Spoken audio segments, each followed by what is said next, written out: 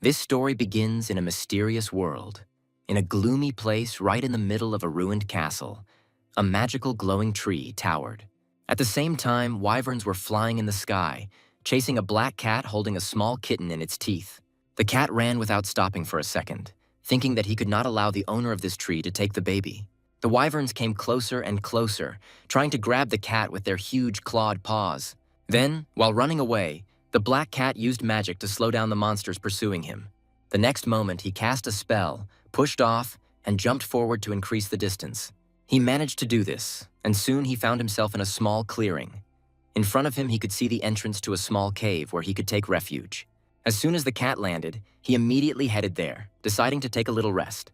As they took refuge in the cave, the little white kitten looked around and turned to his father, asking if this place was really safe. Then the kitten, frowning a little, asked where they were now.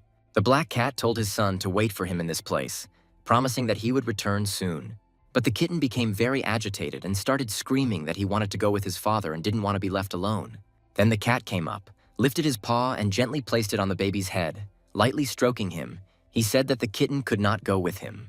He then added that he was unable to protect his mother and was now obliged to do everything to save his son's life. He had no right to lose him too. Finally, the cat asked his son not to leave this place under any circumstances and to wait for his return. As soon as his little son calmed down, the cat turned around and left the cave. As a result, the kitten was left alone. He was scared.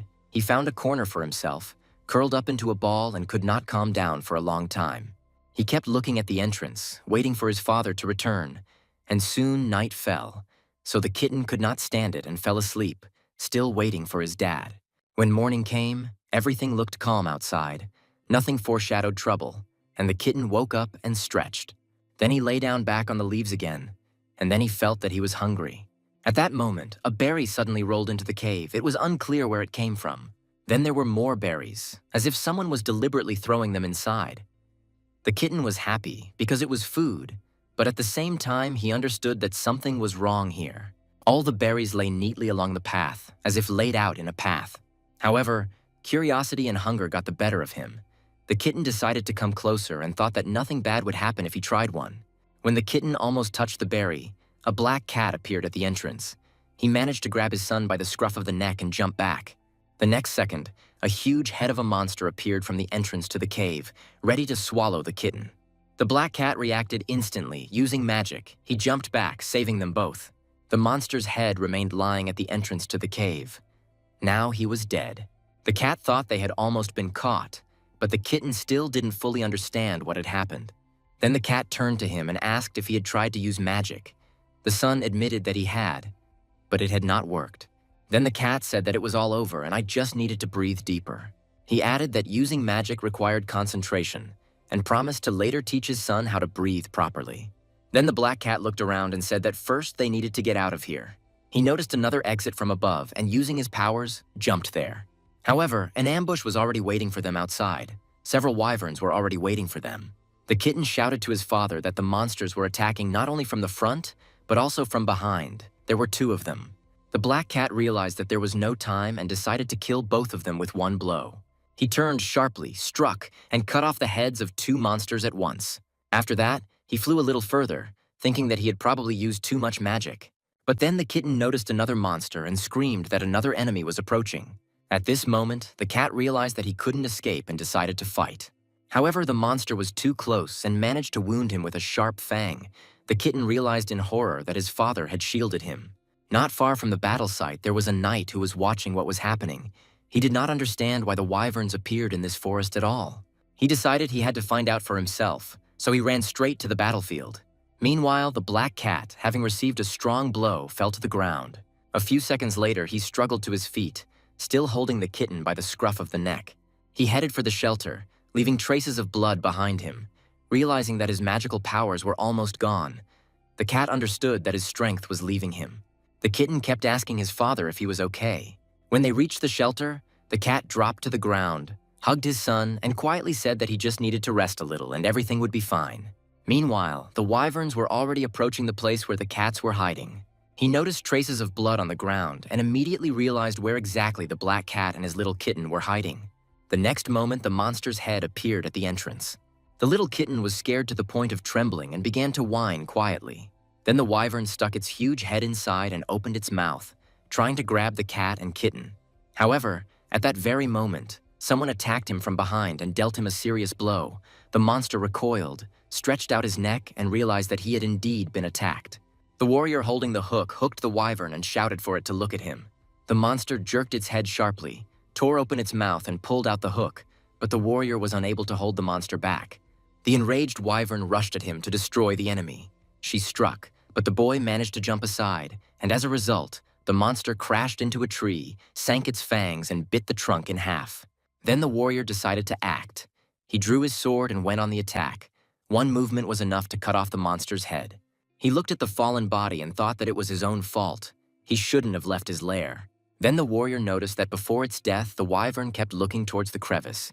This made him wary, and he headed there. He approached the shelter, dropped to one knee, and bowed his head, trying to understand what exactly had attracted the monster. But as soon as he approached, a tiny white kitten pounced on him from its hiding place, letting out a furious cry. The kid gathered all his strength to beat up the intruder. However, the knight easily grabbed the kitten by the scruff of the neck, not understanding whether the monster was chasing him specifically and whether these creatures feed on kittens. He wondered if there might have been some other reason, and looking down, he noticed that the bloody footprints led deeper into the shelter. Then the warrior realized that there was probably someone else there, maybe another cat. At that moment, the kitten concentrated, gathered all his energy, and directed the blow straight towards the man. The knight clearly didn't expect this from the little animal. A bolt of force struck the helmet, and the impact was so powerful that the helmet flew off. Moreover, the warrior himself was thrown back to the nearest tree. The boy watched the kitten in amazement and thought that he was most likely using magic. The small creature stood ready for a new attack and seemed to demand that the warrior leave.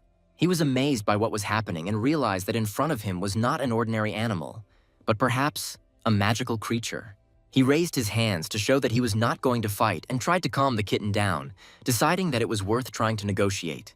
However, the kitten did not listen and again released a stream of power in his direction. The knight barely managed to jump back before a wave of magic split the tree in half. Then he realized that it was useless to talk. The kitten was too angry and did not understand what he was doing. The guy decided that, if necessary, he would have to use force in response. At this time, the kitten again gathered his courage, preparing to strike again. The knight thought that in front of him was a dangerous creature that needed to be stopped, and he extended his hand, preparing to attack. And suddenly, out of nowhere, a black cat appeared. Blood flowing profusely from the wounds on its body, the kitten immediately turned to it. And then the boy understood everything. In front of him was that very wounded father. The kitten rushed towards him, begging him to leave because it was too dangerous here. And then everything became clear to the knight. In order to protect his son, the black cat fought to the last and received serious wounds. The kitten stood between its father and the man, screaming at him to stay away. The warrior was amazed because it was the kitten who first attacked him, and now he was defending his father. The kitten didn't listen to any words. He took a couple of steps forward and began to gather strength again. Then the guy extended his hand and repeated several times for him to stop. He said that he could cure the black cat if he stopped. Hearing this, the kitten stopped and, trembling, asked if it was true. In response, the warrior was silent, then nodded and confirmed that he was telling the truth. Then the boy came closer and helped stop the blood flowing from the black cat's wounds. He understood that despite the help, he did not have long to live. But the kitten was happy because his father was still breathing. The baby was jumping around his father, asking hopefully if he was okay. The black cat found it difficult to speak or even breathe, but he gathered his strength and gently stroked his son, while the warrior stood a little further away watching them. Then the kitten pressed itself to the ground while its father stroked it with his paw.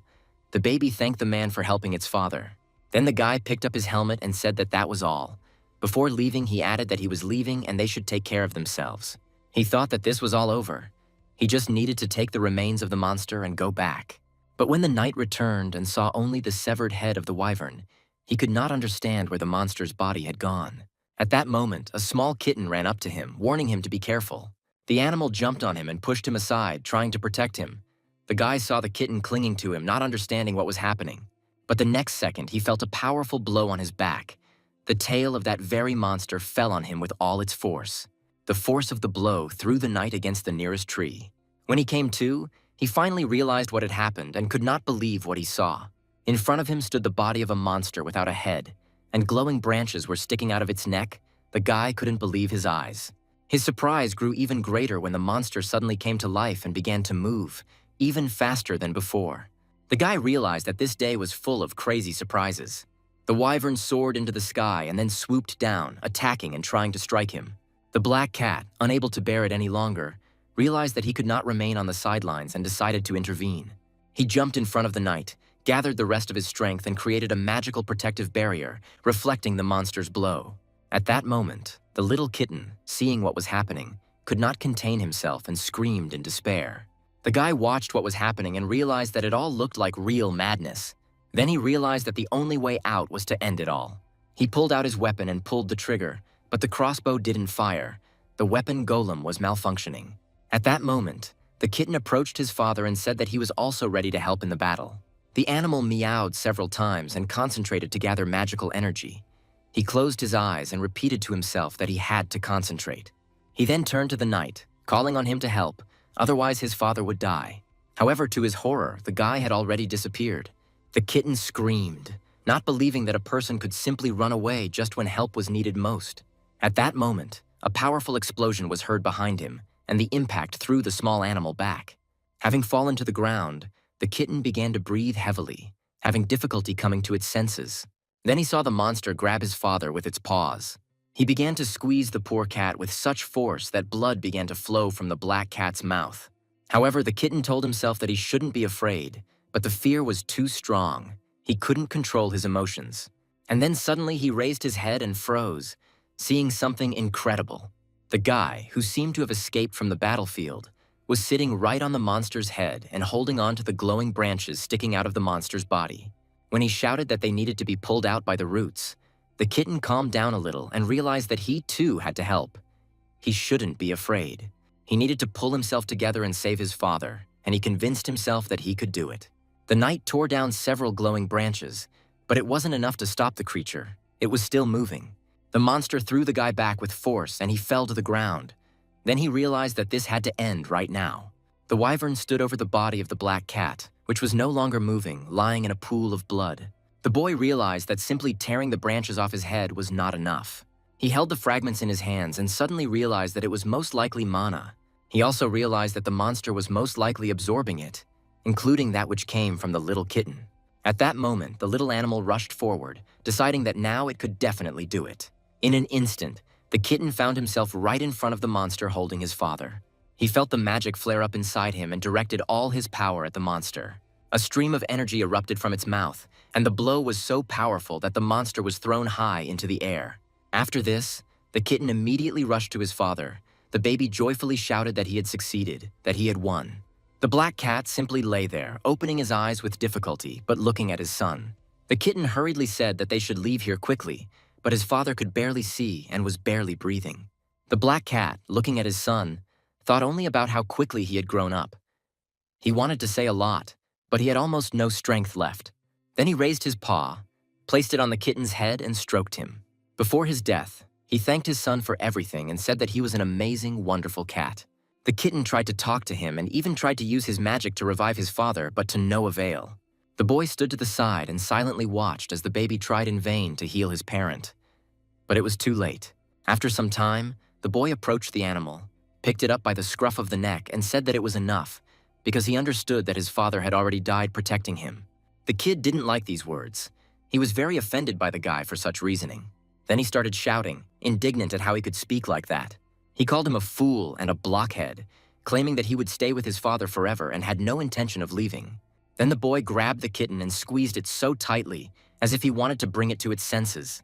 He explained that if he stayed, the monsters would tear him to pieces, and asked if he really wanted his father's death to be in vain. Then the guy invited him to go with him, promising that he could help him survive and teach him how to control his own strength. He added that when the kitten calmed down, he could return to this place at any time, because only fools cry endlessly. In the end, they buried the black cat.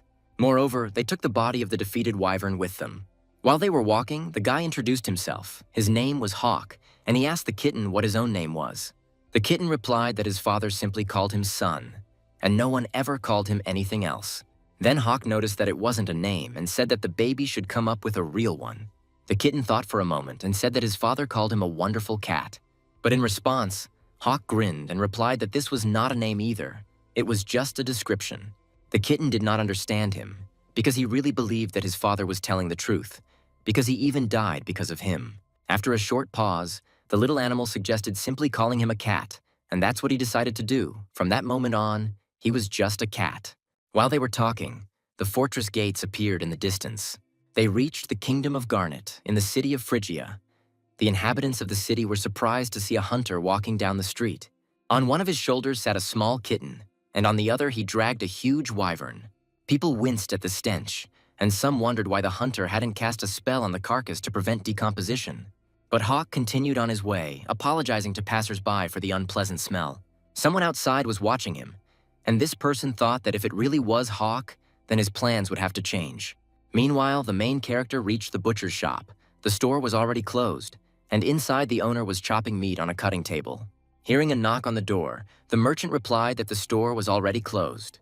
However, the door slowly opened, and the owner was surprised who dared to enter despite the ban. It turned out to be Hawk, who turned to the shop owner Gunther and told him not to swear. Gunther replied that a week had already passed and asked if Hawk had managed to catch the target. However, he replied that no, but he did get something larger and showed the head of a wyvern. The butcher was amazed. He didn't understand how Hawk had managed to make things so complicated, and said that now he would have to get rid of the carcass. After a short pause, he added that he could help with the cutting up and looked closely at the hero. Then he noticed that he had been messing around with the matter for too long. The man recalled that the city has been unsettled lately. The thing is, there are always rumors circulating everywhere about an impending war between the kingdoms, and these rumors may well turn out to be true if Hawk hesitates. Hawk replied that he knew everything, but could not find any traces in the forest. Then Gunther said that perhaps the data was incorrect and promised to collect new information. He handed him the photograph and told him to take it. The picture showed a man, a traitor to the kingdom of Topaz, who needed to be eliminated. Gunther then said that butchering the wyvern would take some time, but Hawk said he didn't care and asked to leave him only 2 claws. In response, the butcher nodded, took an axe, and quickly chopped off the claws. After that, he looked up at the hunter and asked who it was in his arms, and Hawk calmly replied that it was just a cat. Later, they reached a place where they could rest peacefully. The kitten and the knight were sleeping on a large bed by the window. When the little animal opened its eyes, it seemed to it that everything around was beautiful. However, getting up, he called his father and suddenly remembered everything that had happened. His father died. Tears flowed from his eyes. Then the kitten walked up to the helmet lying nearby and started calling Hawk, thinking that he was sleeping nearby. But when the helmet rolled to the side, the kitten realized that there was no person there and became even more upset. He thought that Hawk, like his father, had also died. However, at that moment the main character responded, said that he was alive. The kitten turned its head in surprise and saw him sitting at the table. Hawk explained that it was just his armor, shaped to his body, and that he didn't sleep on a bed. The kitten asked why, because the bed was so soft and he slept so well on it. However, Hawk replied that this was his professional habit. The animal did not understand what he meant and asked again. At this time, the main character was sitting at the table and repairing his crossbow, which broke at the most inopportune moment. After taking the parts apart one by one, he realized that it wasn't a breakdown, but rather a complete depletion of mana. At that moment, the kitten climbed onto the table, looked at the guy and asked what this object was. Hawk explained that it was a cell, a device for storing mana. He then added that this cell needed to be installed in order to revive the weapon golem. When he inserted the cell into the mechanism, there was a soft click, and the golem came to life. And Hawk was delighted, because everything worked perfectly. The hero realized that the cause of the problem was the evaporation of mana, and perhaps the cat itself. The kitten approached the golem and stood in front of it on 2 paws, carefully examining the device. Then Hawk ordered him to immediately stop torturing the golem and pulled the kitten aside. After that, the guy said that they needed to go to one place together. The kitten turned around, looked at him and asked again where exactly they were going. The hero replied that their path lay in the Hunters Guild, an organization founded by mages and merchants to hunt dangerous monsters and creatures. The most important thing was that hunters registered with this guild, which provided them with comprehensive support. The main privilege was the right to freely cross borders and hunt regardless of territorial restrictions. This is precisely why most adventurers became hunters. Hawk was one of them too, although this time he had been called on a special mission and was curious to see what exactly they would offer him. When he entered the guild building, He was met by a girl who immediately asked if he wanted to register a familiar. Hawk looked around and answered affirmatively, but noticed that for some reason there was no one in the guild.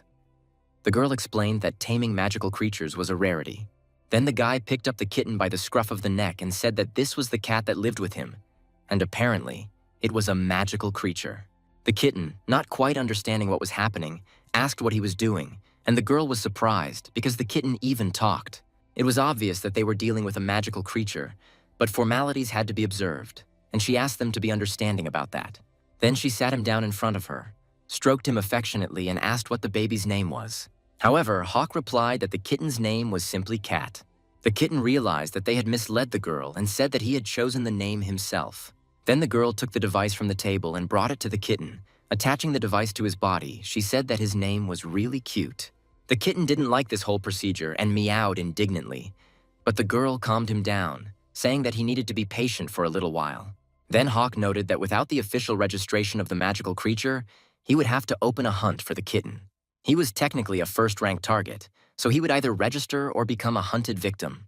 And then the girl flared up and started screaming that he was scaring the baby and should not interfere, ordering him to move away. Hawk replied that he just wanted to help, but remained silent and walked away, heading towards the window. When he looked outside, he suddenly noticed something flying straight towards him. The next moment, the object broke the glass next to him. Hawk ducked, thinking they were being attacked, but the girl didn't understand anything and asked what happened.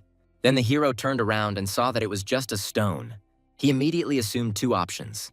Either this was someone's stupid childish prank or a deliberate attempt to lure him out. Looking up, he noticed a man standing on the roof opposite. Hawk was amazed. He did not expect to see this particular man in the city. He didn't know what to do because Sirius, his former teacher, was standing in front of him. Memories from his childhood came to mind when he was just a boy and his teacher was trying to instill fighting skills in him. Hawk often failed, and then Sirius would say that he still hadn't gotten rid of the habits of rough military training. After all, rushing at the enemy thoughtlessly is not their way. Little Hawk, despite the pain, promised that he would try again. The teacher replied that this was good, but first one had to understand the situation and only then act.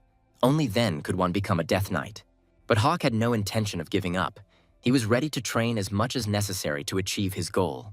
But now, looking at what was happening, he realized that he was still too weak. The girl continued asking what had happened and wondered if she would have to pay for the broken glass. At that moment, Hawk grabbed the kitten from her hands and headed for the exit.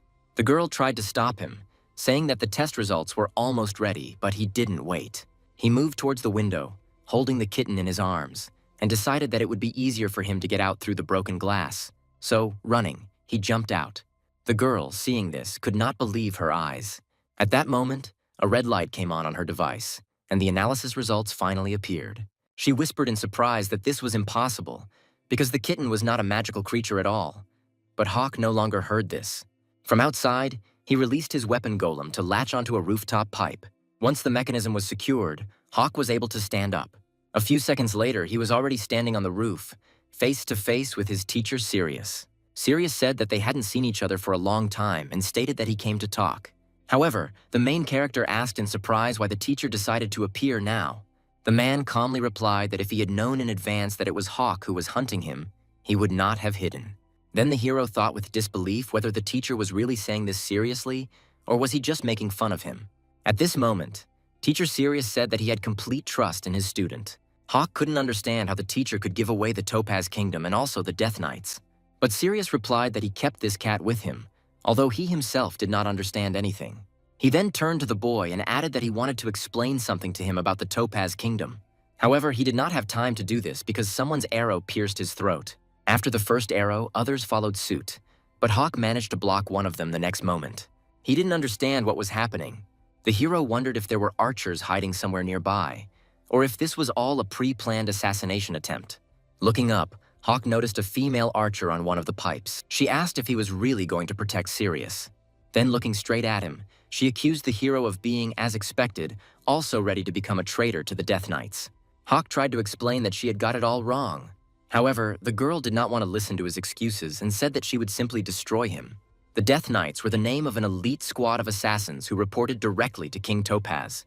This unit existed outside the official structures of the state and operated in the shadows. Their only task was to kill the enemies of the state. Meanwhile, Hawk deflected arrows fired in his direction, and the archer held onto the roof, preventing him from getting any closer. Teacher Sirius, realizing that he had been seriously injured, took out a candle with a red wick and lit it with his power. With her help, he managed to pull out the arrow that pierced his neck, and then thought that he was fighting too noisily for an assassin. The man noted that his student had not changed at all during the entire time they had not seen each other. The kitten, who was sitting in the protagonist's arms, climbed onto his shoulder and said that he wanted to help, but Hawk told him to sit still. At this point, the teacher realized that he had to finish, because the noise would certainly attract the attention of the guild. He came here only to explain everything to his student, but there was no more time left. Sirius looked at Hawk one last time and mentally apologized to him as his student charged. At that very moment, the archer was already pulling the bowstring to shoot back. She jumped to avoid Hawk's attack and took a more advantageous position. In a jump, she fired 3 arrows at once from top to bottom. However, Hawk managed to notice them and, swinging his sword, deflected all 3 arrows.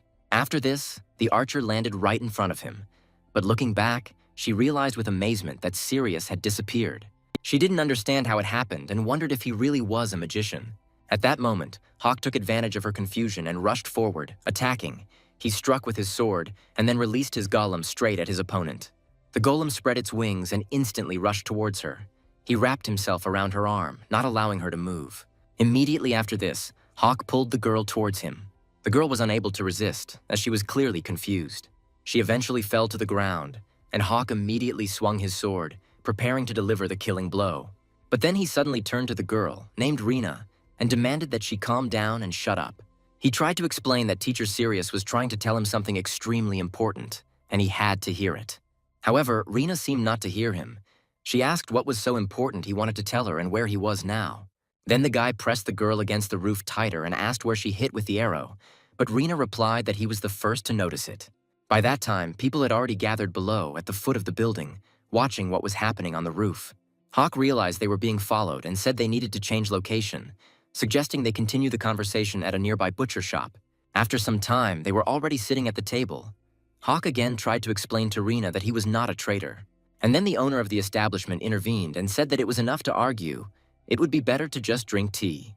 He then looked at Hawk and asked in surprise if he had really missed Sirius. The protagonist confirmed that he had probably missed the teacher and hoped to learn something new. Then Gunther advised him to just give up and end it. At that moment, Rena jumped up from her chair and screamed at the old man, asking if he had gone crazy. Hawk looked at the owner and asked why he said this with such confidence. Then Gunther offered to look at the morning newspaper and handed it to them. When Hawk picked up the newspaper, he read the headline. It said that the kingdom of Topaz had fallen. Rena couldn't contain herself. She was beside herself with rage and asked again what it meant. Gunther explained that a glowing tree had grown through the palace, which had attracted the monsters, and within a couple of days the place had become uninhabitable. Hearing about the glowing tree, Hawk remembered seeing something similar before.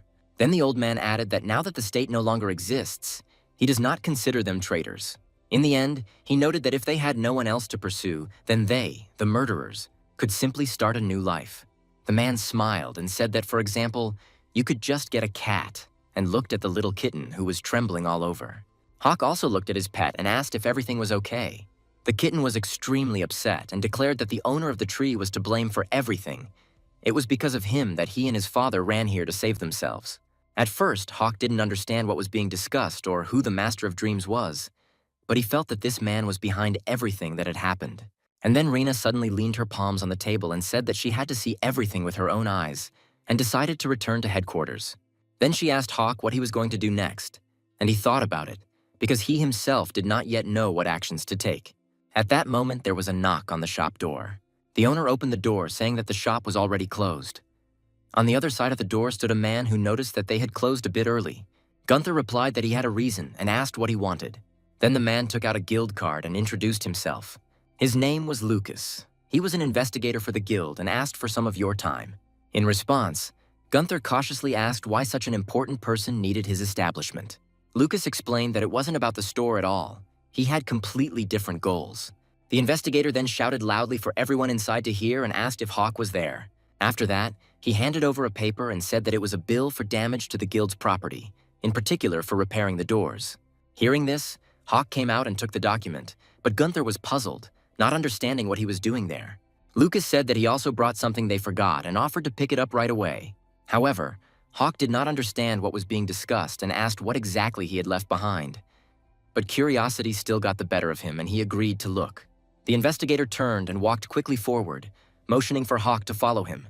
Rena also left the establishment. She became curious about what was going on. She decided to follow the guys, trying to stay away so as not to be noticed, so she moved along the rooftops. But when Hawk noticed her shadow, he waved his hand, ordering her to stop and come back. The girl reluctantly complied, stopped to show the middle finger, and walked back. After making sure she was leaving, Hawk calmed down and continued to follow the investigator. As they walked, he thought that they seemed to be heading to some remote place. Soon, Lucas approached the cart standing in the middle of the road and said that he was ready to return everything that was inside. But Hawk noticed that he left nothing behind. Then the investigator approached the cart, pulled out a huge box from it, and suggested first checking the contents. When he pulled the lid, Hawk suddenly realized that the box resembled a coffin, and the investigator said that there really was a human body inside. Hawk didn't want to believe it, but when the lid was opened, he realized with horror that everything was exactly as he feared. Inside the coffin was indeed the body of his teacher, Sirius. He didn't understand how it got there. Filled with anger, Hawk swung his sword, intending to strike the investigator, but the latter calmly parried the attack with his staff. Then he turned around and said that killing him here would be extremely stupid. Lucas simply asked if he wasn't curious about how exactly his teacher died. However, Hawk did not listen. He was full of rage and was about to attack. He retreated to gather his strength, then rushed forward, attacking while simultaneously releasing his golem to capture the enemy. The investigator said he should have listened to him instead of attacking, but if Hawk continued, he would have no choice. At the same time, he admitted that he was not sure how much he could contain his own strength. He focused his energy on the candle, asked his opponent not to die, and struck. The blow was truly powerful, and Hawk was thrown far back. Even the horses standing near the cart neighed in fear and began to struggle in their harness. Then Lucas looked at the consequences and decided that the enemy deserved exactly this treatment. Hawk turned out to be much more emotional than he thought. The main character was thrown so hard that he hit a tree. Hawk was angry and told the kitten to stay out of the fight. Then he asked if the man in the box was dear to him. Hawk immediately replied that this was not so. And then the kitten asked in bewilderment why he was angry then. Hawk put the pet on the ground and said that it was none of his business, but the kitten said that he also wanted to help. However, the hero replied that this was his personal problem and he had to solve it himself. However, the animal did not agree, objecting that now it was his business too.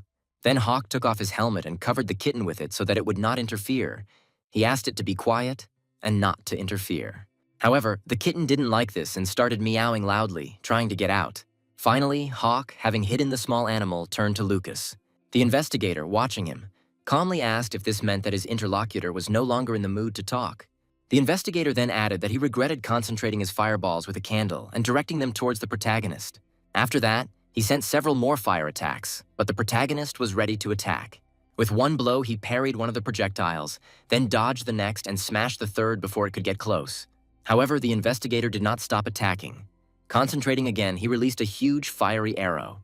Hawk realized he couldn't stop the attack completely and sent the golem forward to take the hit. His harpoon collided with the arrow and destroyed it, thus preventing his defeat. However, at that moment, the investigator jumped and appeared right above the hero with a new charged attack. He hit Hoku right in the chest with a powerful kick. The blow was so strong that the boy flew to the side, somersaulting on the ground several times. At this time, the kitten, having made every effort, managed to turn over the helmet under which he was hidden. He looked out and saw what was happening. The kitten remembered that the guy asked him to sit quietly, but he couldn't just watch. Everything that was happening reminded him of his own past, of his father lying unconscious, whom he was unable to help then. He realized that if he hesitated now, Hawk could die the same way, so he rushed forward to help his friend.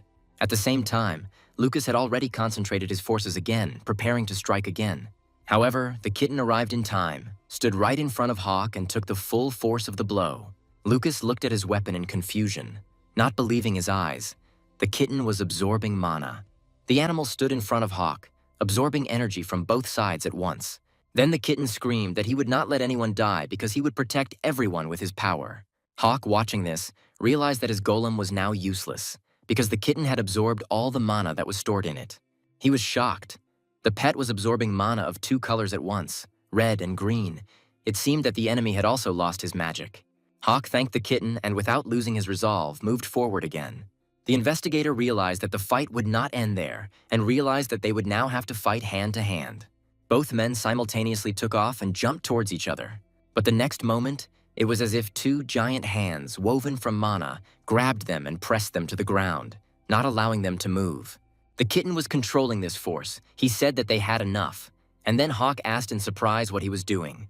The kitten replied that the man simply wanted to talk and that they needed to listen to him, and the investigator confirmed that this was indeed the case. Hawk had no choice but to obey the kitten and agree to talk, although it was not easy for him to do so. He bit his lip in displeasure and said that he was ready to listen. Then the kitten let them both go, and Lucas said that he was there at Sirius's request.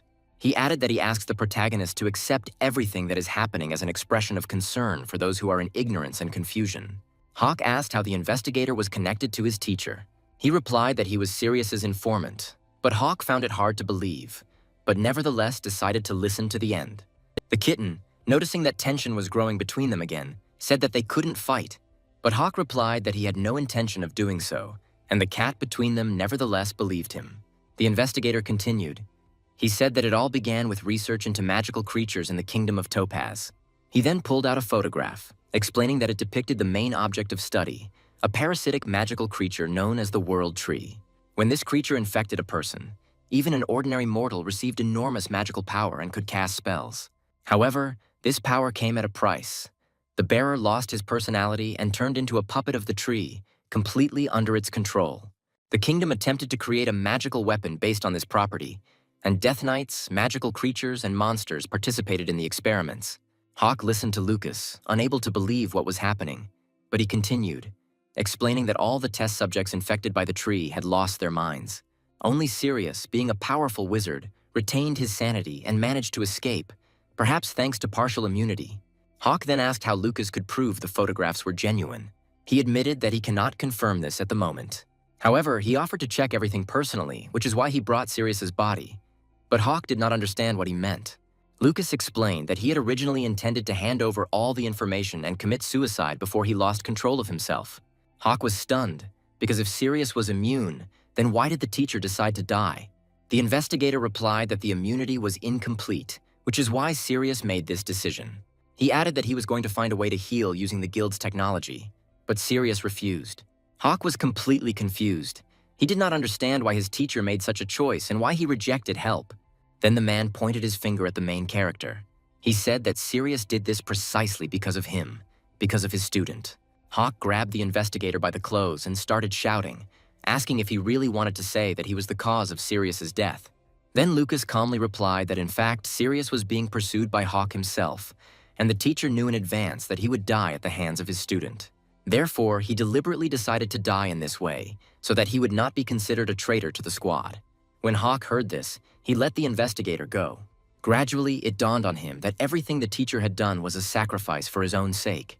He sat down next to the box in which Sirius's body lay, but at some point the protagonist seemed to have an epiphany.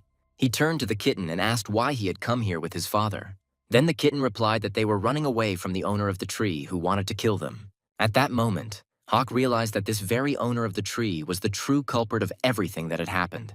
He is the one who planted the World Tree, turned the Death Knights into test subjects, and killed the Black Cat. Hawk realized that if he destroyed this bastard, everything might end. However, Lucas objected that he was jumping to conclusions. This was not a solution to the problem, but revenge. Besides, no one knew who the owner of the tree was. Then Hawk clarified that the investigator was speaking as if he knew the answer, and he looked at him and said that it was obvious.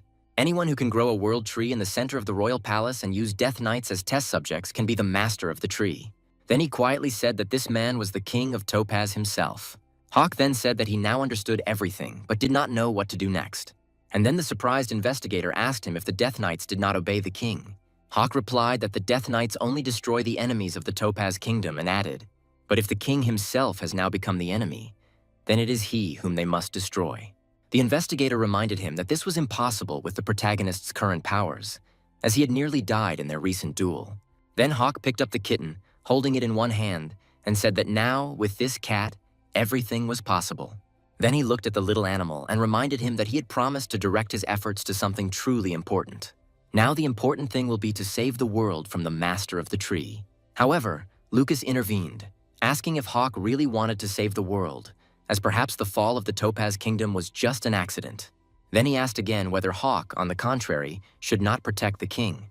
But the boy replied that after the Death Knights became test subjects, the king betrayed his knights. And if Topaz's fall was no accident, then perhaps even worse consequences are to come. He added that the owner of the tree is capable of destroying other kingdoms as well.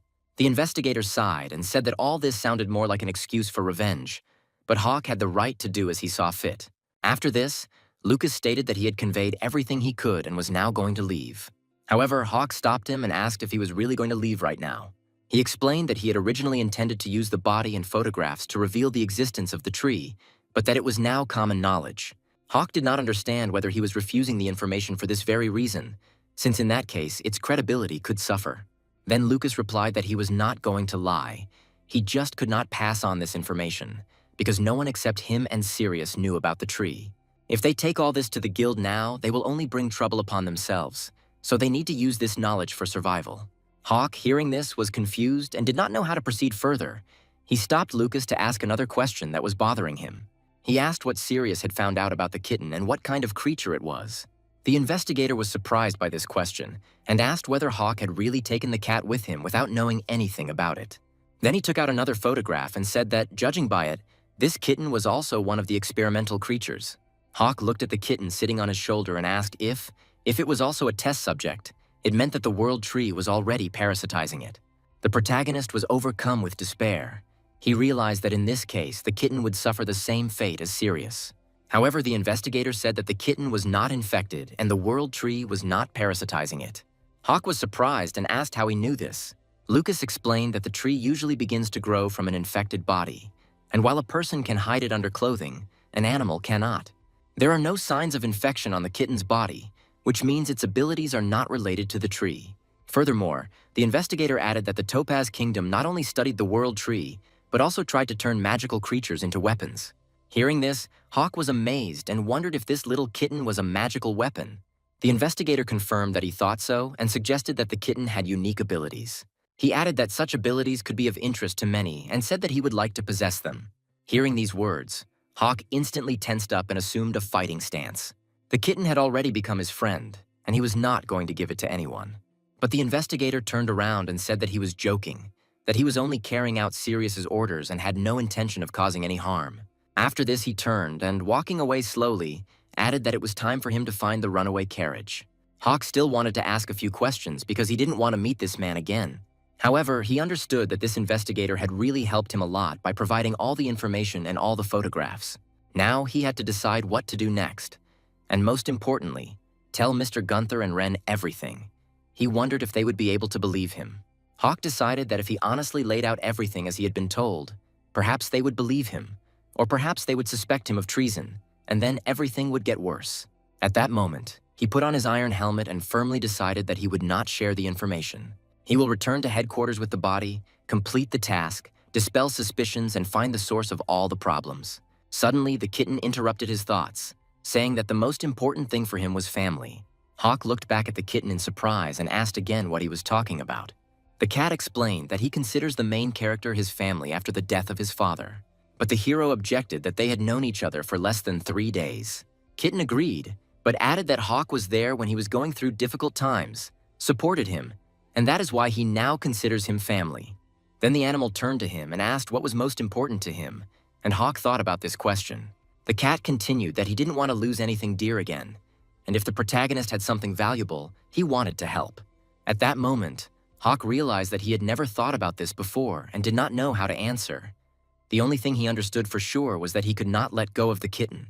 Then he began to say that the knights were important to him, that they could be in danger of death, and he wanted to save his comrades. After that, he decided that was enough and thought that maybe he should say that he wanted to save the world. The kitten replied that everything was clear now and he was ready to help. He added that they should together protect what was dear to both of them. Hawk stroked the kitten, thanked him, and thought to himself that everything worked out. While stroking him, he realized that now he needed to be much more careful. The main thing was to maintain a good relationship with the kitten. He realized that when facing a powerful opponent like a wyvern, he would not be able to do without the kitten's abilities. Hawk asked him if this meant they should go to the Topaz Kingdom, and the kitten agreed. In fact, the hero had no idea what would happen next. No matter what he said, the kitten would still stay close because Hawk had already become dear to him. Then Hawk, with the kitten on his shoulder, walked forward, dragging behind him the huge coffin containing the body of his teacher. After some time, in the same butcher shop where it had been quiet before, someone knocked on the window. There was a broken chair and table inside the room, so the golem flew closer and creaked the glass several times. The girl who was inside was surprised to see this, then opened the window and told him to come in. The golem came down, put a letter on the windowsill and quickly left, and the girl saw the note and decided to read it. The note said that Hawk was going on important business after completing the mission, and the girl decided that Hawk had simply left. After reading the note, she thought he was heartless, but she prepared a surprise for him by killing 2 of his friends. Next time, they would definitely meet. After the golem delivered the note, it returned to its master. Hawk praised him for his work, after which the golem returned to its place and creaked again. The hero looked ahead and told himself that he needed to move on. They had no other choice. When the cat opened his eyes, he looked at the main character, who asked if he was really awake. At that moment, something flew right over their heads, and the cat managed to notice it. He told the main character that it looked like there was something here. They stopped and began to look around. And then Hawk caught himself thinking that he felt something wonderful in this place, that it was very close.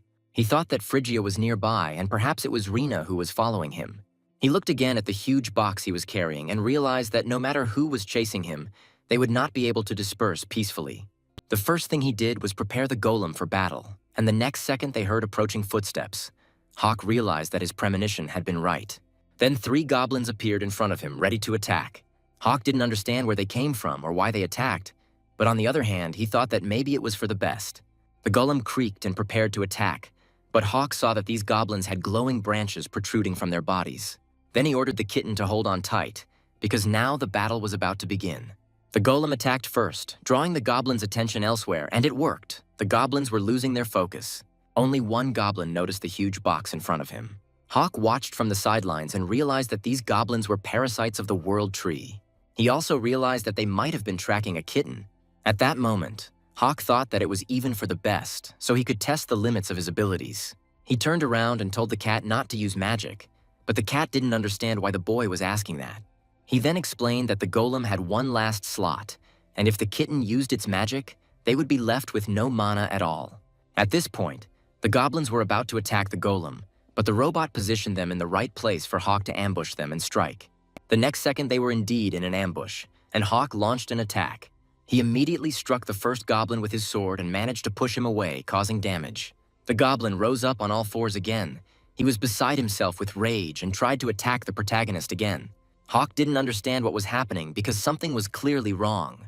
He tried to cut the goblin in half, but he couldn't understand how his skin could be so tough that the sword couldn't damage it. At that moment, one of the goblins was very close and almost grabbed the main character. So the young man didn't think twice and tried to kick the goblin to push him away. He swung and struck with force, throwing his opponent back. At that moment, he ordered the golem to complete the remaining work, attack the thrown goblin and deliver the killing blow. Meanwhile, the second goblin on the other side noticed what had happened and began to attack. But Hawk pushed off the taut string, jumped up and tried to avoid the blow, while the goblin at that moment hit the stone cliff with force. And then the main character pulled out his sword and destroyed the second goblin with a powerful blow. He thought he had dealt with 2, but there was still 1 left. Hawk stood by a rock face with 2 fallen goblins at his sides. The third goblin was furious, growling and ready to tear him apart. Hawk also prepared to attack. Then the goblin, in turn, jumped up and began to attack. Hawk tried to parry the first blow with his sword, but the goblin's strength was too great, and the sword crumbled into pieces. The goblin jumped to the side, preparing for the next attack. Then Hawk realized that he would have to use another weapon. The kitten asked which one, and the guy said that he had something in reserve. The goblin didn't wait and rushed to attack. Hawk crossed his arms, declaring that the first test strike would now be ready. At that moment, the goblin attacked with all his might, as if preparing to tear the protagonist apart. The golem flew after him, wrapping several loops around the goblin's neck and stopped him. Then Hawk pulled out his blade and jumped, cutting off the goblin's head. Then he landed and the goblin killing mission was over, and the kitten said it was just amazing. Hawk replied that the blade was forged from a wyvern claw. The hero looked at the last goblin again and saw that the monster was coming to life. He thought that it was in vain that he cut off his head. The thing is, the goblin's body is ready to attack again, and instead of a head, glowing branches are sticking out. Hawk swung his wyvern claw blade at him. Dangerous creatures are divided into monsters and magical creatures, which includes his current opponent, the goblin. Besides being a monster, it was now a magical creature. Hawk realized that in this situation he would have to act completely differently and needed to understand the main difference between them in order to win. The goblin turned around again and attacked the protagonist. The blade he held in his hands crumbled into pieces. Hawk was puzzled and realized that he was not prepared for such a turn of events. He thought that monsters were inherently devoid of magical abilities, which distinguished them from magical creatures. But this creature mastered magic as if it were born with it. This means that a monster infected by the World Tree should be considered a magical creature. And then the kitten couldn't take it anymore and screamed that he was ready to protect the main character from this magical creature. Hawk shouted at him to stop, but the cat no longer heard anything and concentrated on his strength. The cat then directed all his magical power at the magical creature. It couldn't withstand the attack as the kitten absorbed its mana, and within seconds there was no trace left of the creature. Hawk was somewhat unprepared for this turn of events. He understood that the golem would now also lose its mana, and he was very scared. He hurried to check because he was very worried about the body of Teacher Sirius. Hawk immediately looked down and, seeing what was there, said that it was impossible. Then the cat gently told him that he just wanted to protect him. But the hero was most worried about Sirius's body, but was surprised that it remained unharmed. And then the kitten apologized for using magic. When they reached the box containing Sirius's body, Hawk and the kitten sat down next to each other and looked at each other. The kitten couldn't say anything in his own defense. He just lowered his eyes and meowed quietly. And then Hawk broke the silence and said that in the end he was grateful to him for staying alive and thanked him. But when the hero told him that this did not mean that he had done the right thing, the kitten lowered its head again and meowed softly. Hawk tried to explain to him that the golem had become useless due to the use of magic and they had almost lost Sirius's body. He also added that if this happened again, he would not be able to rely on him. And then the kitten apologized. Hawk continued to look at him sternly and said that this was exactly why rules needed to be made. The boy realized that the kitten considered him family, which meant that he was most afraid of loneliness. And unfortunately, he needed to exploit this weakness. So he explained that magic could not be used without his consent, and that if the rules were broken, he would leave. The kitten listened carefully to the rules and said nothing, only meowed quietly. The little animal thought for a bit and said that he understood everything, and then added that he also had something important, and he also wanted to establish a rule. Hawk was very surprised by the kitten's behavior and asked what exactly he wanted to offer. The kitten couldn't resist and said that it would be fair if he also proposed his own rules. He then demanded that Hawk be with him at all times, that they eat and sleep together, and that he never fight alone.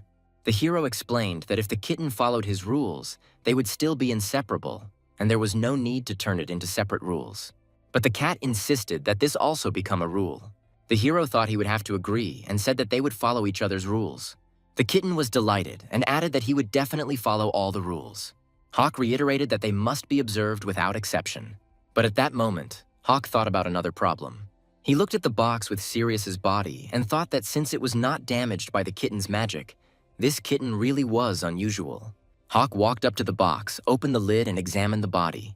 He suggested that perhaps it was related to the magical stems that mages use. If his guess was correct, he decided to conduct an experiment.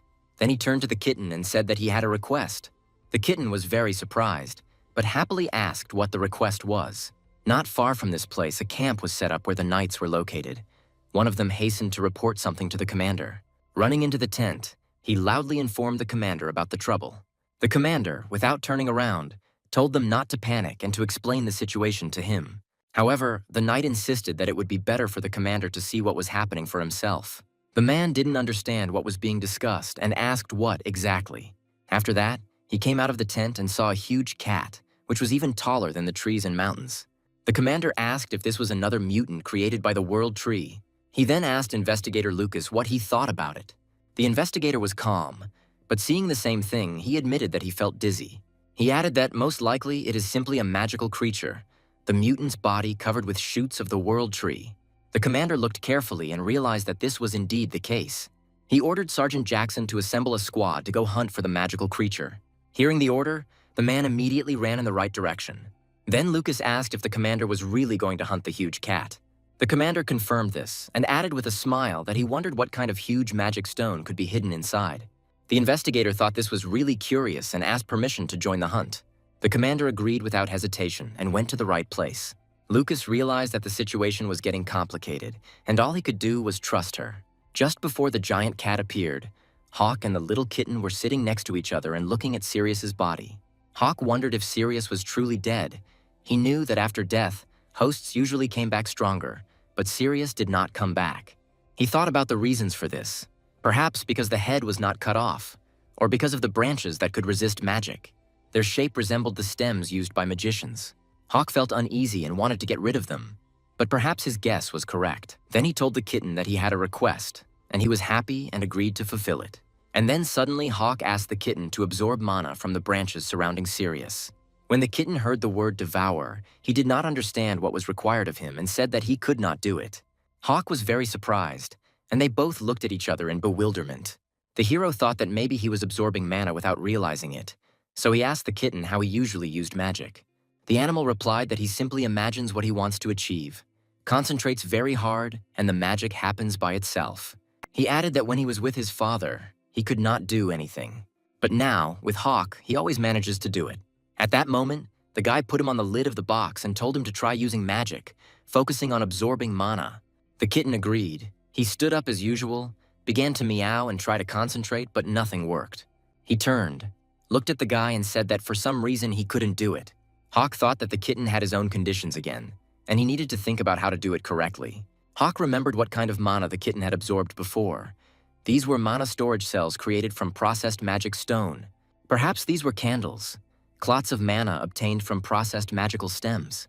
He was also able to absorb mana from the world wood that parasitized the wyvern's body. Hawk had to think and make the right decision. Since the kitten was small, it was better for him to do it himself. Hawk realized that the golem only absorbed the mana from the cell, while the magic candle absorbed both the activated magic and the candle's mana itself. In the case of the world tree, things were different.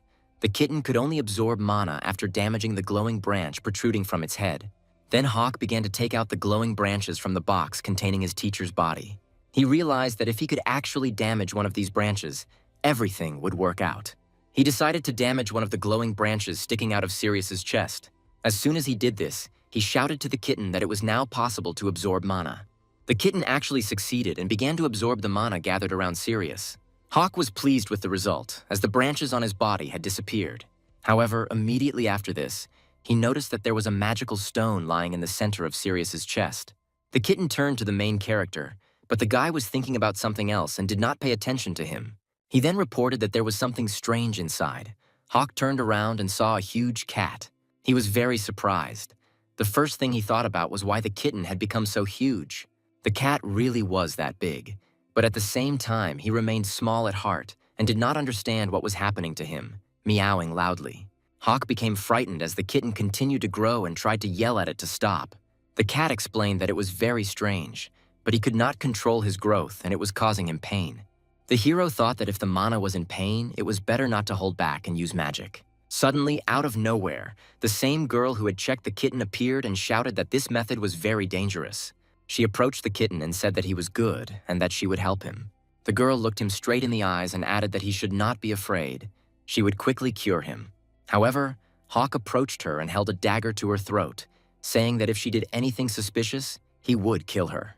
The girl explained that she had come to help and that the main character needed to remove the dagger. And then Hawk remembered her. They had already met in the guild, and she was a guide then. Then he suddenly removed the dagger from her neck and asked if she had been following them. But the girl replied that she had just been passing by and seen a huge cat. She said that she was an expert in magic and magical creatures, understood why the kitten was behaving this way, and was ready to help. However, Hawk threatened that if anything happened to the kitten, she would die by his hand. The girl simply said that there was no need to scare her. She already understood everything. After this, Hawk put away the dagger and allowed her to help the kitten. The girl replied that to do this, he first needed to give her all the vessels of mana that he had. However, Hawk showed that he only had empty cells and handed them over. The girl calmed down, which is exactly what was needed. She tossed the empty cells into the air, saying that the cat was currently running low on mana. She then channeled the kitten's excess mana into them, and it returned to its previous size. Immediately after this, the small kitten fell into her arms. She praised him for his endurance, saying that now it was all over. At that moment, Hawk realized that she had filled all the cells with the kitten's mana. The girl reported that the kitten was fine and gave the cells to the main character. Then he thanked her and asked who she was that she could help in time. The girl was surprised by such politeness, introduced herself as Wendy, and said that she was a traveling magician. At that moment, a strange voice was heard asking if this magical creature now had an owner. Hawk immediately noted that today was a day full of various surprises. He found himself surrounded by soldiers. The commander and the knights accompanying him surrounded him, Wendy and the box with Sirius's body from all sides. And then suddenly the commander smiled and introduced himself as Harold Montblanc, a knight of the Kingdom of Garnet. He said that from now on they are all under his control. Hawk still stood silently next to the girl holding the kitten in her arms.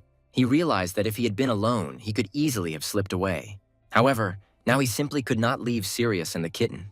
At that moment, the guy stepped forward and again asked if the commander really intended to arrest them. To this, Harold replied that in order not to be misunderstood, he was simply doing his job. He then thrust his huge sword into the ground with all his might and said that without his permission they could not pass through this place. But Hawk simply showed his ID and explained that he was involved in interstate hunting activities. He added that even the army had no right to hinder the movement of hunters, and Wendy confirmed his words. But Harold said that a hunter's license is important. But in this situation, everything is different. The world tree appeared, which ordinary people know as sacred. Harold continued to talk about how, out of curiosity and a thirst for glory, many deep people strive to get into the kingdom of Topaz. And at that moment, the main character noticed that a familiar person was standing behind the commander. It was Lucas. It was unclear what was on his mind and what he was planning. It was difficult to tell from his facial expression. At that moment, a huge hand blocked the protagonist's entire view. Harold turned to the hero and warned him not to dare ignore it. At this point, Hawk became very angry and demanded that the commander remove his hand from his head. Harold then asked if the boy was really so impudent that he dared to ignore his orders. At that moment, the investigator approached, put his hand on the commander's shoulder and said that he had to stop, otherwise he could die. And then Harold admitted that he got carried away and asked for forgiveness. Wendy also asked the main character if everything was okay with him. Then Hawk grabbed the kitten by the collar and said that he was taking it with him. He placed the kitten on his shoulder and thought that this girl could not be completely trusted either.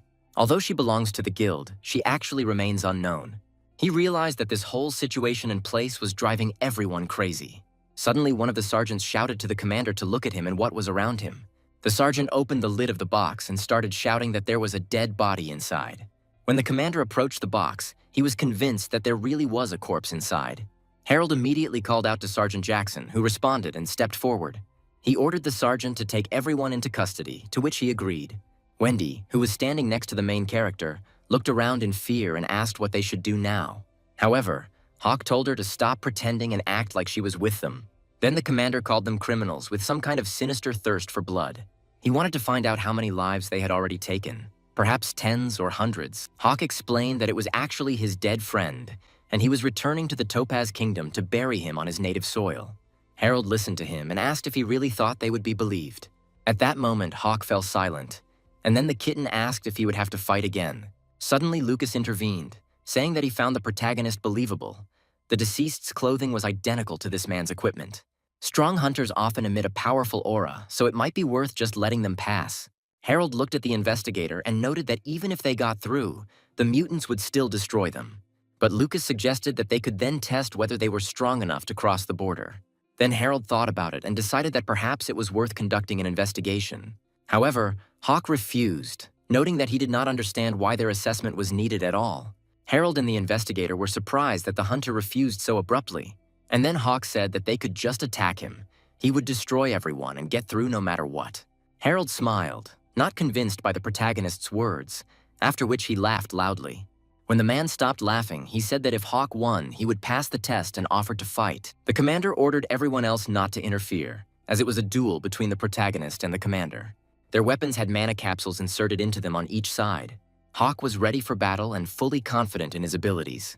On the other side stood the commander, also confident in his strength and equipment.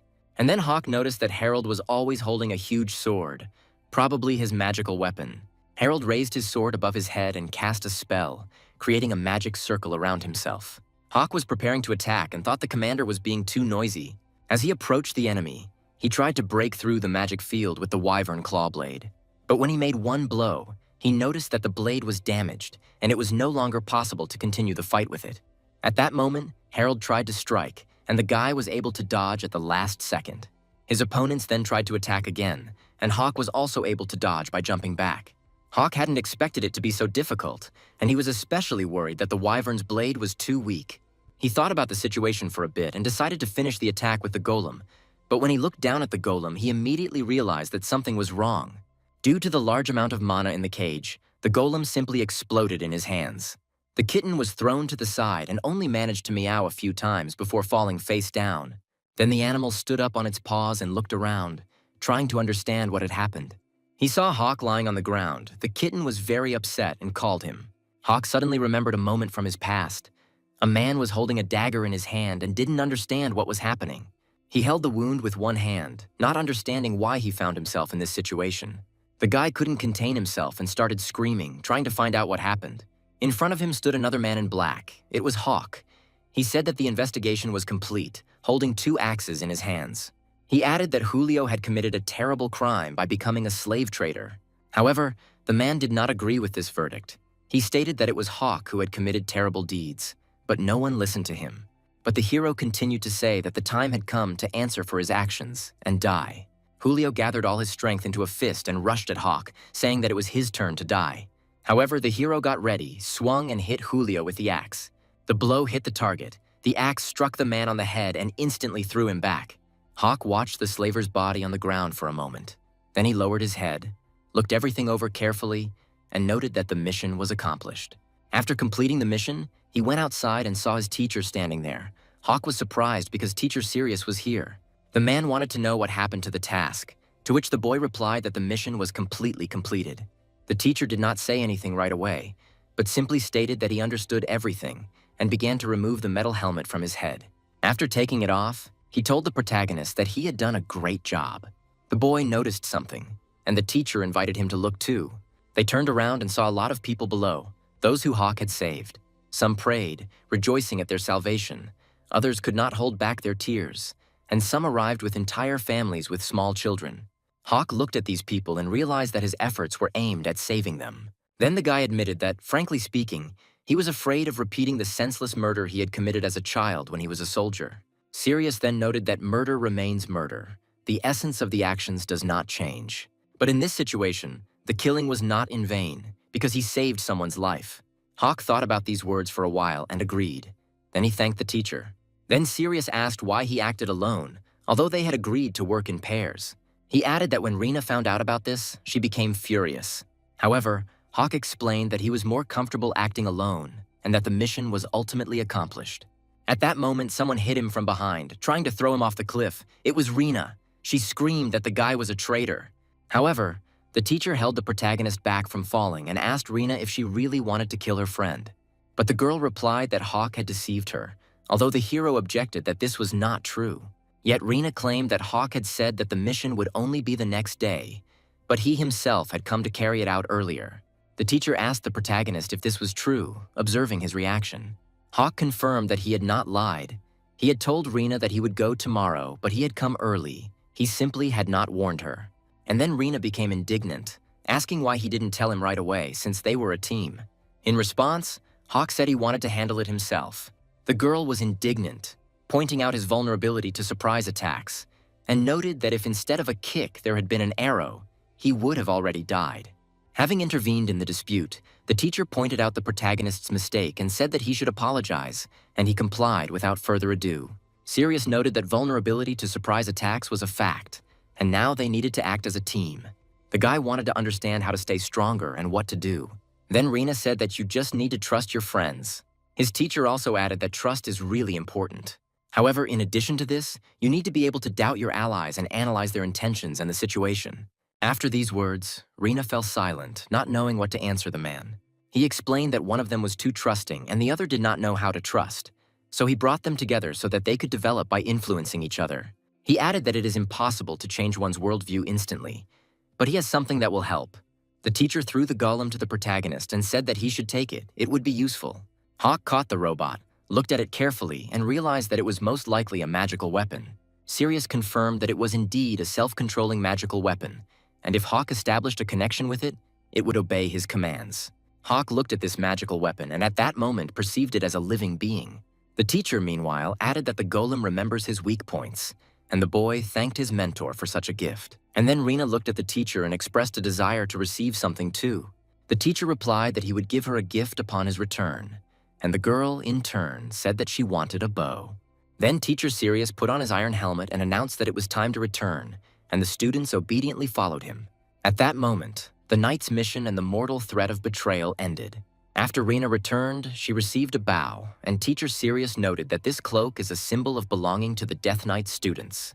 When the protagonist received the same clothes, he felt proud, as it was the sign of the Death Knights. However, over time, he realized that people are not always sincere. At first, he thought that this advice was only for Rena. Remembering his teacher's words about being able to read others' intentions and analyze situations, Hawk watched as people close to him died. He didn't understand why the other Death Knights and the commander died, and he asked himself only one question. Why did this happen? He was in great pain and did not understand why his teacher Sirius died along with the others. The only excuse he saw was that he wasn't experienced enough yet. At that moment, he extended his hand forward and wanted to attack with the golem. He screamed loudly, opened his eyes sharply, and felt a sharp pain. Then he stood up and saw that his arm and whole body were bandaged. He could not understand whether it was a dream or a memory. After assessing the situation a bit, he decided that Sirius was indeed dead, and now all the other knights were irrelevant. At that moment, a small kitten jumped on his face, glad that Hawk had come to his senses. The kitten meowed loudly, indicating that the young man was alive, but the boy replied that he was not dead and should calm down. Hawk began to remember what happened. He remembered that the golem exploded right in his hands, after which he fell and did not remember anything. Looking around, the hero realized that this was the army camp of the Kingdom of Garnet. At that moment, the same girl, Wendy, entered the tent. She said that she was very glad that he had come to his senses and brought food. However, Hawk was not going to listen to her until the end. He stood up, grabbed her by the throat, and lifted her up. At first, it was important for him to find out what she did with the cell, since it was because of it that the explosion occurred. Wendy could hardly breathe and asked only for forgiveness, begging him not to kill her. The kitten just watched what was happening and didn't know how to react, so he just meowed. He realized that Hawk had started a fight again, but the kitten knew that a girl named Wendy had helped him and even tended to his wounds. Then the kitten meowed loudly, warning the protagonist not to harm her. Hawk continued to hold her by the throat, explaining that she had charged the cell, causing the golem to explode, and asked the kitten if he didn't understand what that meant. The kitten replied that perhaps everything was not so. Then Hawk turned his head towards him and said that if that was the case, let it be quiet for now. At that moment, the girl used the technique to free herself. She reported that she almost passed away while Hawk was holding her. Wendy didn't understand why he immediately grabbed her by the throat. She didn't even have a minute to explain. The guy clenched the fist she held with both hands tightly, and she warned him that if he didn't loosen his grip, he would break his hand. But Hawk wasn't going to listen to her. He was trying his best to break free. In the end, despite the pain, he pushed her away so that she would not bother him. The next moment, Wendy fell to the other end of the room and, upon landing, realized how strong he was. Having risen, the girl saw that he was already trying to attack her, so she tried to stop him by force. Wendy explained that her actions may seem strange, but in fact, it was self-defense. At that moment, she noticed that an object was flying straight at her, and if she didn't do anything, it would hit her. She managed to put up a protective field at the last moment, and the object hit it. Wendy was very surprised, as it was the mug she had brought herself. And then she suddenly saw that Hawk was holding the shards of a broken plate in his hands. Wendy became angry, noting that she had not brought them so that he would try to kill her. When he came very close, she began to concentrate her magical power, and it seemed that he was about to hit her with the fragments. But the unexpected happened. The girl used a teleportation spell and disappeared. The hero looked around, realizing that the girl most likely used teleportation. Hawk then looked at the shard in his hand and was upset because it was covered in blood. And then he thought that this was impossible. It was probably invisibility. He noticed traces of blood that could be used to determine the path, and realized that the girl's body was also becoming transparent. Realizing this, he understood how to resist her.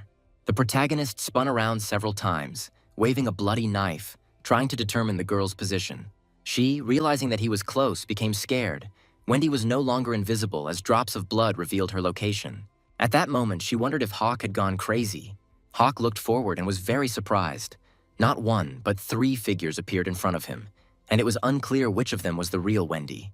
At that moment, a kitten ran up to him and asked the protagonist to stop, explaining that they did not need to fight. Then Hawk reminded that the kitten must remember their rules. They fight together.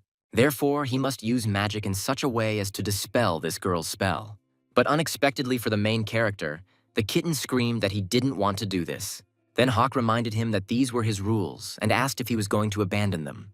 Wendy watched from the sidelines and didn't understand what he was doing in the middle of the fight. However, she realized that this was the right moment and decided to take advantage of it. At that moment, Hawk turned his head and looked at the silhouette, surprised, because there were two of them, which meant one was gone. It was the real Wendy. Then the hero ordered the kitten to absorb mana faster, otherwise they were in danger. However, the kitten resisted and said that the girl had helped them and he couldn't do that to her. He explained that Wendy cared for Hawk, and now he wants to kill her. The young man was extremely surprised by the kitten's words, because at that moment, Wendy was already behind and ready to attack. He was not prepared for such a turn of events and missed the blow. The kitten was also thrown to the side. When Hawk realized what had happened, he realized it had been a surprise attack from behind, and the real Wendy was standing there, not between the two silhouettes. As he approached the two figures, mana from both began to surround him and bind his arms and legs. He realized that there was nothing he could do to resist, but he was sure that he would not forgive Wendy for this. The kitten asked the girl if everything was okay with the main character, and she replied that there was no need to be afraid, she just tied him up. Wendy then explained that they would probably have to take him to the investigator. Then Hawk realized that the same investigator, Lucas, whom he had already met, was also involved. When he was brought to the investigator, Lucas told Hawk not to frown, because he was not an enemy at all, and at that moment he was sharpening a knife. The hero could not free himself and asked if the investigator was going to torture him. He added that he was finally showing his true face, but Lucas explained that he only cuts up the captured goblins, and this is necessary, since the monster trophies are a service to the guild. Hawk said that then let him be untied, but the investigator replied that he would release the ropes when he calmed down, since he did not want to fight with him. The protagonist declared that he was ready and that the investigator could untie him, but it was clear from his facial expression that he would start a fight. Lucas just chuckled in displeasure, doubting his sincerity. He explained that before the release, the misunderstanding needed to be resolved and they needed to talk. At that moment, a magical bird flew into the camp. At the place where the black cat was buried, glowing branches began to sprout. At this time, Wendy was sitting on a huge box with a kitten on her lap. Suddenly, Lucas came out and told the girl that she could come in, and she agreed. Wendy asked only one thing, whether Hawk had calmed down and could speak. Lucas then explained that she needed to explain their intentions to the protagonist so that he would understand. The girl doubted that it was really worth doing. However, the man assured her that everything would be fine and she had nothing to worry about. Then Wendy decided that there was no choice and she had to listen to the investigator. Hawk continued to sit tied up and demanded at least normal clothes, but Lucas said that this was the only way it was possible at the moment. Wendy added that there were too many objects in the room that could become weapons in his hands. The main character tried to understand the essence of this misunderstanding and the meaning of their words. Then Lucas explained that they were not enemies, but the conversation was needed to clarify the situation. Hawk noticed that either they took him for an idiot, or they themselves did not understand something. The investigator also didn't understand why Hawk was so hostile, since they weren't going to ignore his opinion. In response, the young man said that he could not trust a person who was so confident in himself, calling himself an ally. Even within the same organization, people may wish death on each other under certain circumstances, and yet they, whose intentions and identities were unknown to Hoku, claim that they are not his enemies. Lucas admitted that there is logic, but there is also meaning in the protagonist's words. He apologized for his indiscretion, asking for mutual trust to be strengthened. Hawk, seeing the investigator bowing before him, asked what he was doing. Lucas explained that this was an apology for the mistake and an attempt to build trust. Then Hawk decided not to object and listen carefully. The investigator said that their goal was to help the protagonist fulfill the promise he made. At this moment, the kitten again reminded them of his promise to be together forever. Suddenly, the room became very quiet.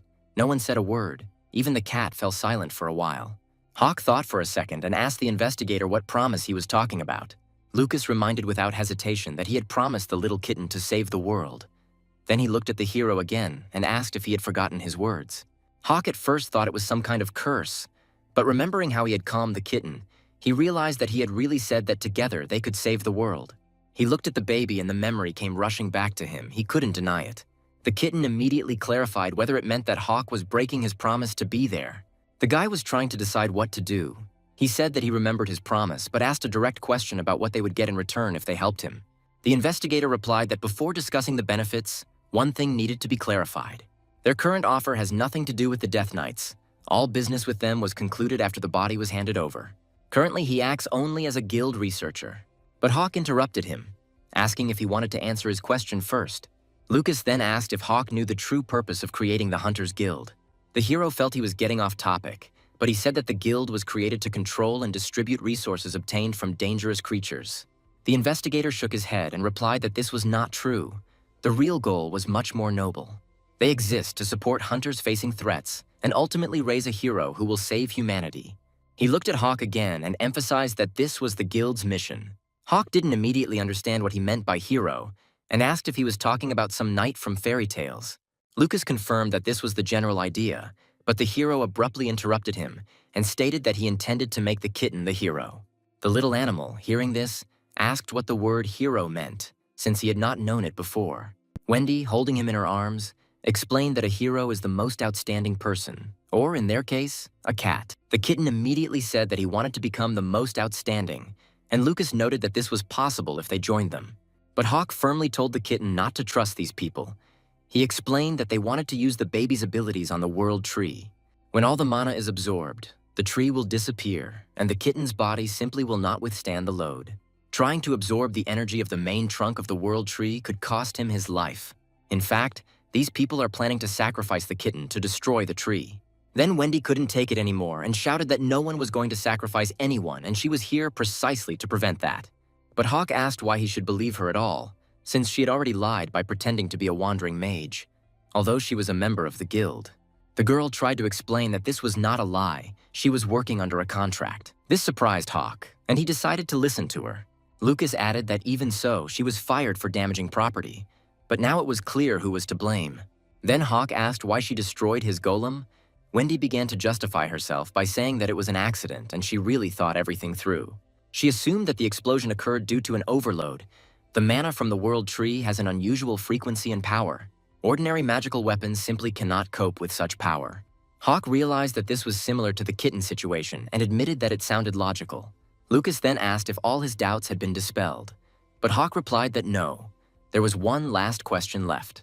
He wondered since when Wendy had been watching him with invisibility magic. The question was unexpected for both the girl and the investigator, but they had to answer. Lucas admitted that surveillance had been going on from the very beginning.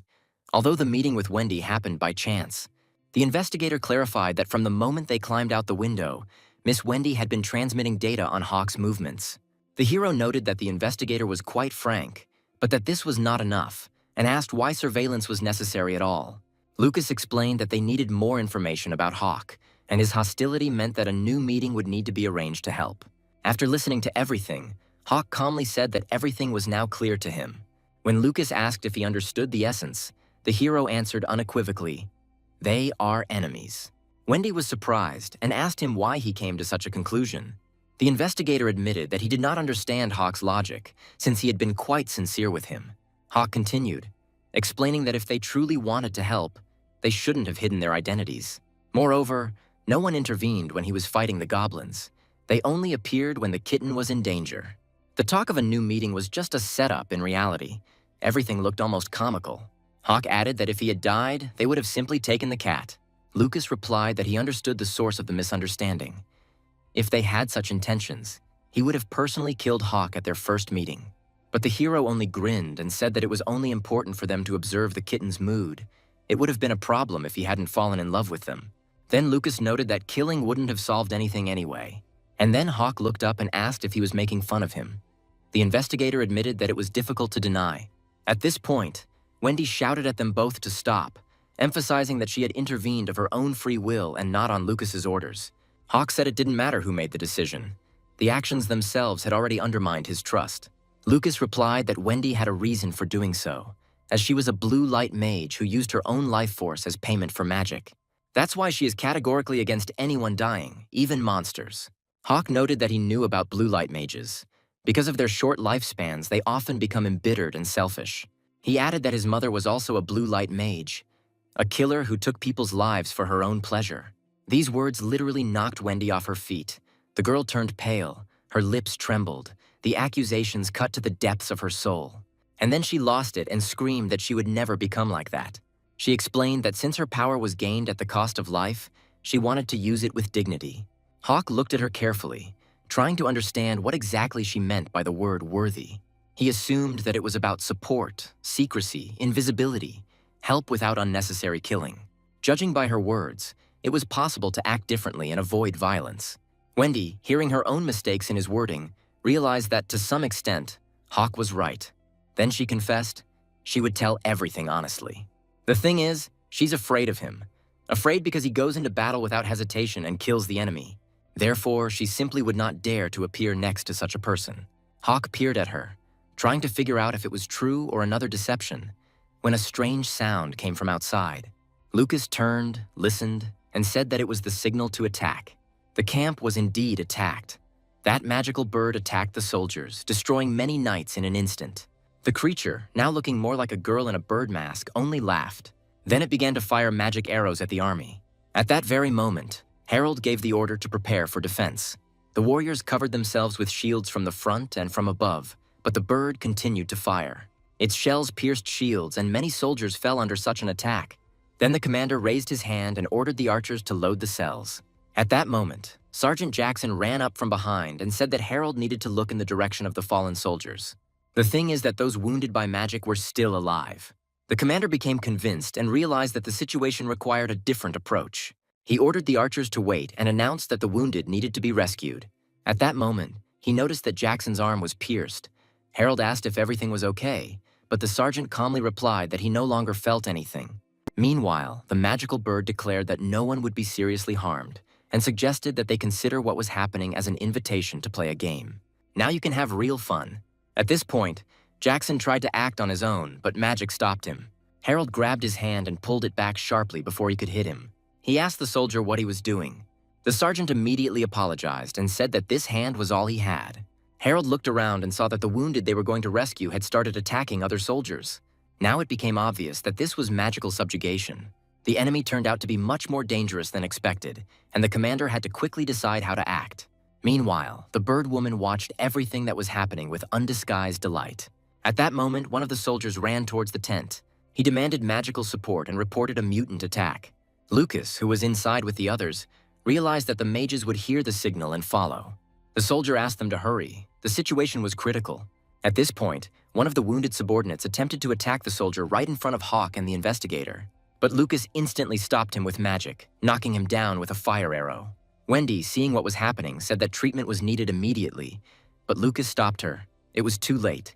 They needed to conserve their strength. The girl was indignant, claiming that this was wrong, but still tried to help. Hawk knew it was magic, but he couldn't pinpoint what exactly was happening. He remembered the person who had given him a certain artifact, and thought that this could not be connected in any way. The situation was of a completely different type. The one he was thinking about was already dead, and in front of them was only magic that had accidentally taken on human form. He also remembered what the soldier had said about mutants. Then he turned to Lucas and asked if mutants were really usually understood to mean creatures parasitizing on the world tree. Hawk then added that if this was a mutant attack, the spell would need to be lifted, as the target was likely a kitten, and freeing it might be useful. Lucas thought about it and admitted that Hawk had a point, but Wendy sharply objected. They could protect the kitten themselves, and leaving him tied up was safer. Hawk looked at Wendy and asked again how they were going to protect the kitten. He still suspected that they were willing to sacrifice the cat. Then Lucas reminded him that Hawk himself intended to use the kitten as a tool, and it would be wiser to sacrifice it to save the world. But their argument went too far, and the cat told them both to shut up. Then the kitten broke free from Wendy's hands. She didn't even have time to hold it back. He stated that Hawk is his family, and family always sticks together. He also noted that Wendy and Lucas came to their aid, and he did not want to fight. He then added that no one really wants to destroy the tree at the cost of other people's lives, but no one understands why they should conflict. The kitten suggested acting together. Hawk realized that if they continued to argue, the cat might turn against both of them, and now it was important to unite and free him. Therefore, he agreed and stated that he was ready to cooperate. The cat asked what to do next, and Hawk immediately handed the initiative over to him. Then Lucas thought that it was he who first voiced the proposal for joint action. It was strange for Hawk. Trusting an opportunistic cat was risky, but he didn't have much choice.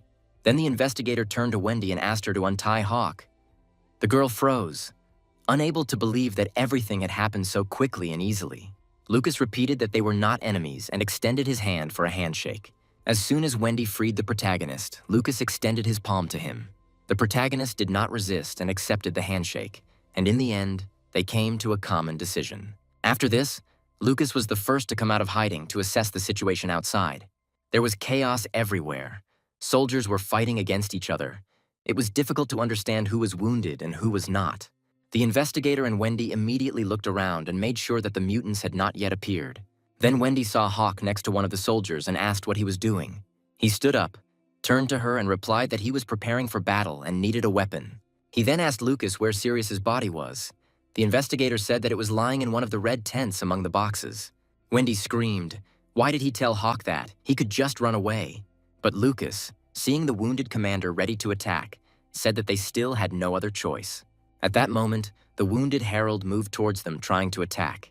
Then Wendy used one of her magical remedies. Then, like Hawk before, she tied up the commander.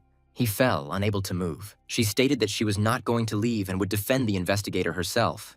Hawk, meanwhile, rushed towards the red tent. His thoughts focused on only one thing. He never expected to encounter doll magic controlling enemy soldiers. One thing was clear. The enemy was capable of controlling both the living and the dead. Therefore, engaging in combat with the soldiers was pointless. We need to break through as quickly as possible and prevent the enemy from reaching Sirius's body. Hawk knocked one of the soldiers aside with a blow and took a step forward, but another was already approaching. There was almost no time left. If we hesitated, the magic could also subjugate the teacher's body. Then he grabbed the magic rifle, pointed it at the soldier, and fired. But the hero shot not at the soldier, but at the ground beneath him, only to push him away, winning himself precious seconds. Hawk then asked the kitten if he could handle the magic holding the soldiers, and the cat said he would try. He jumped onto Hoku's shoulder and concentrated on absorbing the magic. After a few moments, they managed to overcome the spell, and the cat was delighted that everything worked. Hawk noted that the magic was green, but he was mistaken in thinking that the cat was upset. He was simply able to absorb only the mana of the magical weapon. Suddenly, the soldiers, deprived of support, stopped and began to groan from their own wounds. Realizing that this could not continue, Hawk decided to find the mutant and destroy its branches. The cat immediately suggested using magic, but Hawk objected, saying his power was too great and could kill these people. The animal was surprised because he thought that Hawk wanted them to die. But the hero immediately explained that they only needed to immobilize the soldiers. That would be enough. Then Hawk went on the attack. He picked up the magic weapon and threw it, hitting one of the opponents. Then he jumped as high as he could and delivered a powerful blow to the second one. The blow landed right on the head, and the soldier collapsed, immobilized. Then Hawk caught the falling soldier by the leg and delivered several precise blows to prevent him from getting up. The soldier groaned in pain from severe pain. Hawk then lifted a heavy boot and struck his leg with all his might, breaking it in half. At that moment, the cat suddenly warned him that another enemy was approaching from behind. Hawk, without even turning around, raised his leg and prepared to kick the soldier. When he came closer, the young man hit him right in the chest, knocking him back. The wounded soldier fell to the ground and rolled several times. However, Hawk didn't stop there. He decided to also strike the same blow as the previous soldier and struck with all his strength, breaking both of his legs. Kitten noted that it looked very painful, while Hawk noted that he had broken them just enough so that they could not pursue them. He then explained to the cat that he always kills his opponents, but does not take lives without reason. He wanted the cat to understand that he was indeed a murderer, but not an executioner. However, the cat said that he did not understand the difference. At that moment, the animal even felt sad. He then looked up, looked at the protagonist, and asked if he was going to kill Wendy and Lucas. Hawk thought for a moment and said that if he didn't want it, it wouldn't happen. He said he would keep his promise. The cat was glad that this was indeed a promise, and believed the young man. Meanwhile, Hawk himself thought that the cat, a pure soul, was so naive that he believed everything without discrimination. Perhaps that is why it was so easy to use as a tool. Despite this, the protagonist did not want the guild to turn the cat into a bargaining chip, even if he himself used it to save the world. Perhaps he reasoned this way because the cat said that Hawk was his family, or he was simply making excuses, not wanting to be taken away. But Hawk still understood that the cat really wanted to be with him until the animal learned to choose for itself. This was his sincere thought. Then he looked to the side and saw a red tent right in front of them. He told the cat that this was the right place. However, when they approached the box where Sirius's teacher's body was supposed to lie, It was not there. The young man was very upset because the body had really disappeared. At some point, he even wondered if it was too late and nothing could be done. At that moment, the little cat turned on the protagonist's shoulder and noticed the approaching danger. The boy looked up and saw many magical arrows flying towards them. The cat warned Hawk of the impending threat and made a quick decision, jumping off his shoulder to stop the arrows with magic. Despite the fact that the attack was powerful, the cat was able to hold it off for some time. When Hawk turned around and saw what was happening, he was even more confused, but the cat reported that there were too many arrows. At this moment, the hero decided to replace him so that he would not get hurt. Holding the kitten in his hands, he moved to the side and dodged the blow. Soon they were out of the striking range, and the blow did not reach its target. The cat apologized to the protagonist for using magic, explaining that he wanted to protect him. But Hawk said there was no need to worry. He had done the right thing, and even thanked him again. But now it was necessary to understand whose magic it was. And at that moment, a monster appeared behind them and said that they must be friends, and it was sweet. Hawk realized that it was just a mutant, and it was unclear how strong it was and whether it could be dealt with. The young man realized that it was this mutant who was using magic. He decided he was ready to deal with it before it started attacking again. So Hawk threw a spear at the strange bird woman, hoping to kill her. However, the mutant threw the spear away with one movement of his hand. It didn't even touch her. Hawk was very surprised and had to quickly decide what to do next. Meanwhile, the strange woman laughed and said that Hawk had a fighting spirit and was an incredibly handsome guy. She said that Hawk is truly a unique boy. At that moment, the main character suddenly remembered a woman. At first, he didn't understand why, but the memory gradually returned. He tried to convince himself that she was dead and that it was impossible, but the manner of speech and voice proved otherwise. The mutant said that they hadn't seen each other for a long time and looked at him with a sly look. Then Hawk realized that this couldn't be a coincidence. Standing in front of him was his mother, who had turned into a mutant. In front of him was the witch Raven. She is a blue light mage who uses life force for magic, and also the leader of the mercenary group Nest. Her team consisted of young soldiers, whom she called the Nest. They always fought desperately against the enemy and won. Among them, one young warrior stood out, the most desperate of all the chicks. When the enemy saw him, he felt a little embarrassed, realizing that this young warrior was very capable. He was given the nickname Witch's Hunting Hawk and was called Hawk. Despite his young age, he was one of the most talented soldiers, and with one swing he could cut down an enemy. This boy was our main character. The mutant laughed and asked if Hawk really recognized her even in this form. Hawk no longer doubted that this was his mother, but he wanted confirmation. Then Raven grabbed her head and said that she had been called that for a long time, and it was funny. But now it was in the past. However, Hawk clarified that he did not have a single happy memory with her. But the woman replied that it didn't matter and that she was already glad to meet them. Then Hawk asked her how she managed to resurrect all this. This question tormented him the most. Raven replied that he himself knew the answer perfectly well and also knew a way to resurrect the dead. At that moment, the protagonist remembered the wyvern he had killed, and after some time, glowing branches appeared in place of its head. Hawk said it was the power of the world tree, but he didn't understand why Sirius wasn't resurrected. The kitten asked if this creature was his family. The young man replied that his entire family had died long ago, and that before him stood a dangerous creature trying to impersonate his mother. Then he grabbed the weapon and added that he was going to destroy her with all his might. But the woman replied that it was very cruel to say such words to a mother. She also asked if he would kill his mother again like last time. However, Hawk clarified that it was not he who killed her, but the Death Knights. She added that it was one particular Death Knight who later joined their ranks. Then Raven raised her head, looked at the protagonist, and asked if he knew why she came. Hawk assumed it was due to the cat's strength and realized that it was this kitten that had attracted everyone's attention. She confirmed that rulers do need a divine code, but she was concerned with something else entirely. Raven explained that her goal was to destroy the entire order of Death Knights, and that was why she had come. She then said that her current visit was the beginning of a celebration in honor of their reunion and the declaration of war, and added that they would be together again. She provoked the protagonist, asking if he was bored and if it was time for him to return to her nest. After such frankness, Hawk was a little confused. He again asked why she wanted to kill all the knights. And suddenly the hero remembered that the headquarters in the Kingdom of Topaz was completely destroyed. At this, Raven laughed out loud and asked him what he thought about it. Hawk asked if she had really killed everyone without exception. Then she raised her hands and confirmed his guess. The protagonist was furious. He realized that time had been lost, and if this was true, then nothing good would happen. Raven then said that before meeting him, she dealt with another. After that, she showed him the bow and asked if he recognized it. It was about Ren, who had been his partner all this time. Raven continued to provoke him and did it masterfully. And then Hawk couldn't hold back. He took out his weapon and rushed to attack. As he moved in to strike, she jumped up and said he was as good as ever and added that he would be her best puppet. Raven then turned into a black bird and flew even higher so that he couldn't reach her. The young man realized that this was her true form, a crow. Then Hawk shouted to the little cat to attack the bird, and the cat agreed. He concentrated his powers and used magic to deprive her of mana. The crow flew away very quickly, but the cat tried to catch up with her with his beam. However, suddenly his magic collided with something much stronger, which completely destroyed its magical power. Hawk and the cat watched what was happening from below and did not understand what was happening. The hero was very surprised when he saw a man wearing the same clothes as he did. Looking closer, he realized it was a Death Knight, but he didn't understand why he was on the other side. And suddenly the kitten screamed that it was his dad. Hawk turned around and asked again what it meant.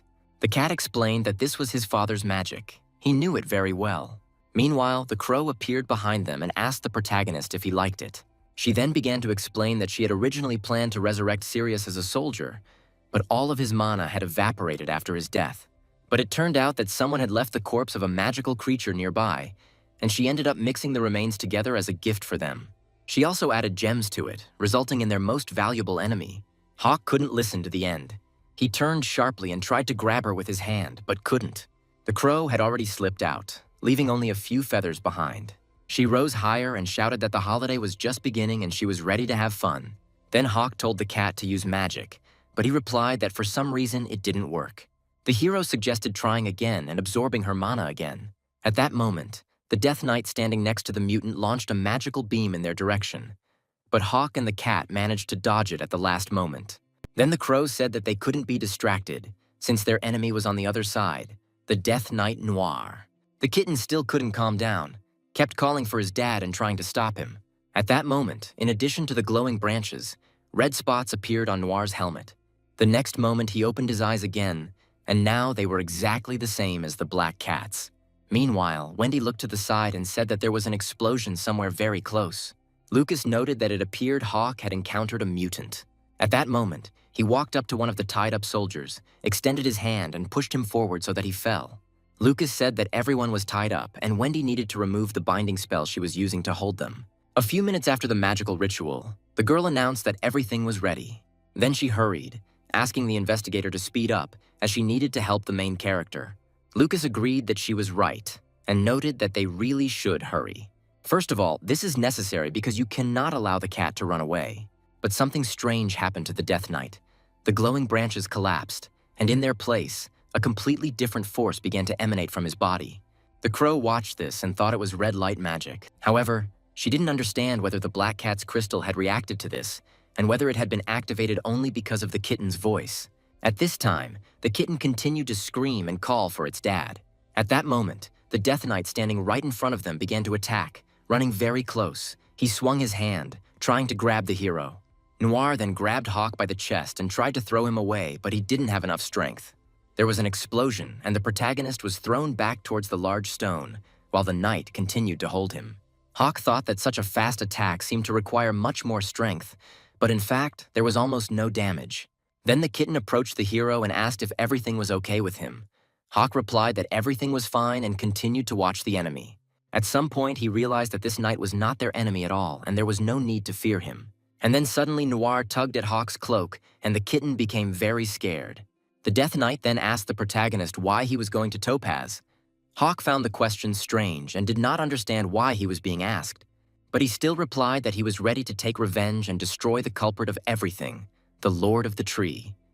For this, he needed Topaz. But the Death Knight replied that it was not worth putting his son in danger and that it was better to return to Garnet. The kitten was very surprised and asked if this was really his father. He then jumped abruptly off the protagonist's shoulder, continuing to scream, addressing his dad. The Death Knight was furious and ordered the cat to stay away. At that moment, Hawk realized that the mutant still had the consciousness of a black cat, full of anger and a desire to kill. But all this was done only to protect his son. Most importantly, he realized that they now had no reason to fight. And so Hawk said that they couldn't just leave because that Raven woman wouldn't back down and would pursue them until she got her way. The Death Knight added that the World Tree was still consuming his mind, and if they did not leave, it would eventually kill them both.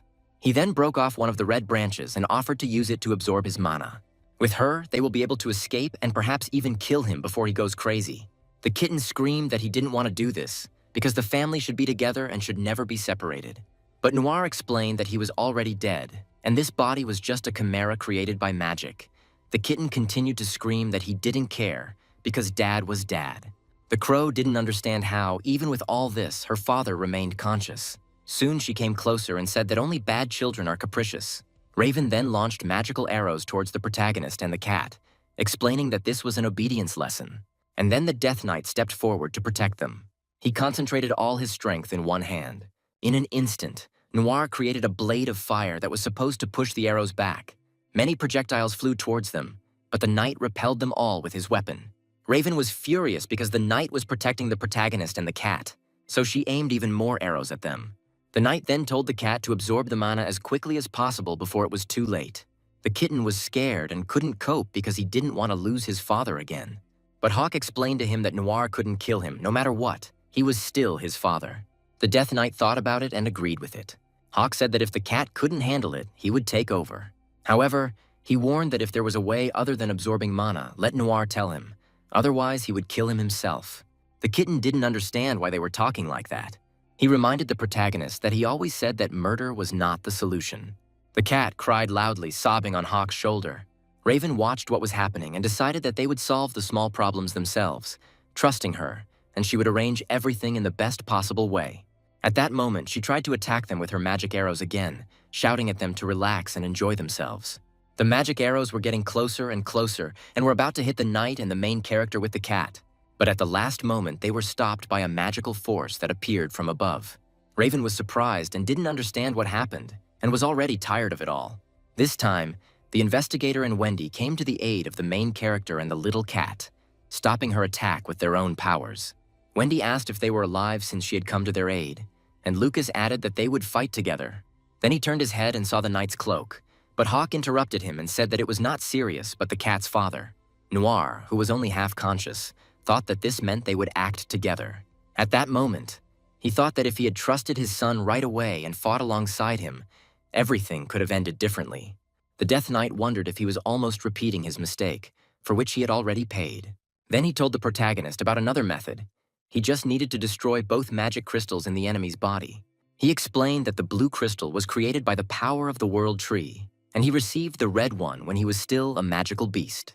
If Hawk manages to destroy both crystals, the enemy will simply disappear, but he will also disappear. Noir then added that they wouldn't actually do it. He just needed to know that such a way existed. He stated that they would fight together and added that he believed in his allies. But Hawk asked him what to do with the tree, because it would swallow the knight. However, Noir asked to simply entrust this to his son. He declared that his son was the most outstanding cat in the world. But the protagonist still found the idea of trusting the cat to be unsustainable. So Hawk again clarified what exactly was required. The Death Knight clearly said that he needed to absorb mana, but Hawk asked again, as he had already rejected this method before. At this point, Wendy intervened in the conversation as she had absolutely no idea what was being discussed. Well, he explained that he needed to extract mana from the World Tree, leaving behind the red crystal. If Hoku succeeded in doing this, the tree would not be able to absorb it. The hero listened to him attentively and asked again if it was possible. However, Noir replied that when it came to chances of survival, there were no guarantees. Then he looked at the little cat and said that he just believed in his son. At that moment, Lucas shouted at them that they would have to fight, but with so many people, defeating one mutant would be easy. He added that this was more logical than relying on questionable methods. Then the still-crying kitten declared that he wanted to save his father. At that moment, Wendy realized that the Death Knight was a chimera from Sirius and the cat's father. In order to stop the tree's absorption process, it is necessary to extract only its mana without affecting the father. Hawk added that magic has its own rules, but the girl clarified that the mechanism of action is the same as in the case of the huge cat. Wendy said she was willing to help divide the tree's mana and offered to save it together. Then Hawk grabbed the cat by the collar and handed him 10 more mana cells. Wendy took them but said they weren't suitable and that they needed empty containers. So Hawk suggested making them using magic. At this point, Lucas asked where they got them from, and Hawk replied that he picked them up on the road. It was decided that the cat and the girl would deal with dividing the mana, and Hawk and Lucas would deal with the mutant. They just needed to buy time. If the magic works, they will win. Lucas fell silent without answering, only looking mysteriously at the protagonist, and Hawk saw this look and asked if Lucas didn't trust his plan. He replied that this was not so, because the hero knew the situation better than anyone and would follow his instructions. Lucas, although he agreed, noted that something was bothering him. The mutant did not attack them during the conversation while they were defenseless. After these words, Hawk realized that this was indeed the case, and he needed to understand what the mutant was really planning. He saw Wendy and the cat begin the process. She used the mana from the cells to make the cat stronger and asked him to let her know if he was in pain. Hawk watched the proceedings and realized that the plan seemed to be working. But Lucas was watching the other side, observing the mutant, and noticed that she began to move. Raven approached with her hand outstretched, checking to see if they were truly simply extracting the tree's mana. Hawk decided that if it was really that interesting, let him watch from the sidelines. He thought that the magician should be fought in close combat. There they won't give her time for spells, but it's too risky. It's better to buy time with conversations. At this point, Raven came closer, declaring that she was tired of waiting and was fed up with the chatter. However, Hawk didn't understand where she was leading the conversation. Suddenly, she announced that the holiday was over and nothing would work out between them. Hawk looked at her carefully and realized that something was about to happen.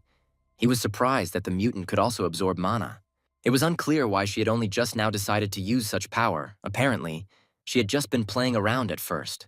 At that moment, one of the mana cells fell out, and Wendy fell to her knees, her gaze turning painful. She could barely hold the staff in her hands. She couldn't do anything. She just felt the mana leaving her body, and the kitten screamed loudly, calling for help from Dad and Wendy. Wendy realized that the mutant was sucking out even the inner currents, and if this continued, she would simply die.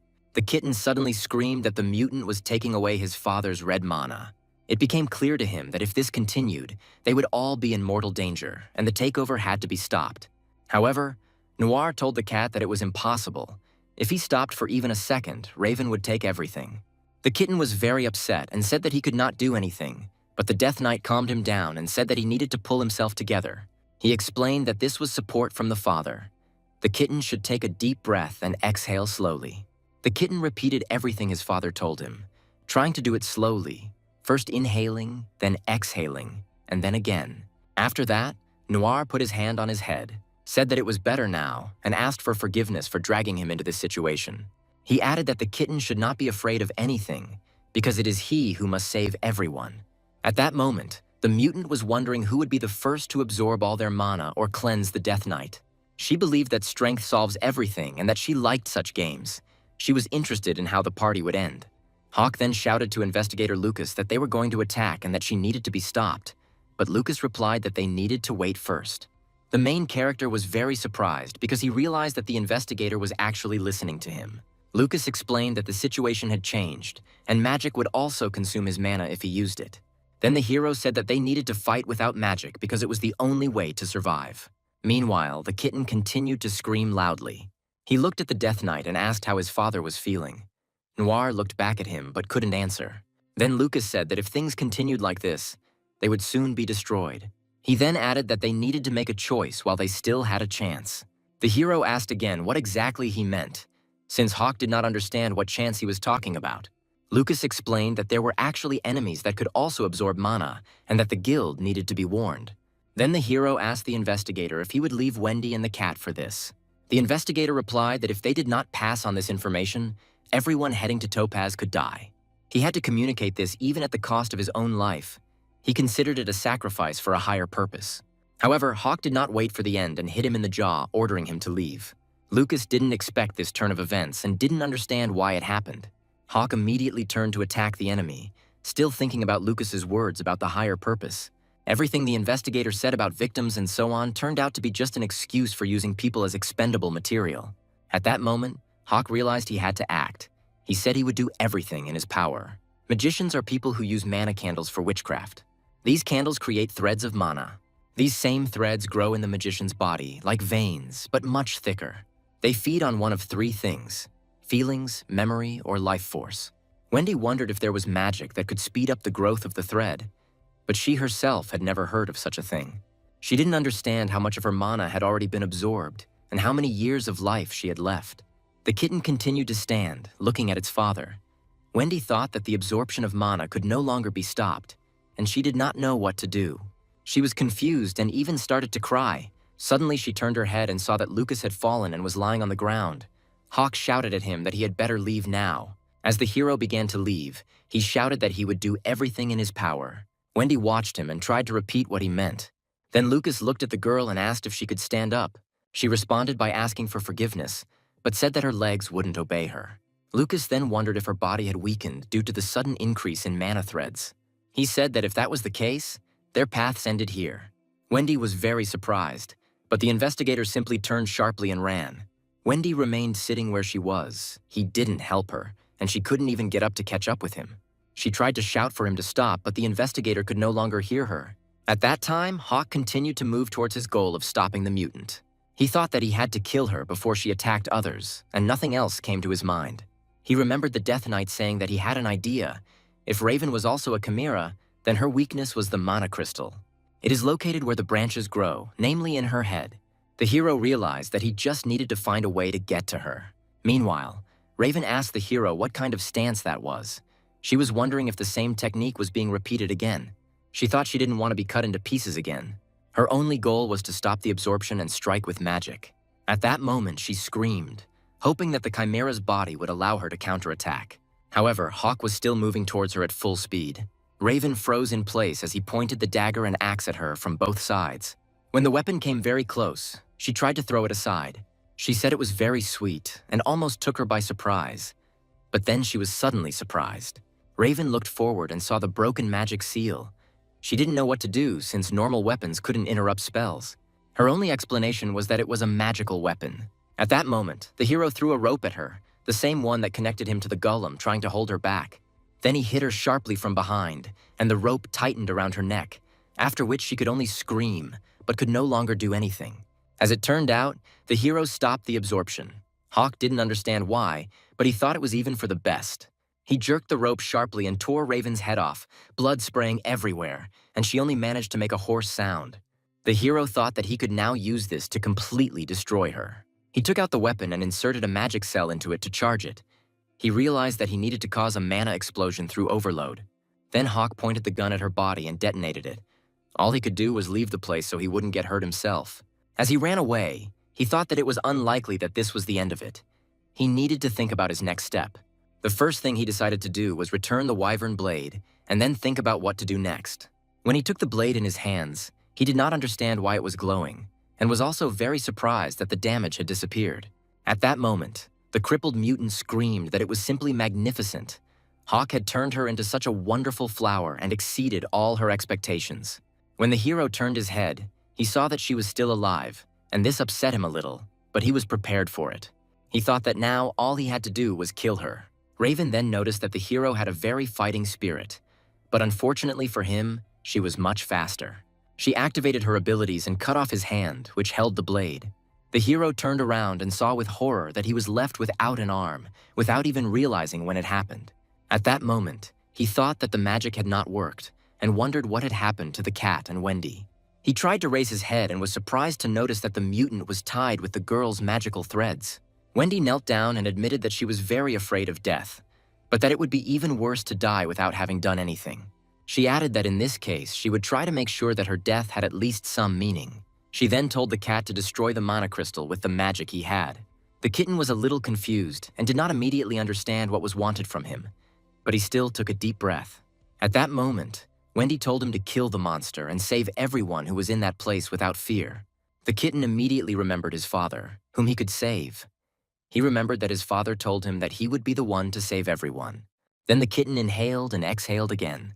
He looked at his father and thought that if he used magic as usual, his father and Hawk might get hurt. The little animal considered creating a giant hand, but realized that this was not a solution since they were too far away. Then it dawned on him. The kitten remembered a special spell that could save everyone. It imitated Father's magic. It only imitated Noir's magic, but still, it was enhanced with 3 additional types and became fast and deadly. The only thing that was lacking was his accuracy, and he couldn't land a precise blow. The kitten still lacked skill, but he was very close to success. However, the hero was able to help him, He grabbed the magical weapon that the kitten launched. Then he immediately directed it to the right place, right at Raven's head, so that the mutant would not be able to resist. The next moment, he was able to cut off the mutant's head with the help of the little cat's magical weapon, which contained the crystal. After this, the hero landed, wondering if they really succeeded in doing it. When he looked back, he saw that the blow worked. He headed towards the place where the kitten and Wendy were, thinking only that this was only possible thanks to the girl and the cat. He also realized that the investigator had actually run away. At some point, he relaxed and immediately felt pain piercing his body. He forgot for a moment that one of his arms had been cut off, and suddenly his vision went dark and he stumbled, starting to fall from the pain and loss of blood. Hawk tried to stay on his feet, although it was extremely difficult. He knew he couldn't fall because Noir was still alive. Soon he managed to free himself from the shackles and was ready to attack. Then Hawk mentally told himself to pull himself together. Despite the severe pain, he understood that the enemy was not yet defeated, and he needed to act. Otherwise, everyone would die. Wendy realized at that moment that using mana directly without candles would drain it too quickly. She forced herself to hold on a little longer, even though it was hard. By that time, Noir had freed himself from his shackles and was ready to attack Hawk with his magical weapon. Wendy closed her eyes with all her might and asked for forgiveness from everyone else, and Noir was already fully prepared for battle. The girl sat there, completely exhausted, repeating to herself that she had tried and wanted to be useful, after which she fell down from fatigue. The kitten ran up to her and started calling her, but the girl didn't answer. She just breathed heavily. Then Hawk realized that he could no longer rely on anyone, and in this case, he would have to deal with the Death Knight himself. The next moment, he took off his helmet and threw it straight at the knight, realizing that he would have to fight alone. He ran over to pick up the wyvern blade that was lying on the ground in his other hand. Pulling it from his severed hand, Hawk thought that he must not fail him. He tried to attack once and noticed something unusual, realizing that he was starting to succeed. He found it strange that the magic had disappeared, but most likely it had not disappeared, but simply dissipated. Then he realized that it was his blade's ability. Now he needed to understand how it worked. Then Hawk caught himself thinking that his head wasn't functioning properly. First, he had to finish the fight.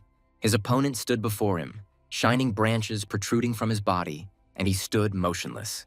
The hero paused, wondering if Noir had frozen due to the shockwave. The next moment, something strange began to happen. The Death Knight gathered his magical powers, roared loudly, and then pushed away. Then Hawk wondered if the knight had gone into berserker mode. Everything turned out exactly like that. He only managed to see how the Death Knight rose into the air, and he could not stop him. The hero looked up and thought that the enemy had simply flown away. He asked himself whether it was worth pursuing him. But then he decided that first he needed to heal his wounds and get himself and everyone else in order. He also realized that he needed to reflect on everything he had recently learned. At that moment, he felt weak and could not hold the dagger in his hands.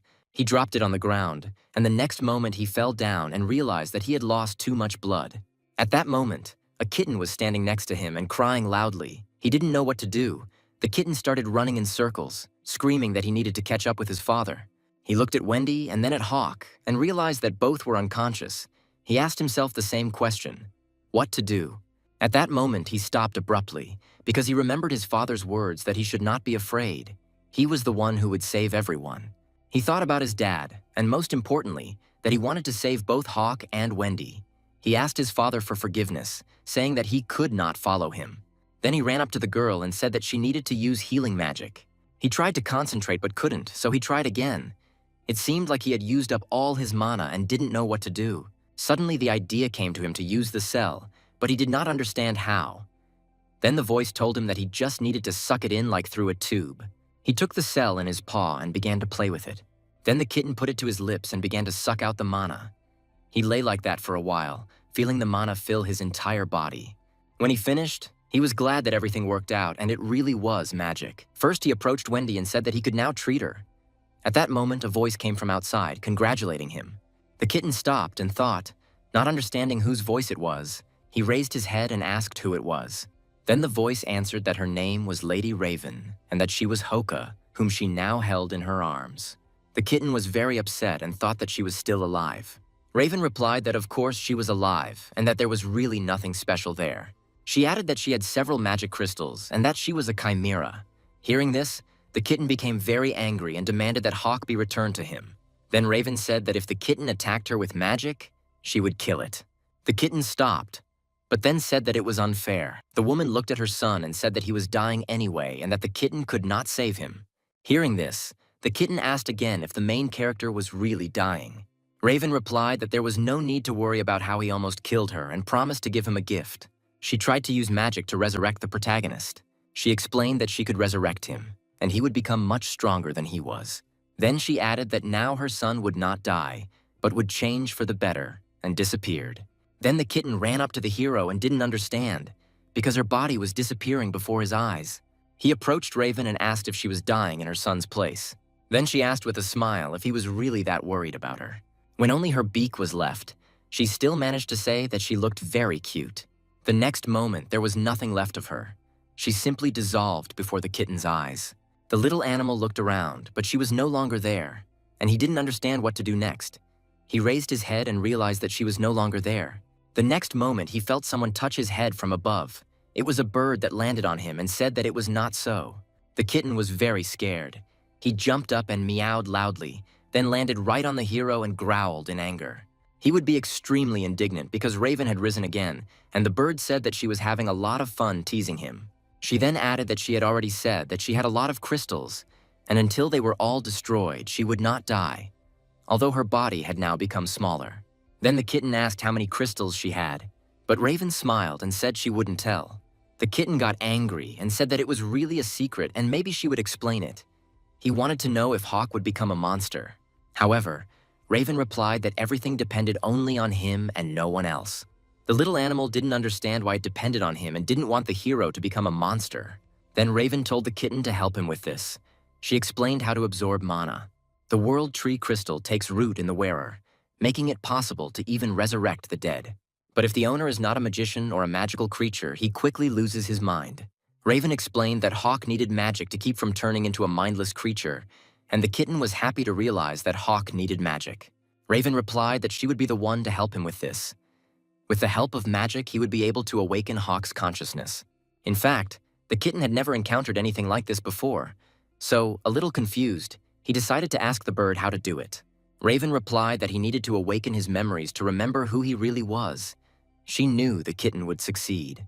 The kitten thought for a moment and said that now it became clear to him why she was helping, because they were supposed to be enemies. At that moment, Raven chuckled slightly. She asked with a smirk if he really thought she was helping him. The kitten was confused and asked again if this was true, still not believing his own ears. Then Raven suddenly sat on his head and pecked him on the forehead. She assured that the kitten should not worry and should trust her, adding that he was a very sweet but stupid kitten. The little animal, feeling anxious, thought only that Hawk must survive. So he promised to trust the bird, even though it was their enemy. Then Raven flapped her wings hard, pushed off, and flew away, leaving the kitten alone. At the same time, she said that the kitten was good, should not let her down, and was obliged to save Hawk at any cost. She said she would wait, and soon disappeared completely. The kitten clenched his paws, not knowing what to do next. He didn't want to see her anymore because trusting her without explanations turned out to be difficult. At that moment, he heard Wendy's familiar voice calling him, and he instantly felt relieved that she was okay. Wendy smiled and thanked the kitten for the treatment, saying that she was worried about Hawk, and now, thanks to him, everything is okay. Then the kitten, a little confused, told her that Raven said that she could save him, which meant there was a chance to fix everything. Wendy noted that she had heard about activating consciousness through memories, but it was not a cure. It's just a way to maintain sanity after turning into a monster.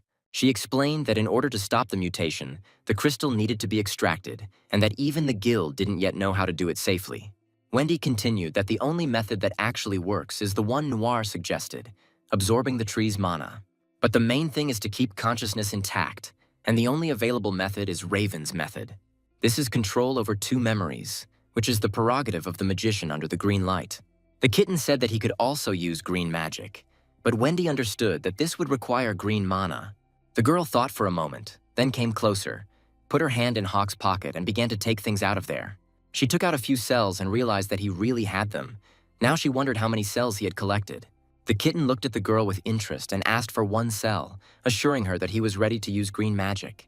Wendy explained that the cell first needed to be inserted into a magical weapon, but the kitten suggested trying to simply suck out the mana, like through a tube. Wendy was surprised, as she had never heard of this method, but decided to give it a try. She lifted the cell, and the kitten sucked all the mana out of it. After a few seconds, he announced that he was ready and now had green magic. Wendy, watching the process, was amazed at how it worked.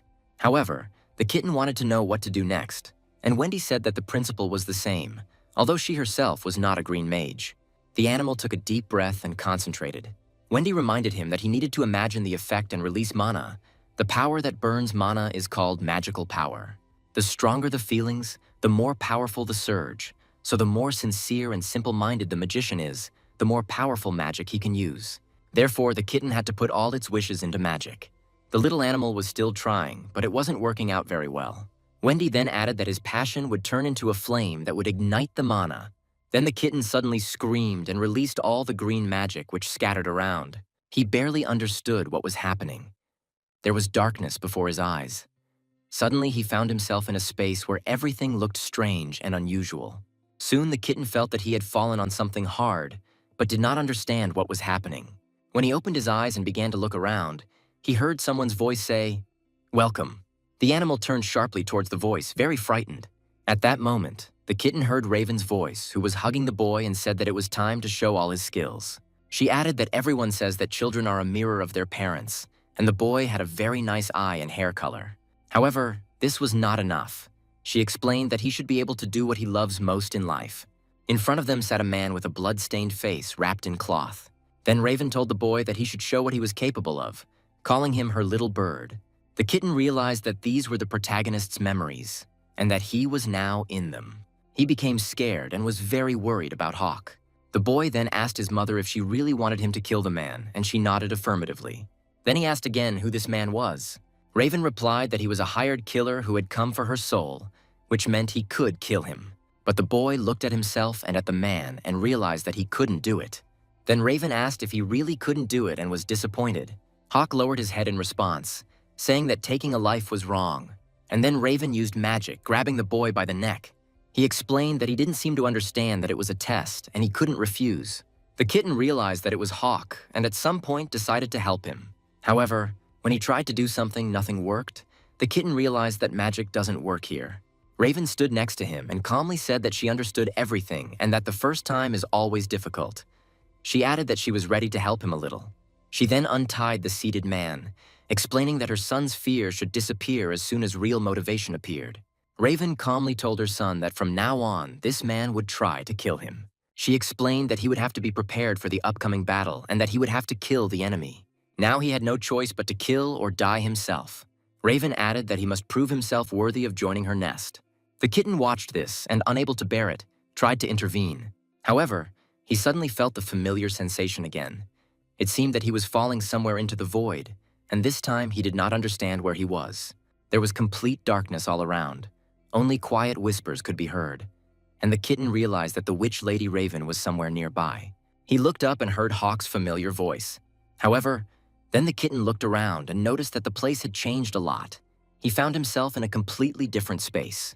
The witch loved to wander through the ruins after a battle, watching people die. The Nest Squad was created as part of this hobby. The mercenary contracts that the chicks received became the basis for new spectacles. Suddenly, the witch approached one of the chicks that was lying on the ground. She looked and said with disgust that it was the hand of a dead man. Her servants were silent and afraid to go against her, and she wondered what to do with this hand next. At that moment, Raven realized that the joints were destroyed, so the body was useless. She looked around as if choosing her next target and said that she needed a fresh chick. Among the ruins, she discovered new chicks, orphans hiding from the war. Unfortunately, the main character turned out to be one of them. He sat behind a huge rock, covered his mouth with his hands, and tried to keep her gaze from passing him by. But at that moment, Raven came closer and greeted him. The first thing she noticed was his very beautiful hair. After that, he became her chick. Suddenly, the kitten noticed that it had become dark again. Hawk's voice was heard, but it was dissolving into memories, as if somewhere far away. The little animal rushed back and forth in the darkness, trying to find him, not understanding why he appeared and disappeared, and why the place was constantly changing. He tried to shout to him, because he found himself in this memory, to save him. Suddenly, the kitten collected his thoughts and said that he was ready to leave this place together with the main character, since Wendy was also worried. And then suddenly Hawk thanked the kitten and asked if they were really in a dream. The kitten frowned slightly and objected that this was not so.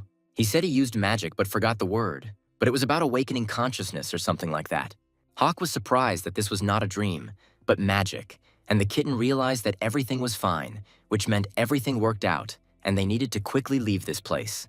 However, the hero said that he needed to wait a little, because he wanted to ask the animal for a favor.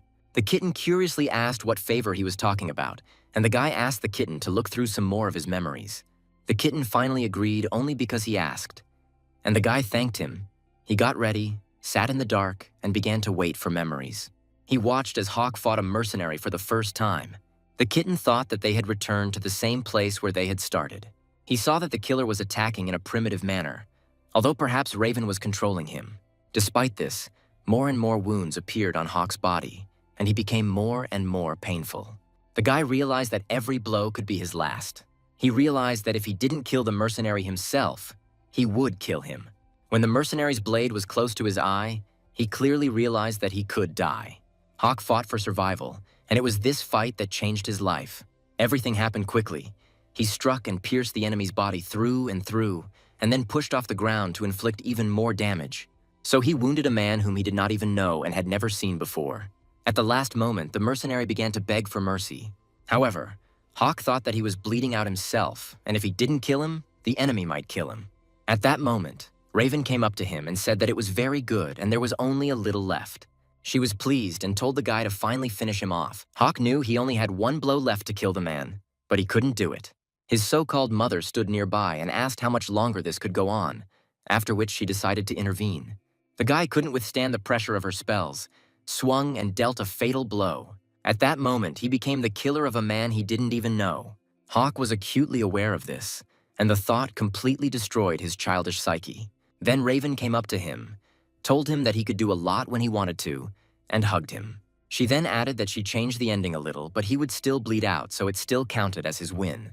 She smiled and said that he was able to defeat a Death Knight mercenary single-handedly. It was incredible. It was a reason to be proud. Then Raven laughed quietly and added that he had proven himself worthy and could now call her mommy. The guy, breathing heavily, replied that he would not do that. His entire family had died, and she was not his mother at all.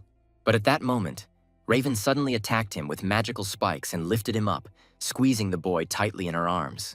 He began to groan in pain and tried to break free, but she only insisted that he immediately say that she was his mommy. With difficulty breathing and clenching his teeth, he managed to squeeze out these words. It was incredibly difficult for him to say them out loud, but he called her mom. Hearing this, Raven nodded and said that was enough and hugged him. She then added that she was ready to give him a name, naming the boy Hawk. The nest operated in the disputed territory between the kingdoms of Sapphire and Topaz, serving the kingdom of Sapphire as mercenaries. The main objective was to seize the supplies of the Topaz kingdom and kill the scouts. Suddenly, the kitten thought that he was again in some unknown place. The witch was standing there and said that the chicks did a great job. She noted that they had captured the supplies. Their task was accomplished. Then she added with a sly smile that now it was time to have a little fun. They had another goal, to help her with her hobby. When Hawk joined the squad, her entertainment took on a more violent tone. Now these were not just senseless murders, but carefully planned actions. Everyone called these guys the chicks from the Nest Mercenary Squad. Their hands turned into sharp blades distorted by magic. They wore red masks that hid their faces and suppressed their humanity. The magic kept them in a constant state of combat readiness, and it seemed they could fight forever. None of them felt tired. None of them felt pain from their wounds. They did not know who was in front of them and why they had to engage in battle, even if the enemy was stronger and more experienced. But they had no choice, and they went into battle. They were merely instruments of murder, completely subservient to her, doing it for her amusement. Every time the chicks entered into battle, they did not know how strong the enemy was and whether they would be able to win. And this time, the knight who confronted them turned out to be much stronger. Many chicks fell under the blows, unable to withstand the magical pressure. The knight used Mana Slash, destroying them completely. After the impact, the chicks broke down and were no longer needed by anyone. New ones came in their place, and the cycle repeated itself again. The protagonist turned out to be the only exception. He stood watching the battle from above, together with the witch. She told the guy to get ready. Now it's his turn. Only the main character was given a name, and he was the only one who did not wear a red mask. Raven only allowed him to be without his mask because his hair and eye color matched hers. She was proud of him, and for Raven, Hawk was special. The kitten watched everything that was happening and tried to understand why the hero showed him these memories. He wondered what Hawk meant by that. The boy understood that he had become the witch's new hobby. She knew that Hawk could handle even an opponent that several chicks at once could not defeat. It all resembled a puppet show with the same plot. From the very beginning, the chickens entered the battle to test the enemy's capabilities. They also learned about his magical weapon, a blade that pierces mana. With its help, the knight destroyed several chicks with one blow. He killed one chick after another, dealing them a crushing blow with his sword. It seemed like the battle was already lost for Raven. But in reality, the goal was different, to wear out the enemy. Only when the enemy was significantly weakened did Hawk take to the field. The knight thought that he had defeated everyone, but everything turned out differently. He looked up and saw Hawk, full of strength. The knight was indignant. After making a few movements, Hawk struck and cut off the enemy's head. After that, he approached the guy who was protected by the knight. The guy was very scared. Hawk told him to run away, leaving a chance to survive. In fact, every time there was one survivor left, he was given a chance to leave and tell everything. Thus, Hawk earned himself the nickname the Witch's Hunting Hawk. But due to the inevitable sacrifices, he was forced to listen to unpleasant words from his so-called brothers and sisters. Every time they approached the masked chickens that had died, they said it was cruel. They didn't understand why only Hawk survived. The boy was completely isolated and left to suffer alone. He looked at these chicks, who each time said that they also wanted to live. They tried to say something, but the witch closed their mouths with magic. She controlled them, because they were already prepared as material for her purposes. Every time Hawk thought about only one thing, how to escape from her. Raven came up to him and said that this time he was great. He sent the knight to another world and was truly a special child. Without waiting for an answer from the boy, the witch attacked him again, piercing his chest with a magical spike. When Raven saw that he had bitten his tongue and blood was coming out of his mouth, she was a little upset. At the same time, she told him not to be afraid, because she could heal him. The guy asked her to kill him, but she just grinned and told him not to talk nonsense. She then asked if there were any parents who abandoned their children, but Hawk replied that she had just kicked out 3. Raven explained that all this was done for a reason, but for a purpose. For their future, it was a beautiful sacrifice. Hawk just lay there and listened to her, not understanding how she could speak like that. He shed a tear for those who were real people, not just expendable material. He did not understand why all this was necessary. Raven explained that life was short, and for blue light mages it was even shorter. She had less than a year left to live, and she wanted to leave an heir. Hawk represents her will. He will kill thousands of Topaz soldiers and become the hero of Sapphire. Even after her death, she will remember him as the mother of a hero. At that moment, tears were flowing from his eyes, not for Raven, but from his own helplessness. All he could do was wait for this nightmare to end. The kitten found itself in the darkness again. He turned to the boy, trying to understand if she appreciated him at least a little. But Hawk replied that he had no idea and didn't care. Her feelings didn't matter to him. He said he hated her then and now, and nothing has changed since then. The kitten looked at him and thought that this was his Hawk, but then he doubted it. He came closer and noticed red mana around him, so maybe it wasn't him. Hawk continued his memories. He said that her bloody games did not stop. The rumors multiplied. This continued until he met an opponent much stronger than himself, a Death Knight. That day, the end came for them. Hawk said that he took dozens of lives every day, and it seemed like his whole life consisted of nothing but that. Some days he could take hundreds of lives. It seemed there would be no end, and he was the only survivor. Each time he felt the weight of death on his shoulders. Each time Raven appeared, he was told that this time he was magnificent again. This burden of dead people broke him, and she laughed, taking it as entertainment. He understood that he hated her more than anything. Hawk had no other feelings left but hatred for this woman. Raven looked at the battlefield and said that the view before her was beautiful, and it was all thanks to him. She seemed proud of what he was doing, she just enjoyed it. But Hawk himself was overcome by guilt towards the dead, which kept him from going crazy. But in the end, it wasn't enough. He forgot who he was. Every time he asked himself who he was, a witch's hunting hawk or a war orphan, he didn't know what to answer. Then Raven came up to him, hugged him, and told him not to worry. She assured the boy that all he needed to do was just listen to her. She thought he was very cute, but in reality, he was just a baby bird that never left the nest. But he had a name, Hawk.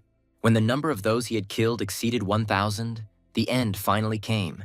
The kitten looked at the knight and thought that this figure was very familiar to him. But Hawk explained that it wasn't noir, it was serious. the man who was lying in the coffin, who at some point appeared before them as a death knight. He turned to the witch Raven, saying that it was time to answer for his actions, but she said that she was not afraid and knew what such people were called. He was just a death knight and was sent out as an unusual mercenary. Then Hawk asked if all the others weren't the same as those he had killed. Raven replied that Death Knight was the name of the order, but only the chosen few who wore such armor were called Death Knights. She then added that, if addressed respectfully, he was the Lord of the Death Knights. Sirius listened to her until the end and said that she was well informed. The witch explained that those who should know already knew everything, and their secret society was too noisy. She then held out her finger and noted that the most important thing was that he had come specifically for them, which meant that they had become a real threat to Topaz. If they kill him in this battle and their fame rises to the skies, it will only play into her hands. The Death Knight, without thinking twice, replied that if she wanted it, she would get it. At this moment, the battle with Sirius began. Raven, as always, pulled the strings in the first fight. The chicks wore down the enemy, and Hawk was supposed to deliver the finishing blow. The kitten, who was watching what was happening, decided that he needed to run away and was extremely scared. However, Hawk soon realized that something had gone wrong in this battle. The enemy turned out to be much stronger than the previous knights. His strength was many times greater than that of all of them combined, so he easily dealt with them. None of the chicks' attacks caused any damage to him. Sirius easily repelled the attacks of the child killers, pushing them away from himself. At one point, they tried to attack him from different sides, but the knight pushed off the ground to repel the attack. Thus, he masterfully pitted them against each other while avoiding attacks himself. In addition, he had incredibly powerful magic that the chicks could not resist. He could attack everyone at once. The chicks were completely trapped, unable to move and defenseless. Sirius held them all back so they couldn't attack and then struck. He kept them on a leash, not allowing them to move. At that moment, Hawk entered the fight. He realized that he had never seen anything like this before. Now his blows were powerless. As the boy approached the knight and swung his arm to strike, he felt himself begin to slow down, as if something was holding him back. The Death Knight easily blocked Hawk's strike and sent him flying. He then grabbed the weapon that was in the boy's hands, holding it with magic. At that moment, Hawk looked at the knight and realized that, although he was inferior to him in strength, his feelings took over. But it was not a feeling of fear, but a feeling of delight. The Death Knight held Hawk's hands, which, under the fire of his magic, had once again transformed into normal human hands. The next moment, he threw the protagonist back. When Hawk fell, he opened his eyes and was extremely surprised. He noticed that his hands were free again and was glad that the shackles had fallen off. The Death Knight then said that there was no need to fear him. He understood that the chicks were under control and was ready to free them from the witch. At that moment, Hawk realized that he could lead a normal life again. He was simply saved. Deep down, he was glad that perhaps this Death Knight could save him. The boy sat down on the ground and looked at the knight, and it seemed to him that he was like a knight from some fairy tale. Although his armor was black, it shone so brightly that it seemed as if he had descended from the heavens like a deity to save Hawk. The cat watched what was happening in horror, trying to understand how this harsh confrontation would end. At first, it seemed to him that everything was already over, but he was quickly disillusioned. Unfortunately, he had to watch the terrible Raven and her deeds for some time to come. Smiling, she asked if Sirius had just immobilized his opponents instead of killing them. She stressed that this was quite unexpected for a person who was engaged in contract killings. Sirius calmly replied that it was necessary to observe the targets and carefully analyze their behavior. He realized that his opponents were susceptible to doll magic, meaning they were victims of her spell. Raven said that this was a weak excuse and that in order to become a chick, it was necessary to commit murder. She also said that each of these fighters had their hands stained with blood. Sirius asked her if they had done it of their own free will, and she replied that everyone there was a criminal. Hawk just watched sadly as it happened, unable to utter a single word. Sirius meanwhile repeated his question, saying that these people were probably forced to commit these acts. After that, he pointed the sword in her direction and said that she was the only criminal. Raven haughtily asked him again if this world would treat her unfairly again. Looking at him with her cold gaze, she accused him of also being a murderer and behaving disgustingly. Sirius was actually serious when he said that he was just like her. However, unfortunately, he did not appreciate his opponent, who won not by skill, but by her ruthlessness. The relentless cruelty that raged within her body became the blade that broke the reflection. After sacrificing the chicks, she used a special spell to pierce Sirius. Hawk only watched as Sirius's sword made a distinctive sound as it fell to the ground and landed next to them. After that, He looked at Sirius, and an emotion of incredible horror and sympathy froze on his face. The Death Knight was at a great disadvantage as he was impaled by several metal rods. He quickly realized that transmutation magic had just been used against him. Raven said that it was a special spell that turned the flesh of living beings into metal. She smiled and said that thanks to his compassion for these chicks, she was able to use it without any problems. She also thanked him and called him a real idiot. Sirius asked her if she really dared to mock him, despite the fact that she almost lost. Raven smiled and said that he looked quite healthy, even though the others were too painful to even speak. She assumed that in exchange for magic, he gave up all pain in his body. She admitted that she was very envious of him, since he was a lucky man and a red light mage. Finally, she decided to cast another spell on him, saying that now he would begin to sleep forever. The cat thought that Sirius was in danger and needed to be rescued immediately. Rushing forward, he tried to use all his strength to reach it. Hawk intercepted him and told him not to worry about it. Looking closely at his comrade, he said that it was just a memory that could not be changed. After that, sadness flashed in his eyes again, and he said that unfortunately Sirius would die, but not here. At that very moment, young Hawk rushed to attack Raven and dealt her a serious blow right in the back. This stunned the damned witch, and for a moment an expression of genuine sadness froze on her face. However, her reflexes forced her to quickly strike the boy in order to throw him aside. She couldn't believe he did it and wondered why he decided to do it. She reminded him that she had done an incredible amount for him and had bestowed so much upon him, and yet he had treated her so meanly. Hawk was still trying to come to his senses, looking at Raven and not understanding what would happen next. Raven asked again why he had stabbed her, reminding him that she had only wanted to make him a hero. Sirius sternly replied that the child's blade was his true desire. He stressed that there was no control or coercion involved, and he acted of his own free will. Raven immediately ordered him to be quiet and asked him what he could possibly know about such things. Rage began to cloud her eyes, and she told him not to dare talk such damn nonsense. However, the next second, another Death Knight appeared in her midst and pierced her with his sword. Raven turned around and asked what the hell was going on. The knight merely judged her harshly, saying that she was a murderer who deserved punishment. Immediately after this, he drew his blade in order to deliver a serious finishing blow. He said goodbye to her and a moment later chopped off her head in order to put an end to her story forever. Hawk said that it was then that another Death Knight appeared and saved the day. This stranger put an end to Raven, and thanks to this, Sirius was able to live for some time longer. Hawk recalled that this man was the commander of the entire garrison of Death Knights. This knight's name was Garen, and he had a reputation as a great warrior who had destroyed thousands of enemies. Hawk also said that this warrior was one of his benefactors, thanks to whom he embarked on this path. Garen watched the battlefield and wondered what kind of disgrace had happened here. After this, he decided to remove the spell in order to free his comrade. He reminded him that this was exactly what happened when the assassins attacked head-on, so they had to be more cunning. Sirius looked closely at his commander, saying that his actions had a clear motivation. After that, he said that he would like to spend a little more effort to save these children. Garen said in a dark voice that he would not allow this, as it was already too much. He also added that the chicks should have been punished for what they did. Sirius understood perfectly well that there was no point in arguing in this situation, and tried to somehow accept it. Garen meanwhile drew his sword and addressed the witch Raven's hunting hawk.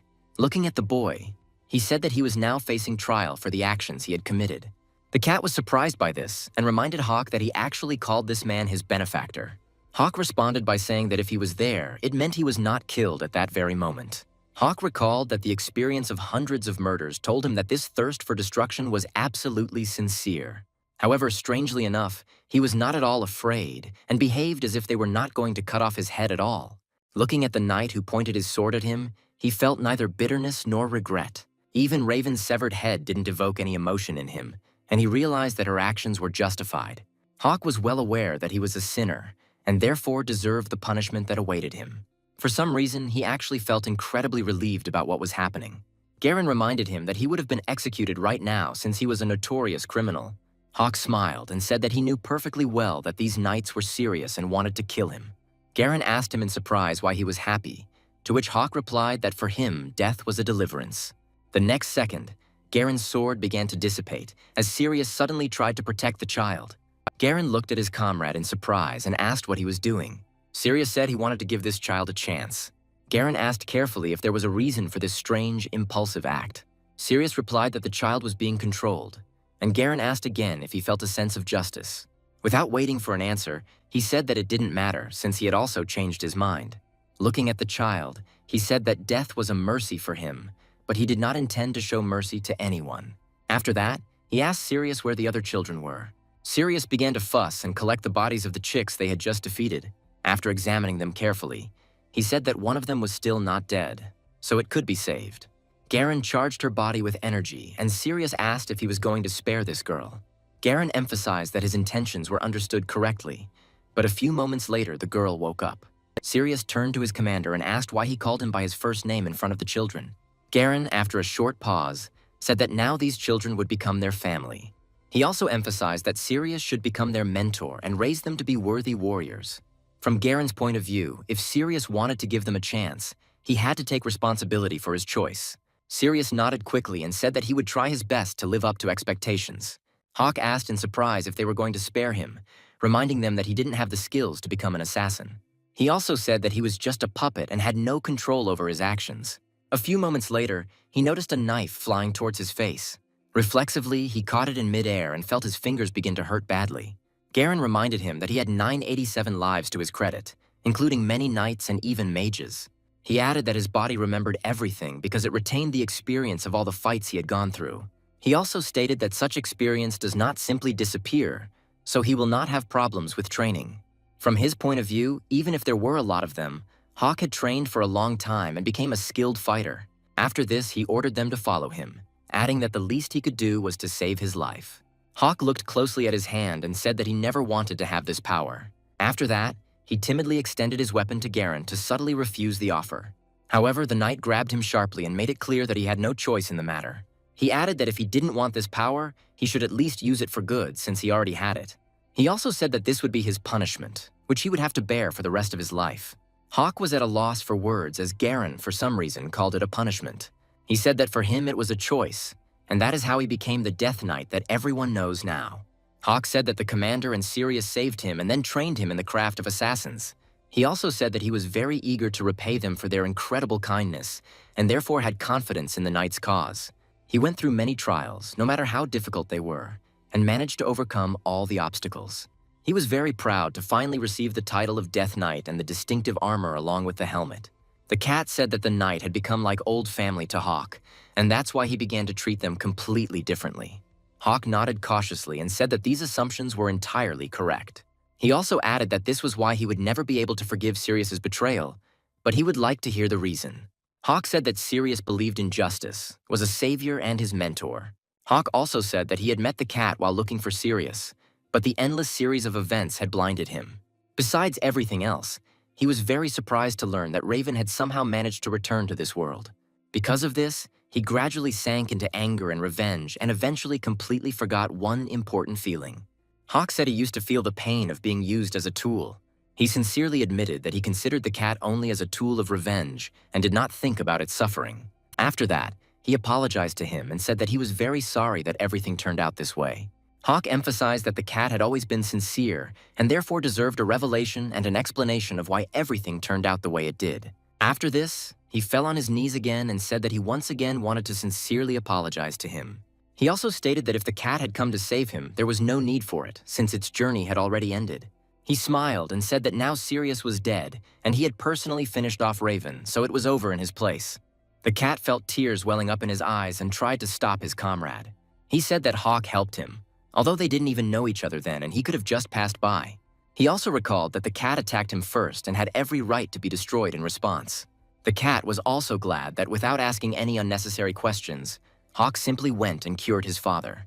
He reminded him of how they had fought together, even though those battles had been far from easy. He also reminded him that Hawk had suggested going together to overcome difficulties faster. The cat stated that this was why Hawk was like family to him, something that needed to be taken care of and saved so that this wouldn't happen. The cat added that no one is abandoned in the family and reminded him of the oath they made to each other. Hawk was very surprised to hear this and asked the cat if he had really been so selfless. The cat confirmed his wildest guesses and said that he no longer wanted to lose anyone dear to him. After this, he stated that he didn't need to apologize, since everything that had happened no longer mattered that much. He stated that Hawk was the most precious family to him, which needed to be protected. Hawk still couldn't believe that everything was happening this way, and tears began to appear on his face too. The cat meanwhile began to return with them to escape. Meanwhile, Wendy continued to closely guard Hawk's body and watch over him. However, she began to worry as the process was taking much longer than she thought. She said that the other way was to awaken his consciousness, but apparently that didn't work very well. She also stated that if it gets darker, monsters will appear again, and it will be much more difficult to protect him.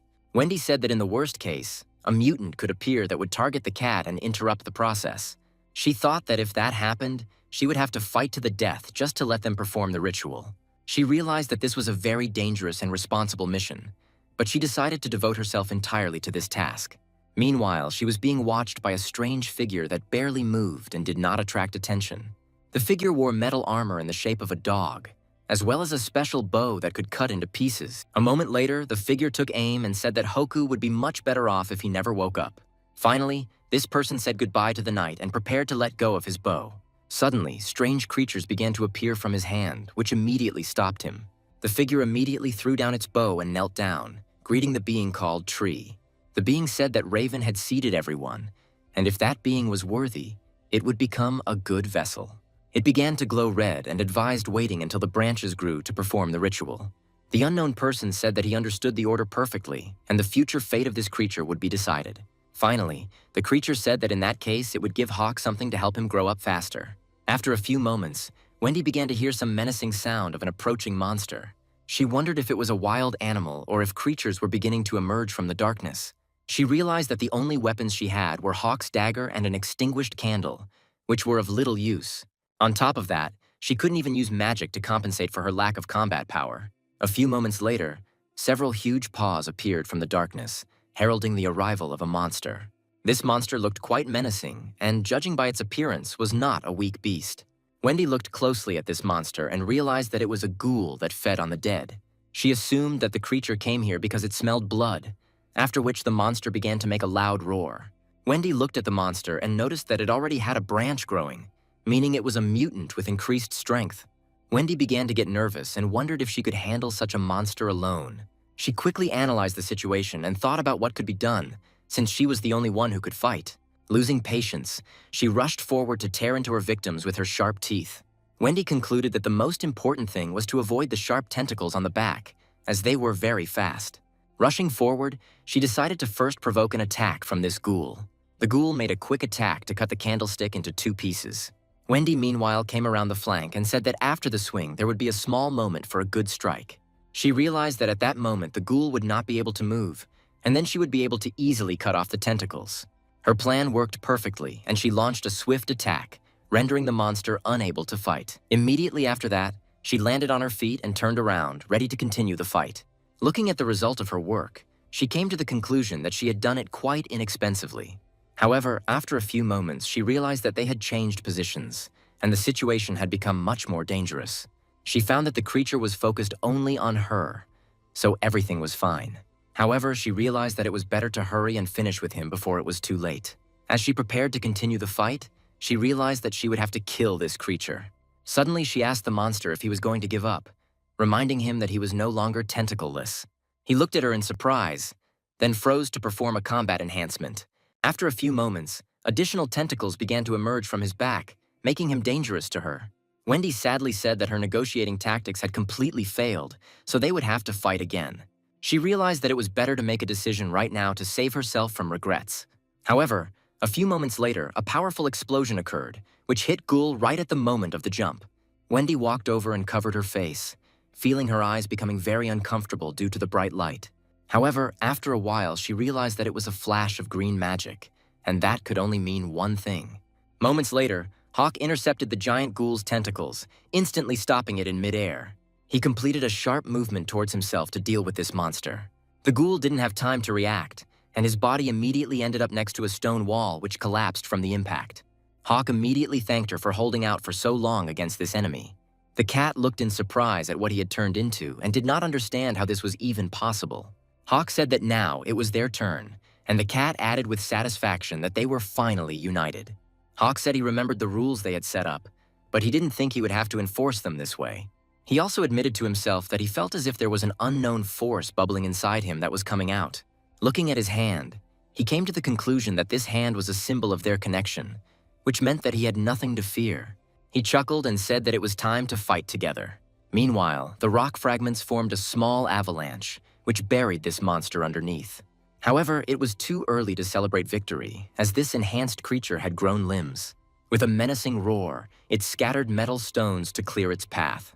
Hawk mused that the mutated ghoul could be of great use, as those blades would come in very handy. Hawk said that this enemy would have to be killed manually, as it needed to be harvested for materials. He recommended controlling the power and asked to make a weapon that would be neither too strong nor too weak. The cat tried to follow this rather abstract recommendation, and a glow began to appear on Hawk's red gemstone glove. A few moments later, a real energy flash appeared next to him, which formed a weapon. Hawk quickly grabbed it and said that the weapon was quite small and asked for something bigger to be made. The cat looked at him in surprise and said that he had not given the command to create the weapon. Hawk came to the conclusion that he could somehow influence the behavior of this device and create weapons. Wendy looked at her comrade in surprise and said that he should be on his guard. The cat initiated a hand movement and said that he would cover his owner. Immediately after, he summoned a green flash that formed a cross-shaped barrier blocking the attack. It became clear that they could simultaneously control this prosthesis with their thoughts. Wendy asked them what they were doing, reminding them that if they let their guard down, they could get seriously hurt. Hawk realized that he needed to figure out how the prosthesis worked during the battle and asked to make his sword. The cat concentrated all his efforts on straining his imagination. Hawk intercepted the sword and said that this sword was very good, after which he prepared to enter the battle. The cat asked his friend if he could get as close to the monster as possible, because he wanted to try something. Hawk looked at him in surprise and asked what it could be, after which he said that he understood everything perfectly. He rushed forward and said that he would carry out any order if it would help win the battle. The mutated monster prepared to accept the challenge and launched several attacks with its still active fingers. Hawk decided to try using magic, realizing that thanks to the symbiosis with his friend, he could now do it. He watched this with joy and realized that he was casting spells as if he had always been able to do something like this. Jumping up, he decided to throw several energy blades at his opponent. The monster did not have time to react in time and lost its appendages. Hawk realized that the moment of truth had arrived and decided to use the acceleration skill. He accelerated to incredible speed and increased his attack to make it as devastating as possible. As soon as he was close to the target, there was a powerful blow, accompanied by the dull sound of breaking bones. Ghoul began to growl pitifully, realizing that he was unlikely to emerge victorious from this battle. Hawk meanwhile realized that it was an incredible power that was filling his body, and he felt different. As he rushed forward, he realized that he felt as if he could do anything. At that moment, he delivered a powerful finishing attack straight into the stomach of the immobilized monster. The ghoul began to squeal loudly, feeling that life was gradually leaving his vile body. The very next moment, a powerful explosion occurred, which deafened the entire area with a shockwave. As soon as the smoke cleared, it became clear that the blow had cut the giant monster in two. Hawk took the monster's body and said that they were finally close, and now the cat could try what he wanted. The cat suddenly transformed from its normal form and made a small leap towards the defeated monster. Immediately after that, he grabbed his energy crystals and began to pull them towards himself. After some time, the crystals on his head began to glow, indicating that he had increased his power. The cat happily said that he had managed to absorb mana, even though he had never done it before. Hawk watched the scene and saw the cat absorb the mana into its mouth. Hawk realized that if this could be done without contact, it was ideal for ambushes and open assassinations. The cat said that he hadn't controlled his power well, but now he would be able to control it if he saved his father next time. Hawk realized that his comrades also had psychological trauma that needed to be worked through. He realized that the little cat still blamed himself for not being able to save his father. The cat, meanwhile, said that because he couldn't control his magic, it was hard for everyone, and even Wendy suffered. Hawk told him he shouldn't blame himself, explaining that things just didn't go according to plan. Hawk asked him how he came up with the idea of absorbing mana using his mouth. The cat looked at his comrade in surprise and said with some tension that Raven had predicted something similar. Hawk looked at his comrade in surprise and asked what he meant, since they had killed her together. Wendy stated that Raven was alive and had several magical stones, which allowed her to be resurrected. She also added that one of them was implanted into Hawk in order to save him from a terrible death if necessary. Wendy looked at him with some surprise and wondered if he was no longer human. Hawk paused briefly and said he needed to think hard about what he had just learned. After a while, they carried the defeated monster to the side to separate the blade from it. Hawk continued to wield his sword, hoping that he would find some more valuable materials. Wendy asked if he needed help, adding that it was much more difficult to work with one hand. Hawk said he didn't need help because the work helped him collect his thoughts. Wendy said there was no need to force herself and noted that she couldn't even look at a corpse right now. Wendy stated that she values life very much and cannot believe that anyone considers this to be some kind of bad quality. Hawk fell silent and said that he had not tried to get her help and wanted to handle it on his own. Wendy asked him to tell her when he could clear his head and continue the conversation. Hawk thought about it, trying to figure out that he actually had it all figured out, but he found it hard to say out loud. As he continued to lose armor plates, he went over all his assumptions and realized that he could be wrong. However, so far everything indicated that he was destined to die here. Wendy, meanwhile, continued to monitor the cat to ensure his maximum comfort. The cat began to purr in her arms and said that he was very tired and wanted to rest a little. Wendy rose to her feet and said that she agreed with his desire to rest, adding that it was now late. Turning briefly to her partner, she said that she would set up camp, to which he merely stated that he was relying on her. Finally, he instructed her not to light a fire, adding that monsters would flock to that light. Wendy told him not to worry and that he had the means to solve the problem. With these words, she placed an artifact called the Sorcerer's Cabinet on the ground, which instantly increased in size. The cat looked at this box in surprise and tried to understand what it was and how it worked. Wendy explained that it was a special item that didn't require any mana cells to use. Opening the closet, she said that any amount of things could fit in there, and once folded, they weighed nothing. She took a small package out of the closet and said that this device was ideal for traveling the world. After this, she set up a tent, which was designed in such a way that it could be rolled up. Having completed all the preparations, she turned to the cat and asked what he thought about it. However, she quickly discovered that by this time the cat had already fallen completely asleep and was not listening to her words. Wendy thought that at this kitten's age he should be falling asleep in his parents' arms, but he was in a difficult situation. Laying him down on a soft spot, she wished him sweet dreams and hoped that he would dream something good. When she went outside, she said that she wanted to help him, but that she needed Hawk's consent to do so. Looking at the way he was training, she wondered what the man had been thinking about for so long. Hawk, meanwhile, told her that the sword was made from the body of a defeated enemy and was completely ready. Wendy said that the shape of this sword was quite unusual, to which he only nodded silently. Wendy said she thought it might take days to make a weapon and praised him for his speed. Hawk said the key is to process the materials, and the rest is a matter of technique and a lot of glue. Wendy said that it all sounded rather unreliable, because this was not a child's toy, but a real combat weapon. Hawk said that he had thought it over, and after she heard his thoughts, he would like to know her opinion as an expert on magic. Wendy looked at him and wondered what they were going to talk about if her opinion was going to matter. She suddenly asked if he had really decided to trust the guild. Hawk looked at her carefully and said that no matter what, he would not trust the guild. Wendy looked at him with genuine confusion and asked what he had meant by those words. Hawk calmly admitted that he had decided that she was a reliable person who could be trusted. He remembered that she had used magic to save them, putting her own life at risk. Hawk also said that he believed her and apologized for attacking her earlier. Wendy reminded him that she broke his arm, which is why he survived, and then replied that she was inspired by him. Hawk asked her what she meant, and the girl scratched her head, saying that she had completely forgotten something. Immediately after that, she turned around and told him that she had saved a small gift for him. She asked him to wait a little and quickly headed towards the tent.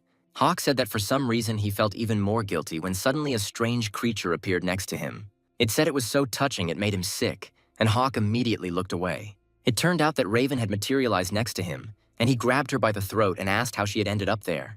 He tried with all his might to pull it away, but it became clear that it was somehow connected to his body. Hawk watched tensely, trying to figure out what to do, but it quickly became clear that he couldn't get rid of her that easily. Raven smiled and said that she had been very worried about how to appear more effectively. Afterwards, she asked him how surprised he was when he saw her. Without further ado, Hawk began to smash the ground to disable it as quickly as possible. Raven appeared on the other side and said that she couldn't be killed this way since she was just a clone. Hawk sped up, looked at her and wondered what she had done to his body and why he could see her. Raven replied that it was obvious if you thought about it a little, and explained that she had saved him from death by sacrificing part of herself. She told him that he was alive not because of any connection with the cat, but because of the love of his mother, who was thinking about him. She also said that they are now connected on a cellular level and have become a real family. Wendy, meanwhile, began to rummage through various things, trying to find the very thing she wanted to show him. She finally found the severed arm and thought about how she could reattach it with healing magic. After that, she said that she should have tried this magic before the cat fell asleep. The cat quickly ran up to her to shake her a little as he saw something very frightening. Wendy asked him if she had woken him up and immediately apologized, but he stated that that was not the case. Wendy continued to apologize to him and asked him to go try to sleep again. The cat said that the matter was completely different and said that Hawk was in serious danger. Wendy looked at him in surprise and asked what he meant. The cat realized that the time for words had passed, and with all his strength began to break free from her hands in order to hurry to help. As soon as he was on the ground, he rushed towards his comrade. Wendy still looked after him in surprise and wondered what was going on here again. Hawk meanwhile realized that he had turned into a chimera, while Raven laughed and said that she finally got her way. She said that now she did not need magic to control him and subjugate him to her will.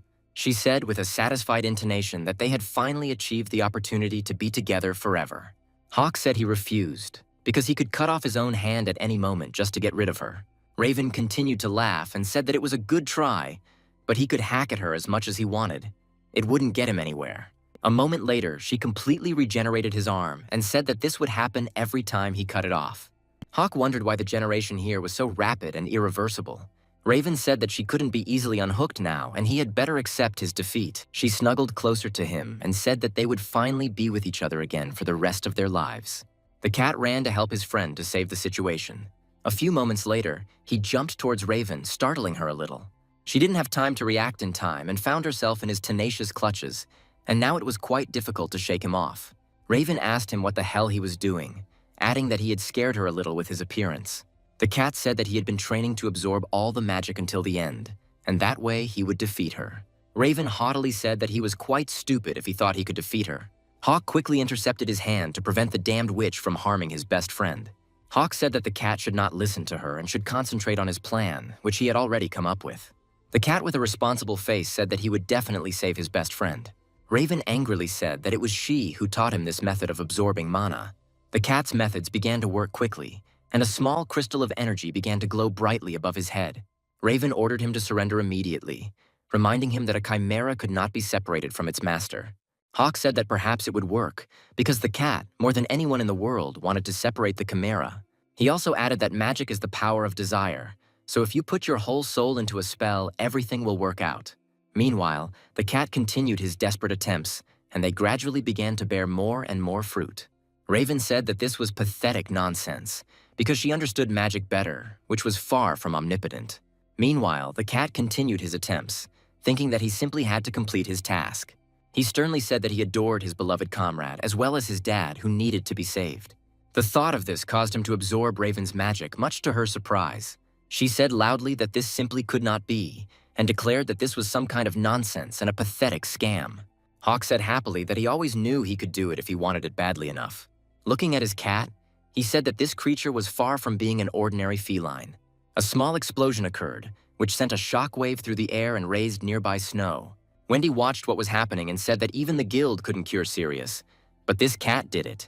Smiling, she came to the conclusion that now they would be able to help those under the influence of the World Tree. Looking at the hero, she realized that this was the power that could save the world. The cat finished absorbing the magic and said that he felt stranger than ever. Wendy realized how strange it looked and decided to help her four-legged friend. She immediately ran up to him and said that it was a very disgusting substance that needed to be spat out immediately. The cat hesitated for a moment and then spat out a small gem covered with a small amount of wood. Raven, whose essence was concentrated in this sample, began to say that she hated this damn cat. Hawk immediately smashed the crystal with his well-sharpened and massive sword. He told her to get lost, and then promised that next time he would get to the original. Wendy asked him how he felt, assuming that he was now finally human again. Hawk stated that this remains to be seen, but if it weren't for the cat, they would have definitely lost this battle. Looking at his furry friend, he said that he was proud of him and did not expect such strong support. Meanwhile, the cat began to feel unwell, due to the fact that his strength was clearly running out. At first, Hawk and Wendy didn't understand what was happening to their furry friend, but he fell to the ground unconscious. They immediately headed towards him in fear, hoping that he would be able to save him. After some time, Hawk placed the remaining crystals in a small jar that could be tightly closed. He carefully monitored the integrity of this jar, hoping that it did not have any cracks. After a while, Wendy suddenly came up behind him and abruptly put a special helmet on him. She said that she wanted to give him this particular thing, adding that she had also prepared other things. Looking at the jar, she asked him if he was going to take the thing with him, to which he confirmed that he was. He justified his action by saying that it was different from a typical mana crystal, so it was worth studying. After thinking for a moment, he said that he also thought it was better not to throw away such things. Wendy agreed with him, after which he asked her how the cat was feeling. Wendy stated that he lost consciousness, but physically he was absolutely fine and in no danger. After a short pause, she asked him what he had been talking about when he was about to tell her something. She reminded him that at that moment he wanted to know her opinion on some issue. Hawk was silent for a moment, then said that the conversation was about his body, which he wanted to discuss. He added that if he were in the same position as Sirius, he would simply have to be finished off. Wendy froze for a moment, surprised by Hawk's dedication and attitude towards her. After some time, he said that everything was fine now since the crystal had been removed. After that, he said that they still needed to talk about the fate of Sirius and Lucas. After a short pause, he also said that they needed to discuss her story as well. Wendy said she didn't mind a little chat, but she wanted to rest first. The next morning, having had a good night's sleep, they decided to continue the topic they had finished yesterday. Hawk decided to tell her his life story, and Wendy listened carefully to every detail. Meanwhile, the cat gradually woke up and decided to pull himself up to look around. Wendy said that she was one of the guild mages who was chosen by the investigator. Wendy also said that the investigators resorted to trickery, and that she and her colleagues did not know each other by sight. Each of them owed something to the inspector, so worries about information leaks were unnecessary. She also said that a man named Sirius asked them to find a way to get rid of the tree's influence. She also said that things didn't work out between them and he left, but he hasn't been seen since until Hawk showed up. Hawk asked her why they were following him then, and not Sirius, who was of more interest. Wendy said they considered Sirius an ally, so they kept an eye on him as a potential threat. Hawk said it was a little clearer to him now, thinking that he should understand what kind of person Wendy was. After this, he asked her what she was going to do now, after which he added that the situation was getting more complicated. Wendy paused briefly, then said responsibly that she would like to go with him. Hawk reminded her that she had used up a lot of her life force after this battle, and there would be many more such fights. Wendy said it was simple and explained that blue flame magic doesn't last long, and now its lifespan has been shortened even more. Hawk looked at her in surprise, clearly not understanding what she meant. Wendy stated that her life would be short, but it would be filled with meaning. After that, she said that this is why she wants to help the cat save the world, and her magic and experience can be useful. Hawk said that in that case it was pointless, since they were pursuing completely different goals. Wendy looked at him in surprise and wondered if this was really true. Hawk said his goal was to save the cat's father, not something as big as the whole world. Wendy looked at them in surprise and realized that they were pretending that they didn't have the ability to change the whole world. She realized that their choice was absolutely justified, since carrying such a burden was very difficult. She also said that the one she wanted to pass this burden on to was just a small, defenseless kitten. However, she wondered if they were the same thing. Hawk looked at her in surprise and wondered how she saw such a connection between the two goals. Wendy said that she, too, wants to protect what is dear to her, and that desire is the force that changes the world. She also said that their struggle is part of something bigger, so she wants to join them. The cat turned to his friend and said that Wendy was a very good person. Hawk agreed with him, thinking that if there was a hero in this world, then this is what they looked like. After that, he proposed to her to protect what was dear to her together and not to leave each other for a single step. Thus, these people became one formidable team and went about their business. Commander Harold said that from what Investigator Lucas had said, they had come to the right place, but he didn't see any bodies. He asked if they had really survived, left, repaired it, and were now hunting in these parts. He suggested that they either became heroes by defeating the mutants, or became monsters themselves. One of the knights said that to the south of here there was a tent that showed signs of human habitation. Everyone else froze in surprise and turned towards this sentry. Harold reflected that it seemed they had survived their encounter with the incredible monster. Smiling, he mentally admitted to himself that this was a pretty good result. After this, he ordered all the other soldiers to follow him, declaring that it was necessary to thank these heroes. They continued to be watched by the mysterious figure who had previously tried to kill Hawk. The figure asked the entity whether it was necessary to kill Hawk, but it was told that everything was fine. The strange warrior said that they clearly saw how these people took out the magic crystals and destroyed him. The entity said that it was not so important, because now there was no need to wait for the branches to grow. The creature slyly noted that these seeds had already evolved, and all that remained was to direct their growth with the right nutrition. Meanwhile, Hawk continued to practice with his new arm, hoping that his coordination had not deteriorated. Wendy asked him how he was feeling, suggesting that he needed some more healing magic. Hawk said the movements felt familiar, but his right hand felt completely alien. The cat immediately decided to jump on his friend's shoulder to help him. At that very moment, the knight's right hand began to glow with a strange fire that matched the color of the fire on the cat's head. After this, the cat spent all his mana to help his friend, but the result left much to be desired. He asked him how he was feeling, and Hawk petted him, saying that he was very grateful for his help. Wendy noticed that the object had lost its sensitivity and began to delve into her own conjectures. She asked him about the memory, reminding him of how he had fought Raven the previous night.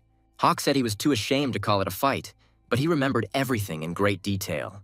The cat said it happened in the evening, and Wendy was surprised that it was the cat who was having memory problems. Wendy asked him if he used both red and green magic at the same time when he absorbed the mana. Hawk said that everything was exactly like that, and the cat itself helped him at that moment. The cat stated that he didn't remember anything like that, and this gave Hawk some very unpleasant thoughts about what had happened. Wendy said that the price for such mana absorption was Hawk's arm as well as the cat's memory. Hawk froze in place, realizing that this was a very unpleasant price to pay for such power. He said that in such a case, a merger is a very suboptimal procedure. Their thoughts were abruptly interrupted by the loud sound of a sword slamming into the ground with a distinctive smacking sound. Harold greeted them and said that he had been looking for these glorious heroes for a long time. Smiling, he said joyfully that they had finally met again. Wendy looked at him in surprise and said that she didn't expect to see a knight of the kingdom here. Hawk also remembered Harold, but he didn't feel the same enthusiasm. Harold, despite such a cool reception, happily said that they had guessed correctly and right in front of them. Hawk paused briefly, then asked him what he wanted. Harold confidently took a few steps towards them, after which he handed them gold medals, which looked quite beautiful. Hawk looked at him with a face full of incomprehension and asked why he was handing them these pendants. Harold said that these were passes that would prevent the soldiers from attacking them again. Hawk accepted the reward, wondering if he had only sought them out to give away the medallions. Harold said he had brought them something else, after which his soldiers placed a large black box on the ground. The cat happily said that it was Hawk's coffin, after which the knight added that it sounded very strange when he said it. Harold stated that this was not far from the truth, because everyone thought that he was dead, after which they showed the things that were left by Hawk. Hawk asked if researcher Lucas had ordered their dead body to be removed. Harold said that their enemy was a monster that had defeated their squad, and that it also had the ability to absorb mana. Hawk asked him where the investigator himself had gone in that case.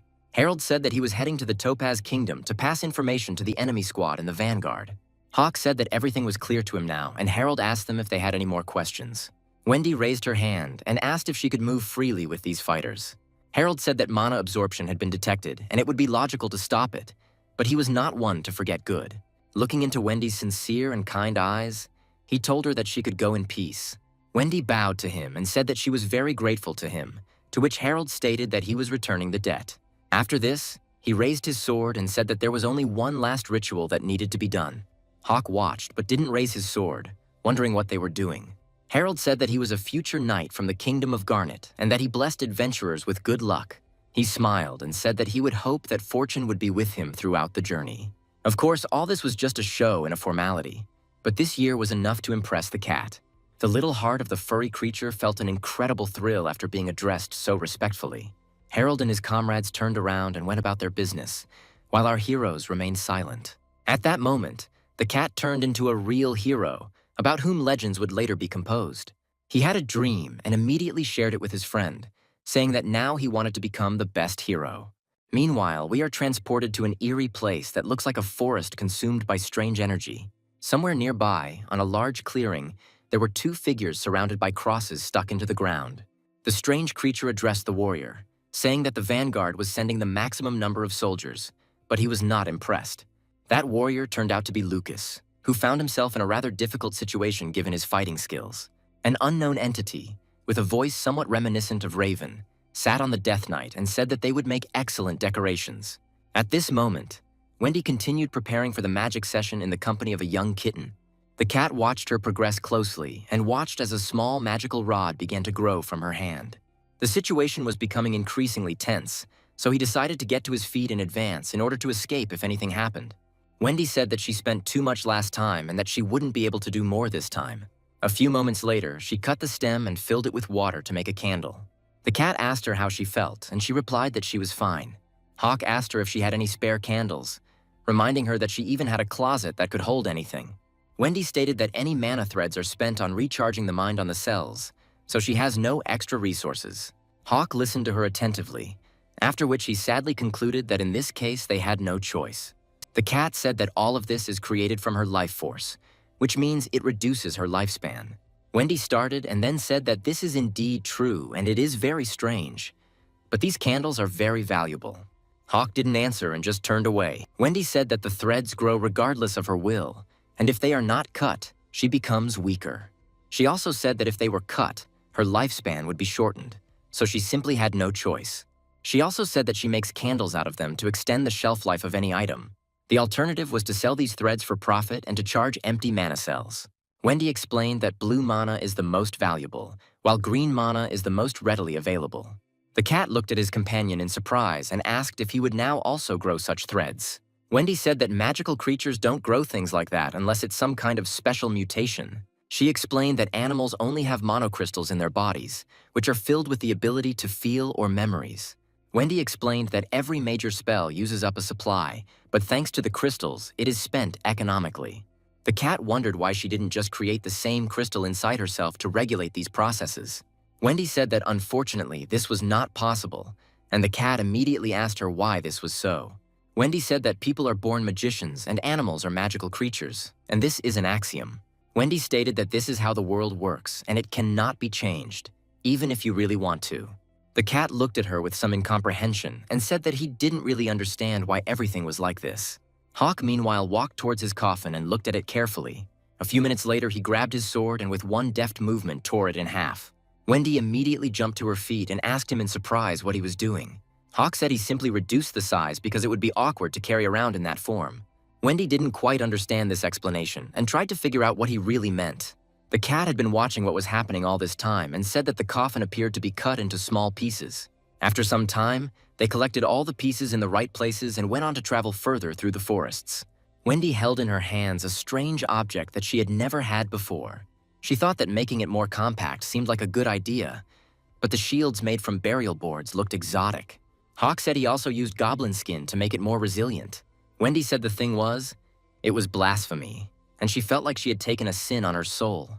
Hawk reassured her that the item was special, and therefore it was not a sin. He also added that after the cat's spell, there was not a scratch on him, despite the fact that he was lying next to lava. Wendy said that it could just be a guess and could have just appeared in the heat of battle. Hawk said they hadn't had time to test it all this time because they were always being hunted. Wendy mused that they didn't have the time, let alone the mana cells, since they weren't good mages. She apologized to them and said that she had not thought of this when she proposed the solution. Assuming her head was down, she lost her ability to see clearly for a moment and crashed into Hawk's body. Wendy scratched his head and asked why he stopped so abruptly and what happened. Hawk turned to her and said that he was very ashamed of his behavior and added that he did not intend to offend her. He also said that he was stupid and tongue-tied and did not know how to give advice or encouragement. Wendy said that if we're talking to a cat, he shouldn't apologize for such behavior. She also said that insincere pity can hurt even more. Hawk said that even without magic, the threads grow and life shortens, and this should be enough to drive the magician crazy. Wendy tried to object, but he abruptly interrupted her, saying that she was definitely a good person. He said that this is why he tried to support her, but he has no idea how to do it. Wendy was impressed by this revelation and looked at him attentively without saying a word. Hawk said the only thing he could do was kill and make weapons. The cat asked him if he was really that simple and suggested that he just say a phrase to cheer himself up. Hawk sheepishly said that this was too superficial, and the cat immediately caught him in this contradiction. Wendy noticed this and asked if they made this weapon to comfort her. Hawk said he was going to support her because it was the same as consolation, but a little different. The cat wondered what the difference was then, to which Hawk found it difficult to answer. Wendy smiled, saying that she understood that the couple got along well and were good people. Wendy came closer to him and asked if he really thought she was a good person. Having received an affirmative answer, she said that they were also very good people. Wendy smiled and said that now she finally understood what support meant to them. Hawk turned and began to walk away quickly, saying that he was very glad that she understood the true meaning of his actions.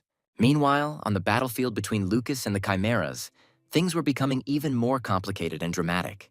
Raven said that currently converting energy into blue mana before using it is very tedious. However, after some time, she felt an incredible surge of strength, realizing that she had already absorbed everything quite quickly. After this, she soared into the air, saying that she finally had the opportunity to patch up her body. Within moments, she had transformed into a giant bird that looked far more menacing than before. Having landed on the Death Knight's head, the bird said that now he could live a full life. Suddenly, the crow raised its head and saw a familiar figure watching the heroes. Raven said she wasn't expecting any guests as she hadn't planned to invite anyone.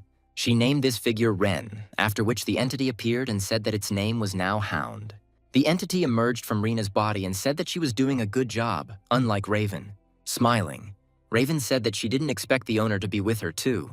Raven's master said with some respect that she was able to escape his control, and that was even curious. Raven stated that to do this, she copied her mentor to create a magical stone and remake her body. Smiling, she said that she had now finally broken free from the influence of the World Tree and had become independent. The essence of the World Tree asked her if she remembered that she was a corpse that would crumble and disappear. Raven said that she understood everything perfectly and did not want to live as such a monster. The World Tree wondered what these plans were, suspecting that they were most likely related to Hawk. Raven said she wouldn't tell him anything and wondered if Rena would just stand by. After that, she took a deep breath and turned to her former assistant, calling her by the name Hound. With her gymnastic gaze, she said that it was she who created it. She called her to her, saying that Mother must be obeyed first and foremost. Rena didn't move, and several energy arrows were fired towards her. Rena continued to watch the projectiles flying towards her without taking any action. However, at a certain moment, the essence of the World Tree took over her body and cut through these projectiles in one fell swoop. The World Tree said that it would not give up its bearer, since he would still be useful to it. Raven quickly copied this skill, and it was said that in this case she had learned an amazing new trick. She began to gradually merge her essence with the mind of the Death Knight who stood before her. The World Tree was surprised that Raven was able to copy even this ability, highlighting her talent. Raven continued to laugh and said that now she can control Noir even without the help of any spells. The World Tree decided not to stand aside and said that she should not forget her place. Raven thought it was very mean of him to attack while she was transforming. The World Tree said that she was ignoring orders and acting freely, but he did not stop her. It explained that it was only keeping her alive because she was doing its work. After that, it said that this is exactly where it would all end soon, since a new king would be born. Meanwhile, Hawk, the cat, and Wendy continued their journey, reaching lands of the earth imbued with magic. Hawk said the forest was starting to transform and everything was turning blue, which was a little scary. The cat said that this could only mean that the World Tree had grown incredibly. Wendy suggested going back and taking a different route, but Hawk stated that was out of the question since they were looking for Noir. Hawk said that everything about the world, including its owner, could lead them to the solution. The cat plucked up his courage and said that he was ready and they would not shy away from any difficulties. Immediately after that, they took a few steps, entering the cursed land that emanated a threatening aura. Hawk agreed that if the cat had made up his mind, he would follow him and would not help him, despite the danger. Wendy looked at them in surprise and said that they had no doubt whatsoever about taking such a risky step. After thinking for a bit, she realized that in this case she couldn't give up either, so she would follow them. She took a few steps forward, thinking that she had to do everything she could to achieve the desired result. After some time, they found a large number of metal crosses that looked very creepy. Wendy wondered if all these stones were gravestones. Hawk said that this was not the case, as it was a victim of witchcraft and in fact, they were just people. The cat remembered the magic that turns living beings into metal and said that it was Raven's doing. Hawk, in turn, thought that she was probably somewhere nearby, so he needed to be more careful.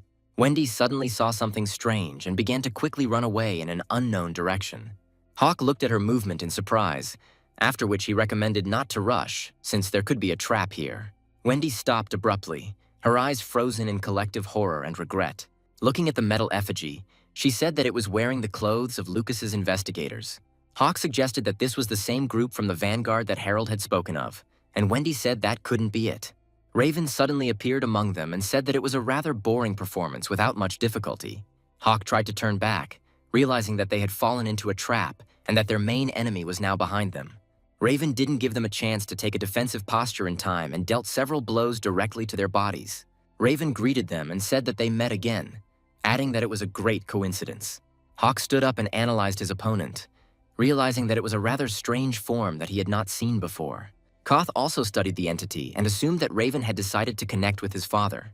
Raven hoped that this time she would emerge victorious and suggested that they begin their final battle. Wendy stood at some distance and continued to observe what was happening without interfering. She asked the owner of the tree if it was really worth allowing her to act like this, to which he stated that this was exactly how it was. From his point of view, if there were any problems, they could always quickly fix everything with a couple of spells. Some time ago, he turned to Raven and stated that if she was planning to deal with Hawk, he would kill her right now. Raven said that it was just ridiculous, because recently he ordered to kill him, and now he forbids it to be done. After that, she suggested that in that case, she could at least finish off this annoying cat. The tree's owner said she could try, but he wasn't sure she would succeed. Raven laughed and said it was just a joke since she didn't plan to kill those kids. She added that her plans were rather completely opposite to what the owner of the tree had suggested. The entity looked at the villain in surprise and asked her what it all meant. Raven said he heard her perfectly well and added that she wanted Hawk to live for a very, very long time. Hawk stabbed Raven with his knife just as she was about to emerge victorious. Immediately after this, the commander of the Death Knights appeared and cut off her head with one easy movement. Her dream of being the mother of a hero was crushed. But after an unknown amount of time, she awakened. She didn't understand where she was, because around her there was only destruction and a huge number of corpses. Her whole body was in great pain, but she decided to go out on reconnaissance to find out where she was. Looking around, she quickly came across traces of experiments and magical creatures. She assumed that this place was a destroyed laboratory where people were trying to recreate something incomprehensible. However, all these experiments were quite unsuccessful since she was the only surviving stream. She also had nothing to rely on regarding the topic of her research, but there was absolutely no one left to ask. After some time, she came across the world tree, which stuck out in the center of the laboratory and apparently supplied energy to everything around it. Staring at the plant, she admitted that she would never have suspected that it really existed. The tree's master emerged from her body and said that it seemed that news of this tree was indeed spreading across the continent. Raven said that she had only come across mentions of it in ancient books, but she did not dare to test this hypothesis. The tree's owner was surprised that his appearance made absolutely no impression on Raven. Raven said she was more annoyed than surprised because he wasn't in the mood right now. She ordered him to get lost while she was still kind, to which he stated that he was unable to fulfill this request. After this, he ordered her to fall on her knees, and she immediately obeyed the command, despite the fact that she did not want to. Raven was surprised that her body carried out commands on its own, regardless of her wishes. The tree's master suggested that, judging by everything, he really did have complete control over Raven. He smiled and said that it seemed that due to the influence of the world tree, the surviving samples in the laboratory had fused. He also added that he did not expect that the chimera would be created against his will, but it was very profitable for him. He said that by doing this, he would share some of his mana with her to give her more power. Raven didn't say a word and waited for her freedom of movement to return. The master ordered her body to be transformed and said that now she must obey his orders and will be his first henchman. So she turned into a servant to go in search of some cat. While trying to interrogate another prisoner, she learned that the cat was not there, and that a knight named Hawk had taken him with him. Raven was very surprised when she heard this name, as she had not heard it for many years. The man she tried to talk to said that was exactly it, in the hope that she would let him go. Raven learned that he was alive, but she had no idea that he would join the ranks of the Death Knights, and she wanted to destroy him. However, she then realized that she was not a perfect parent, and her heart began to soften gradually. When he appeared before her eyes, her heart completely melted, and she realized that she had made many mistakes. Hawk was also surprised and immediately recognized her, calling her mom, which further made her softer. Even though he cut her into pieces absolutely mercilessly in the first moment, it didn't bother her at all. Raven only watched as he used the techniques she taught him and still bore the name she gave him. Raven slowly began to lose her mind from a mixture of conflicting feelings towards her son. At one point she laughed and said that he, as always, was showing himself better than if she had intervened. At this moment, she again turned to her son and recommended that they become one again. Hawk immediately refused and said that she should leave Noir alone and get lost. Raven said it was her fault that he had become so rebellious and that she should have been more careful. Hawk said there was absolutely no time or point in this conversation, and then launched into the attack. He advised her to stop fighting, after which she blocked his attack with her sword. Raven stated that being immortalized as the hero's mother is something she dreamed of and longed for early in her life. Afterwards, she recommended giving it up for her sake and found herself being attacked from behind by Wendy. Raven stated that the most important thing for her now is that the one she loves keeps her in his memory. After that, she decided to use the circle explosion skill to hurt her son. Hawk realized that the puppet spell had just been used, which was very dangerous. Hawk even froze in place for a moment, trying to understand what his opponent's plan was. He discovered that Wendy was a metallization spell, meaning that if anything went wrong, she would turn into another scarecrow. Raven wondered with pleasure how deeply the death of a comrade he held so dear could hurt. Hawk demanded an immediate stop, while the cat realized that the situation was becoming critical. Raven said that every time his emotional wound hurt, he should remember her.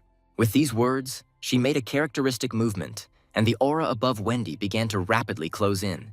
Hawk managed to shout out the name of his new acquaintance, hoping that she would somehow get out of this. However, something happened that absolutely no one could have predicted, and Wendy escaped a terrible fate. Raven looked at her victim in surprise and asked why her magic had absolutely no effect. Wendy quickly realized what was happening and concluded that the shield would neutralize the spell. She wondered if this thing made her completely invulnerable to all other mages. The cat said out loud that Wendy was safe and sound, and that was very good news. Hawk thought that they had created something amazing, and now they wouldn't have to worry about their friend. He understood that he was now much more of a danger since the spell had hit him. The cat looked at his friend and asked if he was okay. Hawk calmly turned his head and addressed the cat, saying that he needed his help. Raven said the magic neutralizing actions were extremely fair and sportsmanlike. After that, she rushed forward, wondering if she could repel a physical attack. Taking careful aim, she threw a giant sword that could cut through any target it hit. Raven realized she had no other option but to try to block this attack. Oddly enough, the sword flew calmly into the sky, where it was intercepted by Hawk, who had already made a plan of action. He was preparing to launch a powerful attack and asked his ally to step aside as quickly as possible. Wendy only just managed to jump to the side to protect herself, at least for a little while. Hawk applied as much force as he could, then turned to his fellow cat and advised him to hurry. Immediately after this, Hawk pounced on his ally under the influence of the spell. He asked his cat why he still couldn't remove the spell with his magic. The cat said that Raven's spell could not be removed, and that they could not unite without additional forces, and he couldn't do it either. Hawk said that in that case, he would need to use the red mana that was inside his body. The cat warned that if this happened, it would cause irreparable damage to his body. Hawk advised him not to hesitate in his movements, indicating that otherwise he would simply kill his ally. He assured him that it was a completely safe method, as he felt fine. The cat realized that if he doubted all the time, he would not be able to protect anyone despite all his efforts. After this, he jumped to the side, apologizing to his friend for all the suffering he had put him through. He then stated that he had to take some of his mana, after which he decided to use that very powerful spell. Within moments, he had summoned a small circle of red mana behind him, which he had received from Hawk. Hawk said to only take as much mana as he needed, since his powers were the only thing he had. The cat quickly fulfilled the necessary requirements and said that they had succeeded, after which he teamed up with his comrade. Raven asked them if merging into one form was their signature move that they used all the time. She smiled and said that in that case she would also have to fight with all her strength. After creating a huge amount of giant crystal shards, she said that they would now see her skills. The cat said there was too much magic, and Wendy suggested that they were trying to overwhelm them with the number of projectiles. Raven said that the first thing they needed to do was change the scenery a little to make the battle more exciting. At that very moment, she began to summon an energy vortex that began to engulf everything around her. Hawk realized that this was a disguised attack and turned to his fellow cat. The cat immediately decided to use a protective spell and said that he would block this blow. A few moments later, a powerful protective barrier was created around him, preventing any damage from passing through. Within moments, the ground had turned to molten glass, leaving only a small island untouched. Wendy thanked the protagonist for his help and said that the shield simply would not have withstood such an attack. Hawk said she should thank the cat, but it looks like that's not the only trick up her sleeve. Raven decided to use fusion magic to become a puppet master. She said that this spell uses puppet magic and metallization at the same time. Hawk reflected that he had seen something like this before, but this was on a completely different scale. He remembered that before she could only control 7 chicks, but now she controlled several dozen people. He also realized that he couldn't figure out a way to win without casualties if he fought fairly, because someone would definitely die. He wondered what to do and assumed that there was nothing left to do but rely on the cat. Raven mockingly said that Hawk was scared, after which she advised him not to worry. She stated that it was all just party props and he should just enjoy the game with her. Hawk said that if this was all just a game, then he would simply refuse to participate. Raven chuckled and said that unfortunately she wasn't taking any no's for an answer because the game had already begun. After this, she threw off one of the metal fragments and blood began to flow profusely from it. Wendy watched in horror as it happened and knew it was a very painful death. Raven said the rules of the game were simple. He had to do whatever she asked, and if he refused, she killed the toy. Wendy said that if this continues, these soldiers will simply be destroyed. Hawk wondered what the next request would be and ordered action to be taken immediately. Raven stated that the next request was to make a choice: kill Wendy or Noir. Sirius once said that their goal was to kill villains and save good people. He also said that sacrificing the minority for the sake of the majority will always be a noble idea. He stated that this is precisely why assassins like him and his comrades exist. Hawk listened to these words very carefully and finally understood the reason for the existence of this order. Sirius said that numbers and calculations alone cannot distinguish good from evil, and therefore one must analyze one's goal. He emphasized that all this must be done in order to avoid mistakes, and Hawk was surprised by such autonomy. Sirius said that they were more than just assassins who carried out assassinations for hire. He recalled that it was precisely because they had the right to choose that they decided to keep Hawk alive. He reminded that Death Knights, although they are killers, are still called knights for a reason. He advised Hawk to never stop thinking and always make decisions that he would not be ashamed of later. The golem declared that only in this case would he become a true Death Knight, and this was his last lesson. Raven said it was time to decide which of them needed to be killed. Hawk realized that this was an impossible choice, in which there was absolutely no good option. Wendy was his comrade, and Noir was the one who had to be saved at any cost. However, if he refuses, he will sacrifice the lives of soldiers he has never even seen, and this will benefit Raven.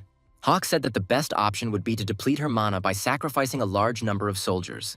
He understood that this sacrifice of a large number of people for the sake of a minority was contrary to the principles of his order. Raven waited to see what he would choose and began to laugh, realizing that he definitely wouldn't get out of this logical chain. Hawk paused for a moment and realized that this all seemed a little strange to him. He wondered what the point of this game was and why she had decided to give him a choice at all. He realized that the rules here were also very disgusting, and Raven was putting herself at a disadvantage. He reflected that if he refused all the requests, the only punishment he would suffer would be guilt. Raven, meanwhile, asked him if he had made a decision, adding that she really didn't like waiting. Hawk was preparing to give a difficult answer, but suddenly Wendy stepped forward. Before he could say anything, she declared that she was ready to die and that it would cost her nothing to part with her life. Hawk looked at her in surprise and wondered what she was even talking about and why she was acting as if she was ready for certain death. Wendy said that her lifespan was only 2 years or less, and if someone had to die, it would be her. Raven smiled genuinely and said that she didn't expect to see such determination and dedication. After that, she asked what Hawk thought, emphasizing that the choice should be his alone. Hawk realized that it didn't matter what the decision was, since there was only one reason why she had offered him this game. The whole point was that the more expensive and powerful the victim, the more acute the pain would spread throughout his entire body. All of this was designed to make the pain felt more clearly and deeply, gradually eating away at his memory. Hawk clearly understood that the main means here would be guilt and powerlessness, with the goal of never forgetting Raven. The cat placed his mechanical hand on Wendy's shoulder and told her not to worry. He said that she didn't have to die because he had found a way to save everyone. Hawk looked at the cat in surprise and asked how he was going to save everyone. The cat declared that he had figured out how to free all the people suspended in the air, and then there would be no need to play these games. Hawk rightly pointed out that if the spell was lifted while they were at that height, they would fall down and get injured. Hawk also said that such a spell was at the level of a great mage and could not be used so easily. The cat said that he had come up with something very important and asked to trust him in this situation. Hawk realized that this was absurd, since he was being asked to give the choice that would determine the fate of everyone to a small kitten. Previously, he would not have been able to make such a decision, but recent events have significantly changed his point of view. Hawk asked for at least some explanation of what he had in mind, and the cat decided to tell him what his plan was. After they had conferred for a while, Hawk stepped forward and said that there was no guarantee that Raven would keep her word. Raven questioned whether this should be taken as a refusal or if he simply didn't understand her. Hawk approached her and told her that the game was over as they did not plan to give in to anyone. Raven said she didn't expect him to choose the stupidest options out of all the possible ones. Hawk noted that he could have refused altogether because he was confident that he would achieve his goal. Rushing forward, they said that Raven could change as much as she wanted, but it was their choice. Raven scolded them for their incredible naivety and stupidity, saying that it was simply an impossible scenario. Raven was confident that she would win even if everyone attacked her at once. However, she missed one very important fact that cannot be taken into account in such situations. The whole point was that our valiant knight had another ally who was always in the shadows. It was he who became the new solution to save these people and not sacrifice anyone. The small cat used magic to bind all the iron puppets and prevent them from falling. Immediately after this, he headed towards his ally to return to his place. Hawk realized it was time to act and rushed forward to unleash another series of combo attacks. The cat happily said that he had succeeded and was even able to merge with the golem. Hawk advised him not to relax since the spell had not yet been dispelled, and the most difficult part was still ahead. Immediately after, he continued to approach his opponent, charging his body with red mana. Raven was starting to get more and more angry as this move ruined her plans every time she hoped to win.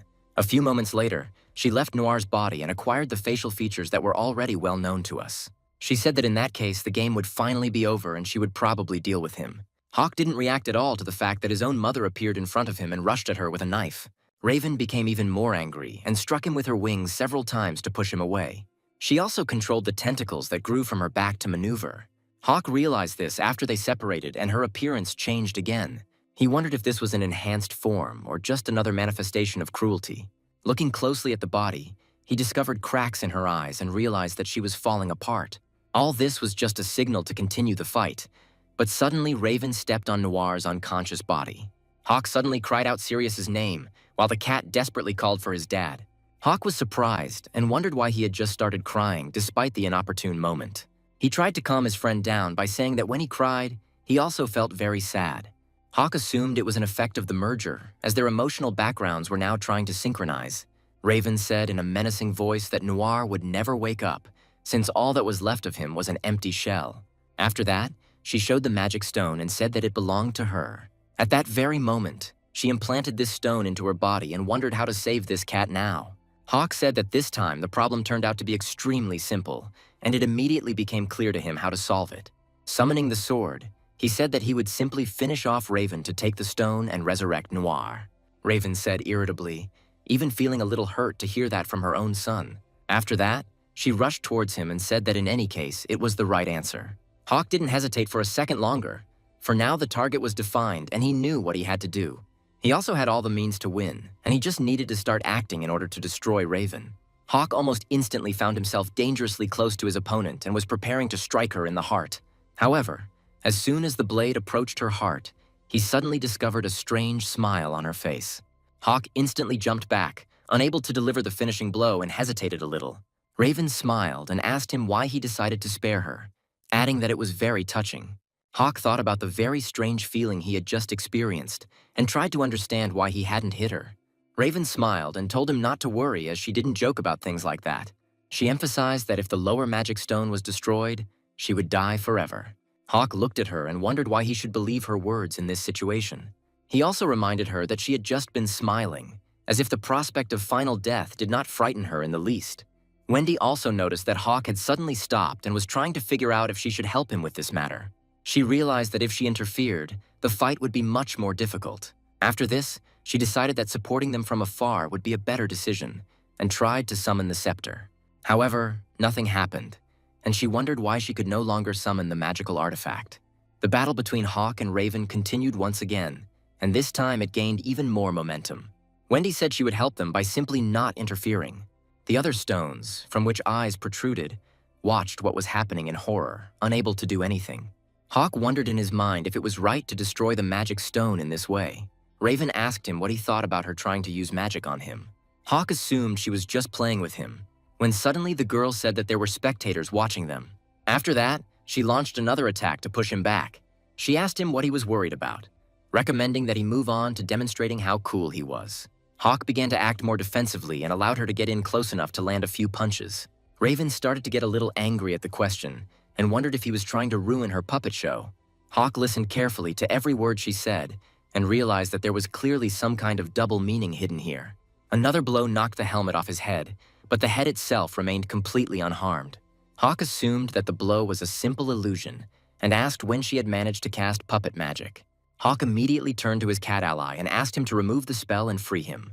The cat said that it was very strange, but he could not dispel this magic despite all his efforts. Raven asked him if he knew that the desire to destroy strengthens one's logical power. Smiling, she said that she had failed with the first goal, but she would definitely not give up on the second one. She also said that, fortunately, preparations for the final stage are finally complete. She added that the time had come to show her latest puppet show, in which Hawk would play the lead role. A nasty smile appeared on her face before she raised her hand towards Hawk. A few moments later, under the spell, she rushed into attack with incredible speed. Hawk was faster, and with his first blow cut off a piece of the wing that she had previously used to fly. After that, he decided to make another lunge, and Raven raised her hands to block his blow. Another wave of violent conflict arose between them, which tore the land into pieces. Wendy noted that the battle was so fierce that she could hardly see anything.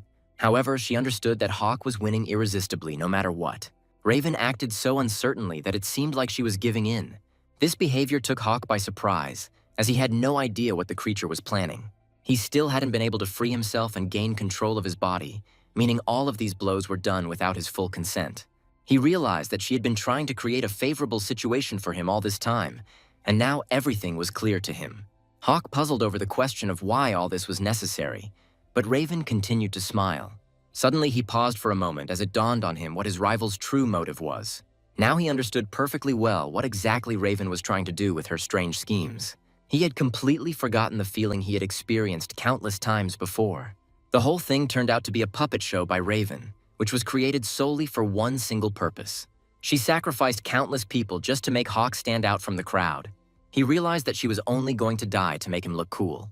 He told himself that he understood what she meant when she talked about the audience, but he still didn't understand the meaning of this madness. Raven said with a smile that the meaning was completely unimportant, and that she just wanted it that way. Smiling, she added that parents always sacrifice themselves for their own children, so he should enjoy it. Hawk asked her if she really thought he would thank her, since he would never forgive her for her actions. Raven said that he didn't care what happened to the others. Only the two of them mattered, and no one else. She also pointed to her body, saying that it was falling apart, and she would soon die even if he did nothing. She suggested that if, at the cost of these sacrifices, he could preserve the memory of them, it would be the best ending for her. Hawk looked at her with an extremely threatening expression and realized that he had almost no choice in this situation. He realized that this was a selfish love, and that in reality she was talking less about him and more about herself. The cat synchronized his emotions with his friend and said that for some reason he felt very sad. Hawk said that he was sad too, but this time he would not cry no matter what. The moment he realized Raven's plan, his resolve became firm, and his desire surpassed her obsession. Raven was very surprised when she looked at her adopted son and noted that his magic had awakened. Hawk said that he would no longer be her puppet and would put an end to these crazy games. He rushed forward and said that his further actions would be dictated only by his will and nothing else. Raven looked at him carefully and didn't even resist, hoping that he would destroy her beautifully. She briefly lost herself in memories of how she had first met this little child and grabbed his hand. She stated that now they would live together and she would give him clothes and food because she liked him. Hawk turned around when he saw the dead chick, and Raven told him that he didn't have to be afraid of anything. She also emphasized that if he obeyed, a wonderful future awaited him, and he would not even die. Despite all her serious statements, Hawk simply broke free from her grasp and moved on. He immediately ran to the dead chick to at least somehow bury it. Raven looked at him in anger and asked if he really had decided to die in this way. Hawk said that if he left things as they were and just walked away, it would be incredibly sad. Raven was surprised that this child decided to dig a grave for a stranger with whom he had never even spoken.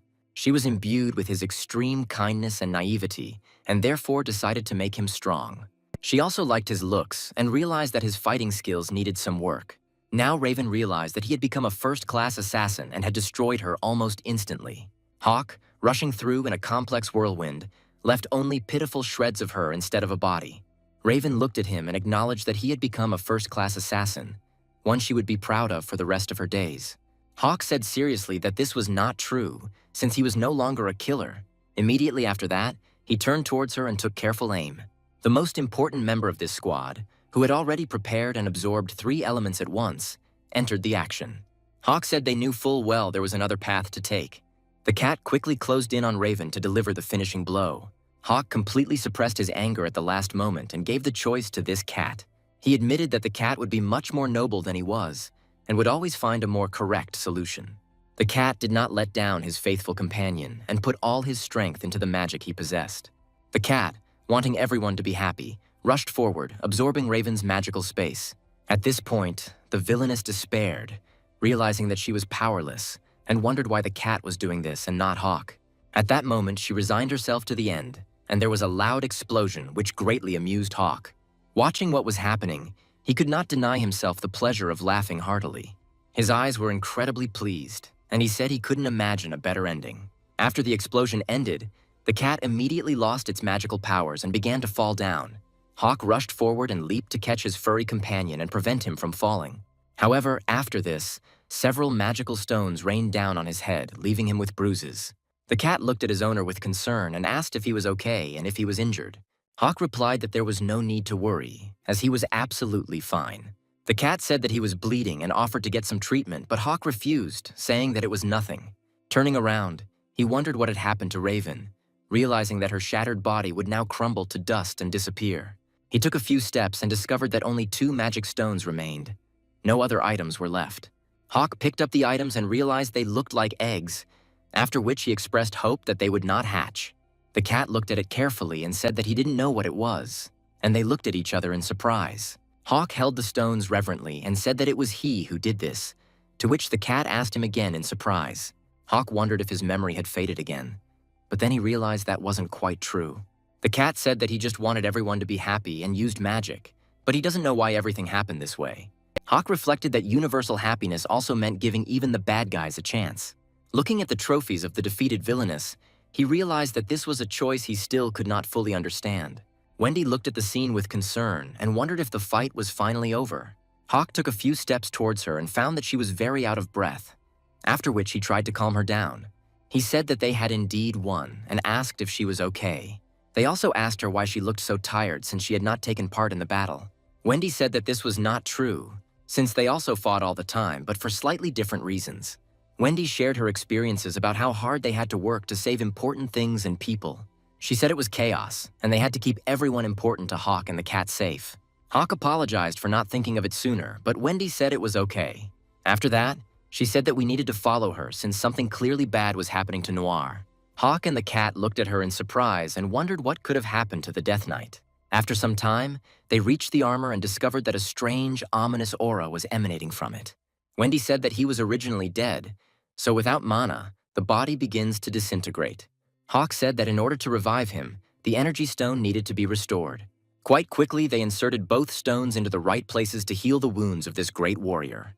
They decided to wait a little to give him time to recover. After some time, this did not produce any results, and Wendy said that the magic of the time of the dead does not exist. The cat looked at his father and wondered what to do and what to do now. The poor creature wondered if he would never see his dear dad again. Hawk tried to encourage him and put his hand on his head to give him hope. After that, he told him that with the help of his magic, he would surely be able to save his father, so there was no need to despair. The cat took a deep breath, but quickly several irritating wormwoods flew into his nose. After this, he declared that he would do everything in his power to save his dear father. Hawk looked at the mana cells and realized that there were only 4 left. But in order to perform a miracle, 3 types of mana were needed. He understood that all this was being done to help his comrade, so giving it to him would be the right decision. Suddenly, Rena flew over them and said that magic cannot revive the dead. After performing a golden landing, she added that this is not at all what needs to be done. At first, Hawk didn't understand who was in front of him, but his attention was quickly drawn to the strange shoes. Rena said that her name was Hound, and that she was carrying out an order from her master. Wendy wondered if this was another enemy and realized that they would have to fight again. Rena meanwhile said that their master, the master of the tree, is the absolute master who must be served. Hawk said that the voice from the equipment was familiar to him, and then asked her if she was once Rena. Wendy looked closely at this strange warrior and asked if they had known each other before. Rena did not answer this question and said that they needed the magic stone of the living tree of the world. Hawk and Wendy were a little surprised that she completely ignored their question. After that, she handed them a small crystal and said that it was a gift from their master. To understand the seriousness of the situation, we need to go back in time. Noir tried to save his dear son during the siege of their city, which claimed a huge number of lives. They had a pretty tough time of it, and Noir suffered a lot of damage while trying to protect his dear son. The cat asked his father if he was okay, to which he replied that he didn't feel any problems. A huge number of winged lizards tried to catch the cat in order to take him to their laboratory. Noir understood that this could not be allowed under any circumstances, and he gave it his all. His dear mother, who possessed incredible magical energy and potential, also came to his aid. The cat looked happily at his second parent, hoping that she would help him get out of here. The cat's mother took a suitable position in front of her opponents and prepared to deliver a powerful magical blow. Using her impressive magical abilities, she let out a loud scream that wiped all life within a small radius from the face of the earth. It turned out that the owner of the tree, who was hiding in one of the giant winged salamanders, was behind this attack. Even then, the owner of the tree was causing trouble and said that the experimental object Alpha had been here all this time. He was surprised that he actually managed to start a family, despite the fact that no one believed it. Alpha assumed that the owner of the tree had come here not only for her, and ordered that his family not be touched. The tree's master said that this was impossible, since there was a possibility that his black mana was passed down through his generations. Alpha asked him menacingly if he was really going to experiment on her child. The entity said that if the situation required it, he would not hesitate for a second. Alpha said that if he decided to confess it right now, there was no reason for her to follow him. After this, she let out a powerful spectral scream, which split into a huge number of projectiles. The tree's master created a protective barrier to save its host, but this did not protect other creatures. Alpha turned to Noir and said that this was his chance to take the kitten and run away from here. Noir looked at his beloved with bewilderment and wondered what would happen to her. Alpha understood perfectly well that this was a one-way street and said that she would buy time and he should get as far away as possible. At first, Noir refused and said that he simply couldn't leave her here. Alpha asked him if he really wanted to make his beloved child an orphan. Noir emphasized that he meant something completely different, because he did not want to leave his beloved alone. Alpha said with a smile that he had to protect their baby since he was the dad. The dark aura above Noir's body continued to behave strangely, as if it was moving slightly. The cat looked at the lifeless armor and understood that these were just small fluctuations that did not mean anything. Meanwhile, Hawk turned to Rena to at least somehow bring her to her senses and return her to the true path. The creature that had once been his ally suddenly interrupted him and said that her name was Hound. Hawk looked at her carefully and asked if she had betrayed the Order of the Death Knights. She suddenly replied that she had not betrayed anyone, since the Death Knights also served the Master of the Tree. Hawk said that if that was the case, then all the knights had also become like her. Rena said that she didn't come here to chat and recommended that he decide quickly whether he would take it or not. Hawk said that he would not decide such matters, since only the cat makes the decision. The cat looked uncertainly at his comrades and wondered if the responsibility really lay with him. After apologizing, he said that he could not take it upon himself because he wanted to save his father, and the owner was demanding too much. Hawk said that he considered the cat to be probably noble and therefore worthy of making this choice. Hawk advised him to choose the path his heart was in, adding that no matter the outcome, he would always support him. Rena did not utter a single word and continued to watch what was happening attentively. Wendy began to think out loud and said that if the magic stone of the World Tree was used, it could save Noir. She also said that accepting the stone was not a bad decision, but she felt uneasy because they had hidden intentions. Hawk said that if she kept talking like that, it would only make it harder to make a choice. Wendy stated that if they accepted this gift, who would end up in front of the owner of the tree? And the cat hesitantly fell silent. Because of this, the owner of the tree himself intervened in the matter, irritably saying that some people cannot even accept a gift. Hawk looked at the creature carefully and wondered what the hell it was. The cat began to tense up and said that this was the very owner of the tree that he had been talking about all this time. Hawk realized that this was clearly not a good sign, so they should prepare for a fierce fight. He asked the creature why it had appeared, to which it replied that it had come here to congratulate Raven on her victory. It then added that Hawk was being too arrogant, and then ordered him to fall to his knees. Hawk stood his ground and wondered what would happen if he refused this favor. The owner of the tree was truly discouraged, since this had always worked before. He wondered if the chimeras created by the powers of the World Tree actually obeyed him. Hawk stated that he may be fused with a cat, but he is in no way a chimera and does not obey the enemy's orders. The owner of the tree became angry and ordered everyone to be silent immediately before it was too late. He decided to show his true power and said that they were stupid creatures who kept talking without realizing the situation. Hawk was shocked by the incredibly deadly aura of this creature and realized that his body was not obeying him. The tree's owner took control of Rena's body and assumed that all this was due to the fact that the cat was the offspring of the alpha. He said he should have foreseen this outcome, but now he had to correct one mistake. With a slight movement of his hand, he summoned powerful vines from underground, which instantly blocked movement. Hawk and Wendy didn't have time to react in time and found themselves in a deadly trap that would lead to nothing good. The tree's owner said he was very sorry, but the uncontrolled power could not be allowed to grow further. Jumping into action, he said it was time to get rid of an annoying variable he hadn't accounted for. Hawk realized that he wouldn't have time to return, and in another moment the blade would simply cut off his head. The cat screamed loudly, hoping that somehow this situation would return to a favorable course. Noir suddenly came to his senses and blocked the blow, saying that Hawk's actions had caused him to wake up. After that, he said that the only creature that must disappear is the owner of the tree.